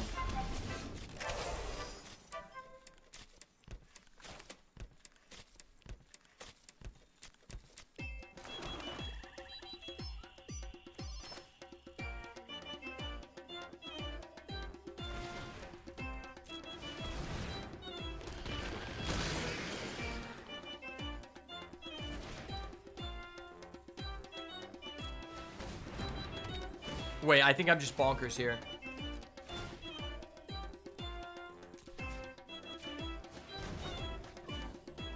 Sack this guy. A Curse Marauder. Sack his Trickster Elf. Then I play this. Sacking a spawn. And then I can do it again. I'm actually insane. I fucking knew it! Oh!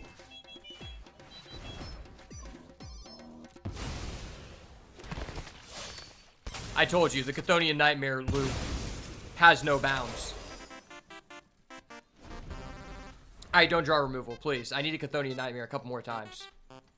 This is all I have, sir. Please, let me get this. No, stop. Don't do that. Stop targeting my guy. Yes, good boy, good boy. Good boy.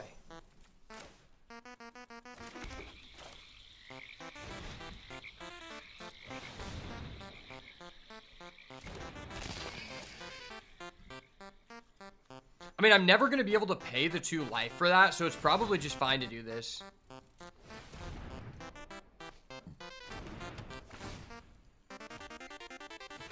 Man, I'm accumulating so much energy.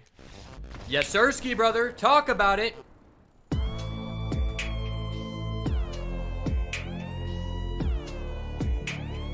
All day, baby. We're just nice like that. Behance is the place where most designers created their profile and show their work. I'll have to look that up. See, because, like, I've thought about making a portfolio, but the thing about it is, I'm really only working with local businesses. So most of the time, I'm connecting with the people in person. So it's kind of redundant for me, because the services that I'm offering, like, I have like $20,000 invested in equipment, and people will pay me to go do podcasts for them, or like I've done like an election campaign before, like shoot videos for them in person. So it's like the portfolio really has not been that valuable to me. And it's like I do a lot of video editing, but that's really just a part of the job. That's not just like one portion of a thing to do. And I have been wanting to just do video editing for someone else, like specifically, because like I would prefer to, I'm willing to take a lower paying job that will give me more flexibility to work on my own content, because long term, that's what I would prefer to do. But it just feels like, I don't know, you probably may not have the same experience, but for me personally, I feel like I'm a very high level editor, and a lot of people tell me that my editing is insane. But the issue is, there's a lot of people in other countries where their currency is worth less money, so they're willing to do the job that I can do for pennies on the dollar. Like, they're willing to do what I'm offering in terms of editing for even less money. And so it's like almost not worth it for me to try to edit videos for other people, because like someone in China will just do it for them for $2, you know? That's like kind of the thing that like I've been encountering. But I mean, I'll definitely check it out. I've actually never heard anyone like ever talk about that, but I mean, it sounds lit.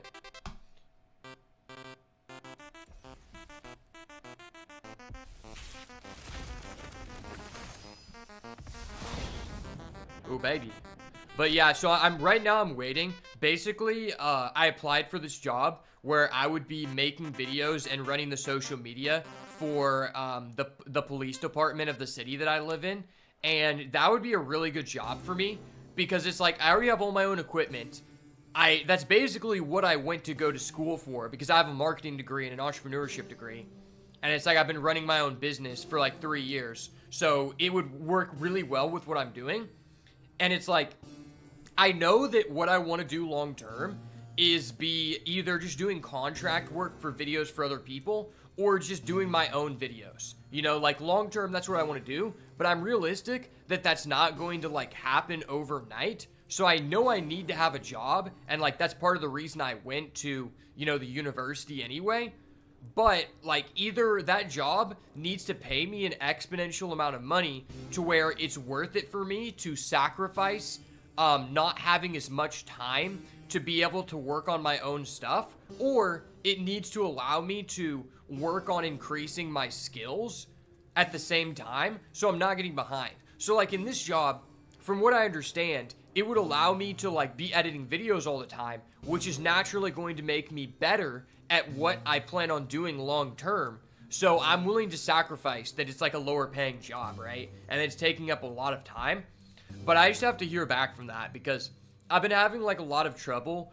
Because like I graduated from school like slightly over a year from now ago, and I haven't been able to find a job. Like, this is the first interview I've literally gotten in over a year, and it's really sad because I haven't really been able to make money to help my family. Like, I'll make like a slight amount of money from YouTube, but that's not really like, I mean, I don't even get paid out every month from YouTube.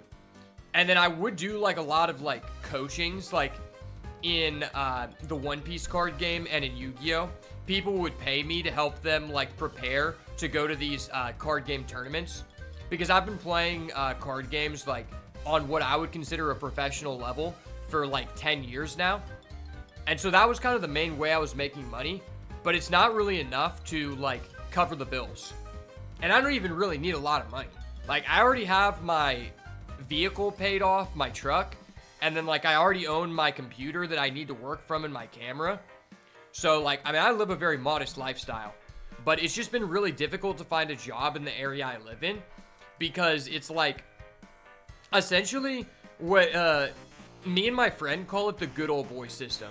So basically, there's just a lot of like older people in the city I live in who don't want to give young people an opportunity, because they don't want you to be out working them, because then they're gonna have to do more work, right? And so they really try to like hold young people down. And it's like, okay, I spent essentially $100,000 US to acquire 2 college degrees, And that's essentially done nothing for me. It has not allowed me to even compete for a job.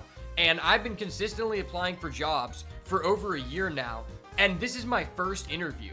And it's not like I'm applying for high-level jobs. I'm applying for entry-level jobs. And even in the entry-level jobs, they're like, all right, so we're looking for 6 years experience. And I'm like, okay, well, how the fuck do I get the experience if no one is going to actually give me a job?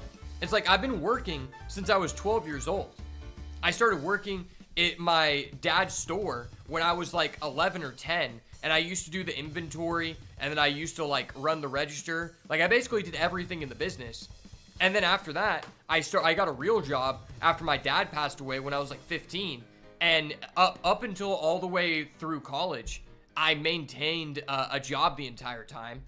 I actually worked at a Best Buy for almost 4 years in multiple different positions. But for some reason, that's not considered experience. You know, it's like, okay, well, I was basically the manager of the inventory for almost 2 years, but that's not experience. You know, it's like, well, what the fuck is experience? I can't even get an internship. It kind of just made me feel like I just wasted my time and money going to college that I can never get back, you know? And then it's like I also went to college in the, COVID happened right whenever I went to school. So it's like, right whenever, the first year that I joined, you have to live on campus the first year. So I lived on campus. Then I was able to get, because I was living in like a dorm, I wasn't able to really meet people because I couldn't really invite people over to my house or do things. There's rules. So then after that year, I'm actually able to rent my own house. But when that happens, COVID just hits. So then I can't have anyone over. And in fact, up until like a year ago, I have like a breathing problem. And during COVID, basically at the business school, they were saying like, all right, we're not going to require anyone to wear masks. And like, I'm not a person who's like, I don't care if you get vaccinated or not. I'm personally not vaccinated. That was a big thing in the US. But the deal is, I had a breathing problem where I only had 3% oxygen that could come out one side of my nose and literally 0 in the other side. And there were multiple COVID cases being found at the university on a weekly basis, even more than that, to be honest. So basically, I had to move back home and go to school, finish online with like a disability paper, because if I had gotten COVID, I had a risk of just not being able to breathe and die because I have a messed up nose from boxing. So it honestly was really shitty. So it's like I paid $100,000 to get these degrees. They don't allow me to get a job. I didn't get to really meet any like friends or like a girlfriend out of it. And then I basically just got nothing. So honestly, I think it's very negligible of whether or not I could have just went to school. Because if I didn't go to school, I could have just been making videos that entire time, like fully dedicated. And I would probably be making like a decent amount of money by this point. I just didn't know that marketing would be such a useless degree. They were like telling me I was going for entrepreneurship, and the person was like, okay, well, so if you get a marketing degree and you just use your electives, which are essentially the free classes, to do marketing classes instead, you can get 2 degrees for 1. And I'm like, okay, cool. And then it just didn't allow me to do anything. Everyone with no internship after spending too much money. Yeah, that's facts. See, I should have gotten an engineering degree.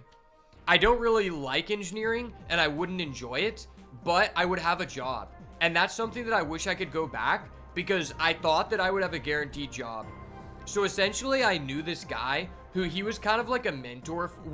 He was kind of a mentor for me, and he was a bit older than me, and we used to work out together like every day at like 5 a.m.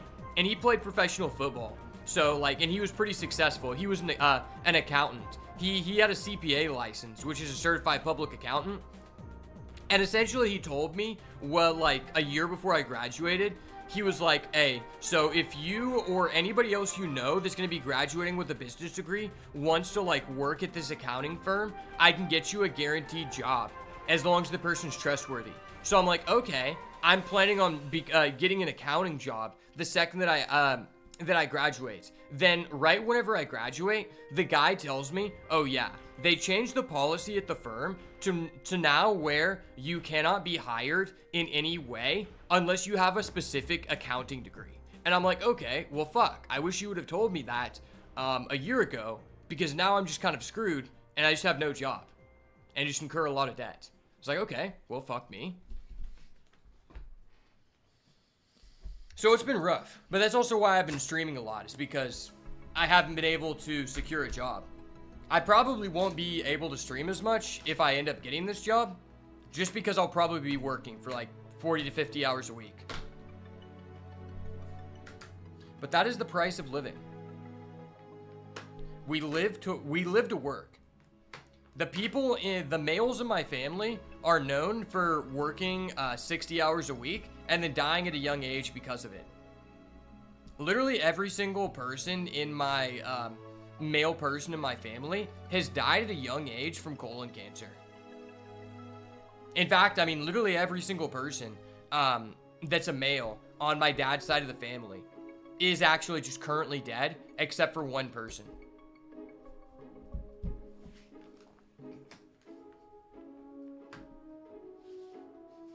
I am the lone wolf, awaiting the cancer to come. But until then, I will go undefeated in as many drafts as possible. I mean, it's all good. I currently have the ability to feed myself, so things could be worse. Alright, welcome back to another Modern Horizons 3 draft on the channel. And man, oh man, I think this is the most insane pack I have ever started with in a single draft. We have Guide of Souls, which is arguably just the best bomb in the entire format. And then at common, we have Writhing Chrysalis, and at uncommon, Titan's Vanguard. I honestly don't think you could go wrong here. I think it's fair to pick the Writhing Chrysalis over the Guide of Souls if you wanted to. I mean, I think you have a lot more to gain from picking that up here, but it's definitely a really tough decision.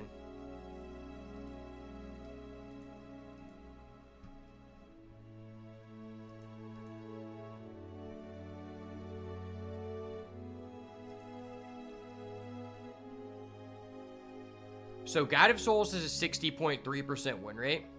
That's pretty damn high. I think I just have to go Guide of Souls. Like, I don't want to do that. I love playing Eldrazi, but I think I'm just forced to do this. Card's just too broken. Okay, well, I'm not past an immediate Eldrazi card, so that makes me feel better. Because had I started with Writhing Chrysalis there, we would be in a very awkward position to take a playable card here.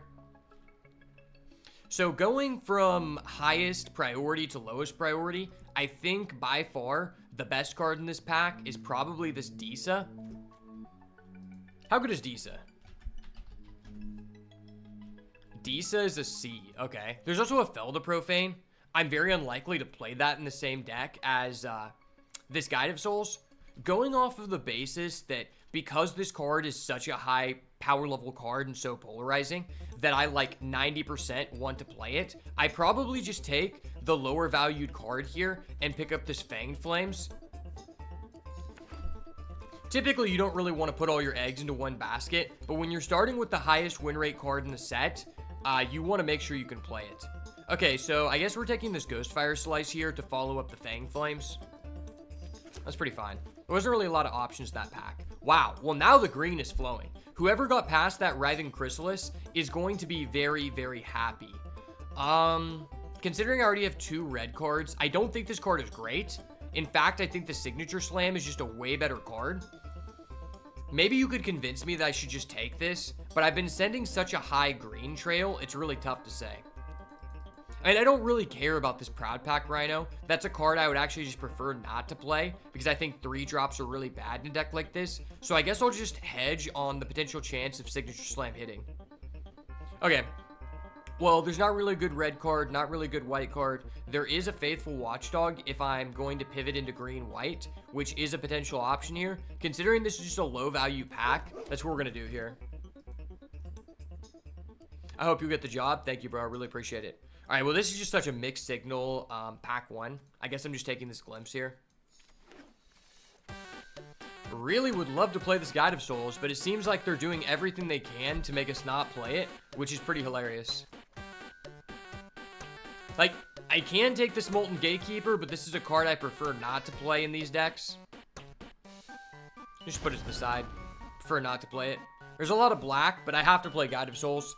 And when you're playing Guide of Souls, it's like almost a given. You're trying to do energy things. Honestly, really wish that I would have started with Eldrazi. We'd be in a so much better position.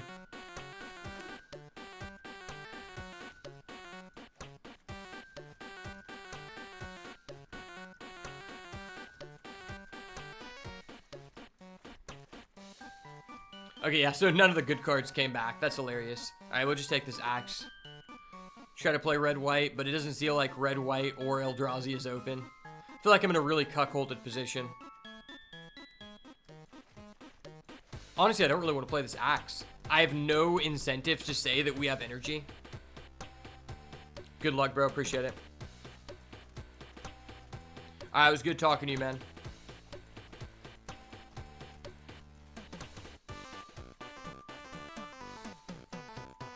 I'm so conflicted that I should have started with Writhing Chrysalis. Appreciate it, Owl. It was good to meet you, man. I don't really want to play this, but I guess I'll take it. I already have one Axe. We're not playing multiple Axe. Wow, that wheels? That's crazy. Maybe I'm just pivoting to Eldrazi. A lot of red cards, a lot of not high-value red cards. Giving up a Chrysalis, if we end up pivoting into Eldrazi, is just so punishing.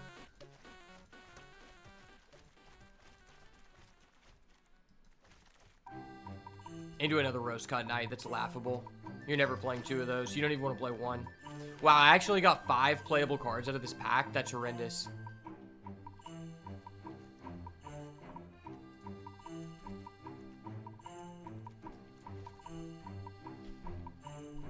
If I decided that I was Eldrazi, now I don't know that there's like really incentives to that. I could just be Jeskai and just take this Genku. Splash blue. It's not terrible. Given what we have in the trail that I established, I highly doubt that I'm going to be playing green. Wow, I got so much garbage on that. That's actually absurd. Okay, now I get a good white card. Energy, please flow. Energy, please flow. Alright, that's an MDFC to be able to play Genku. Need 2 drops here. Need really good 2 drops.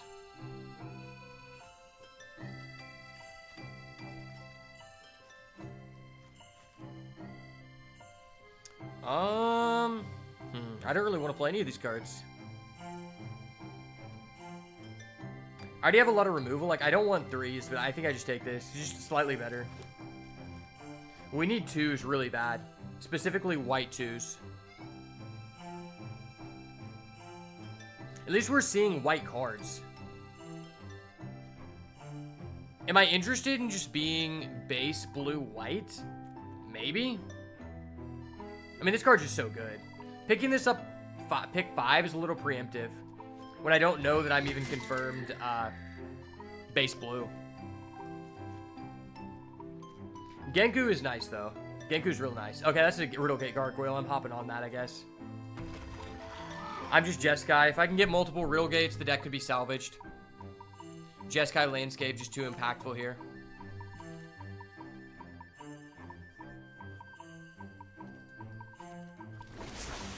Not looking good. I put too much weight on Guide of Souls, to be honest. If we were Eldrazi, we would have a Writhing Chrysalis and feel like decent about this.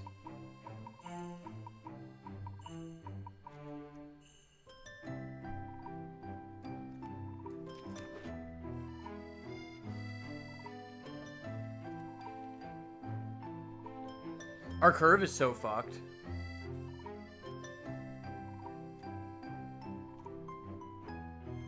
I feel like going into blue energy is like one of the most unlikely things that occurs. At least for me personally. Like, I very rarely end up in a blue-centric energy deck. I can't play any of these cards. That really sucks. I don't even know if we're going to make playables in this deck.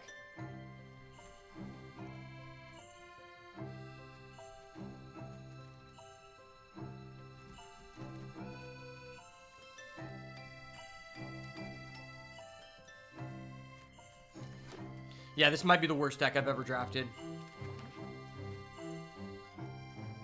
Alright, I'm never first picking God of Souls again. Never again. I thought I was doing the right thing. I did such a terrible thing.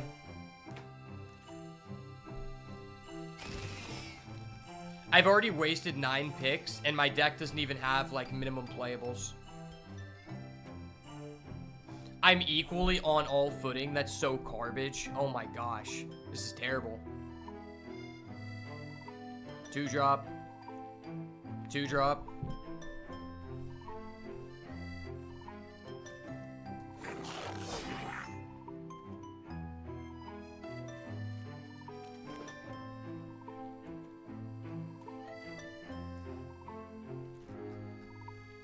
This deck feels so bad.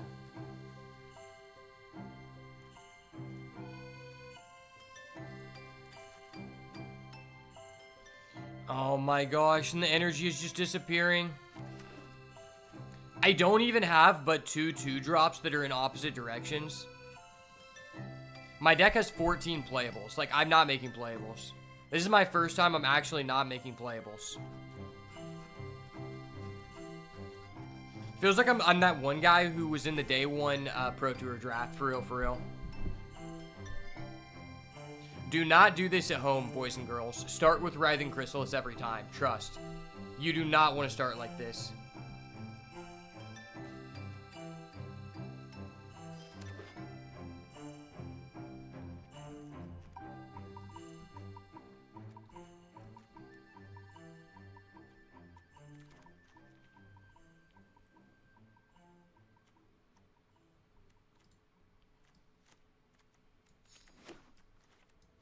I legitimately just want to retire this deck. The deck has 6 creatures, and I'm playing energy.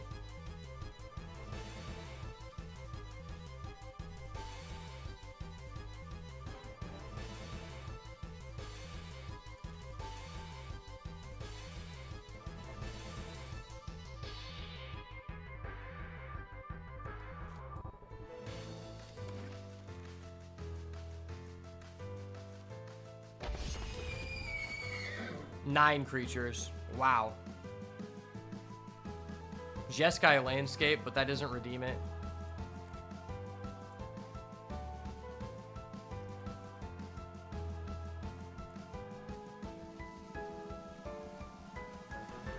I don't want any of these cards.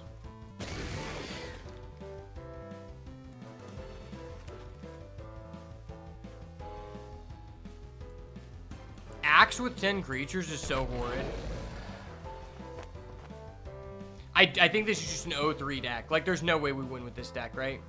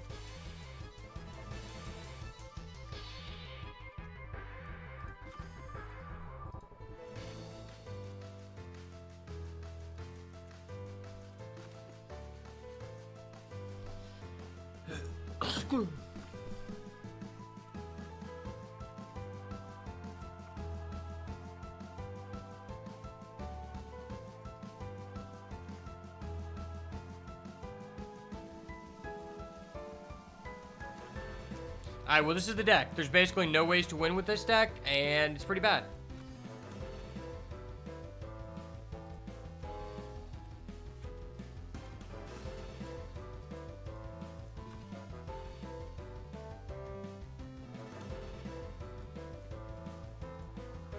Well, I think that about does it for me. I just think this is an experience I don't want to live through, and I've got other things to do today. So I appreciate you guys for stopping by. Hope you guys have a wonderful rest of your day. And as always, if it's not the goo, it's got to go. Peace. Be on the lookout for the Bloomborough set review guide.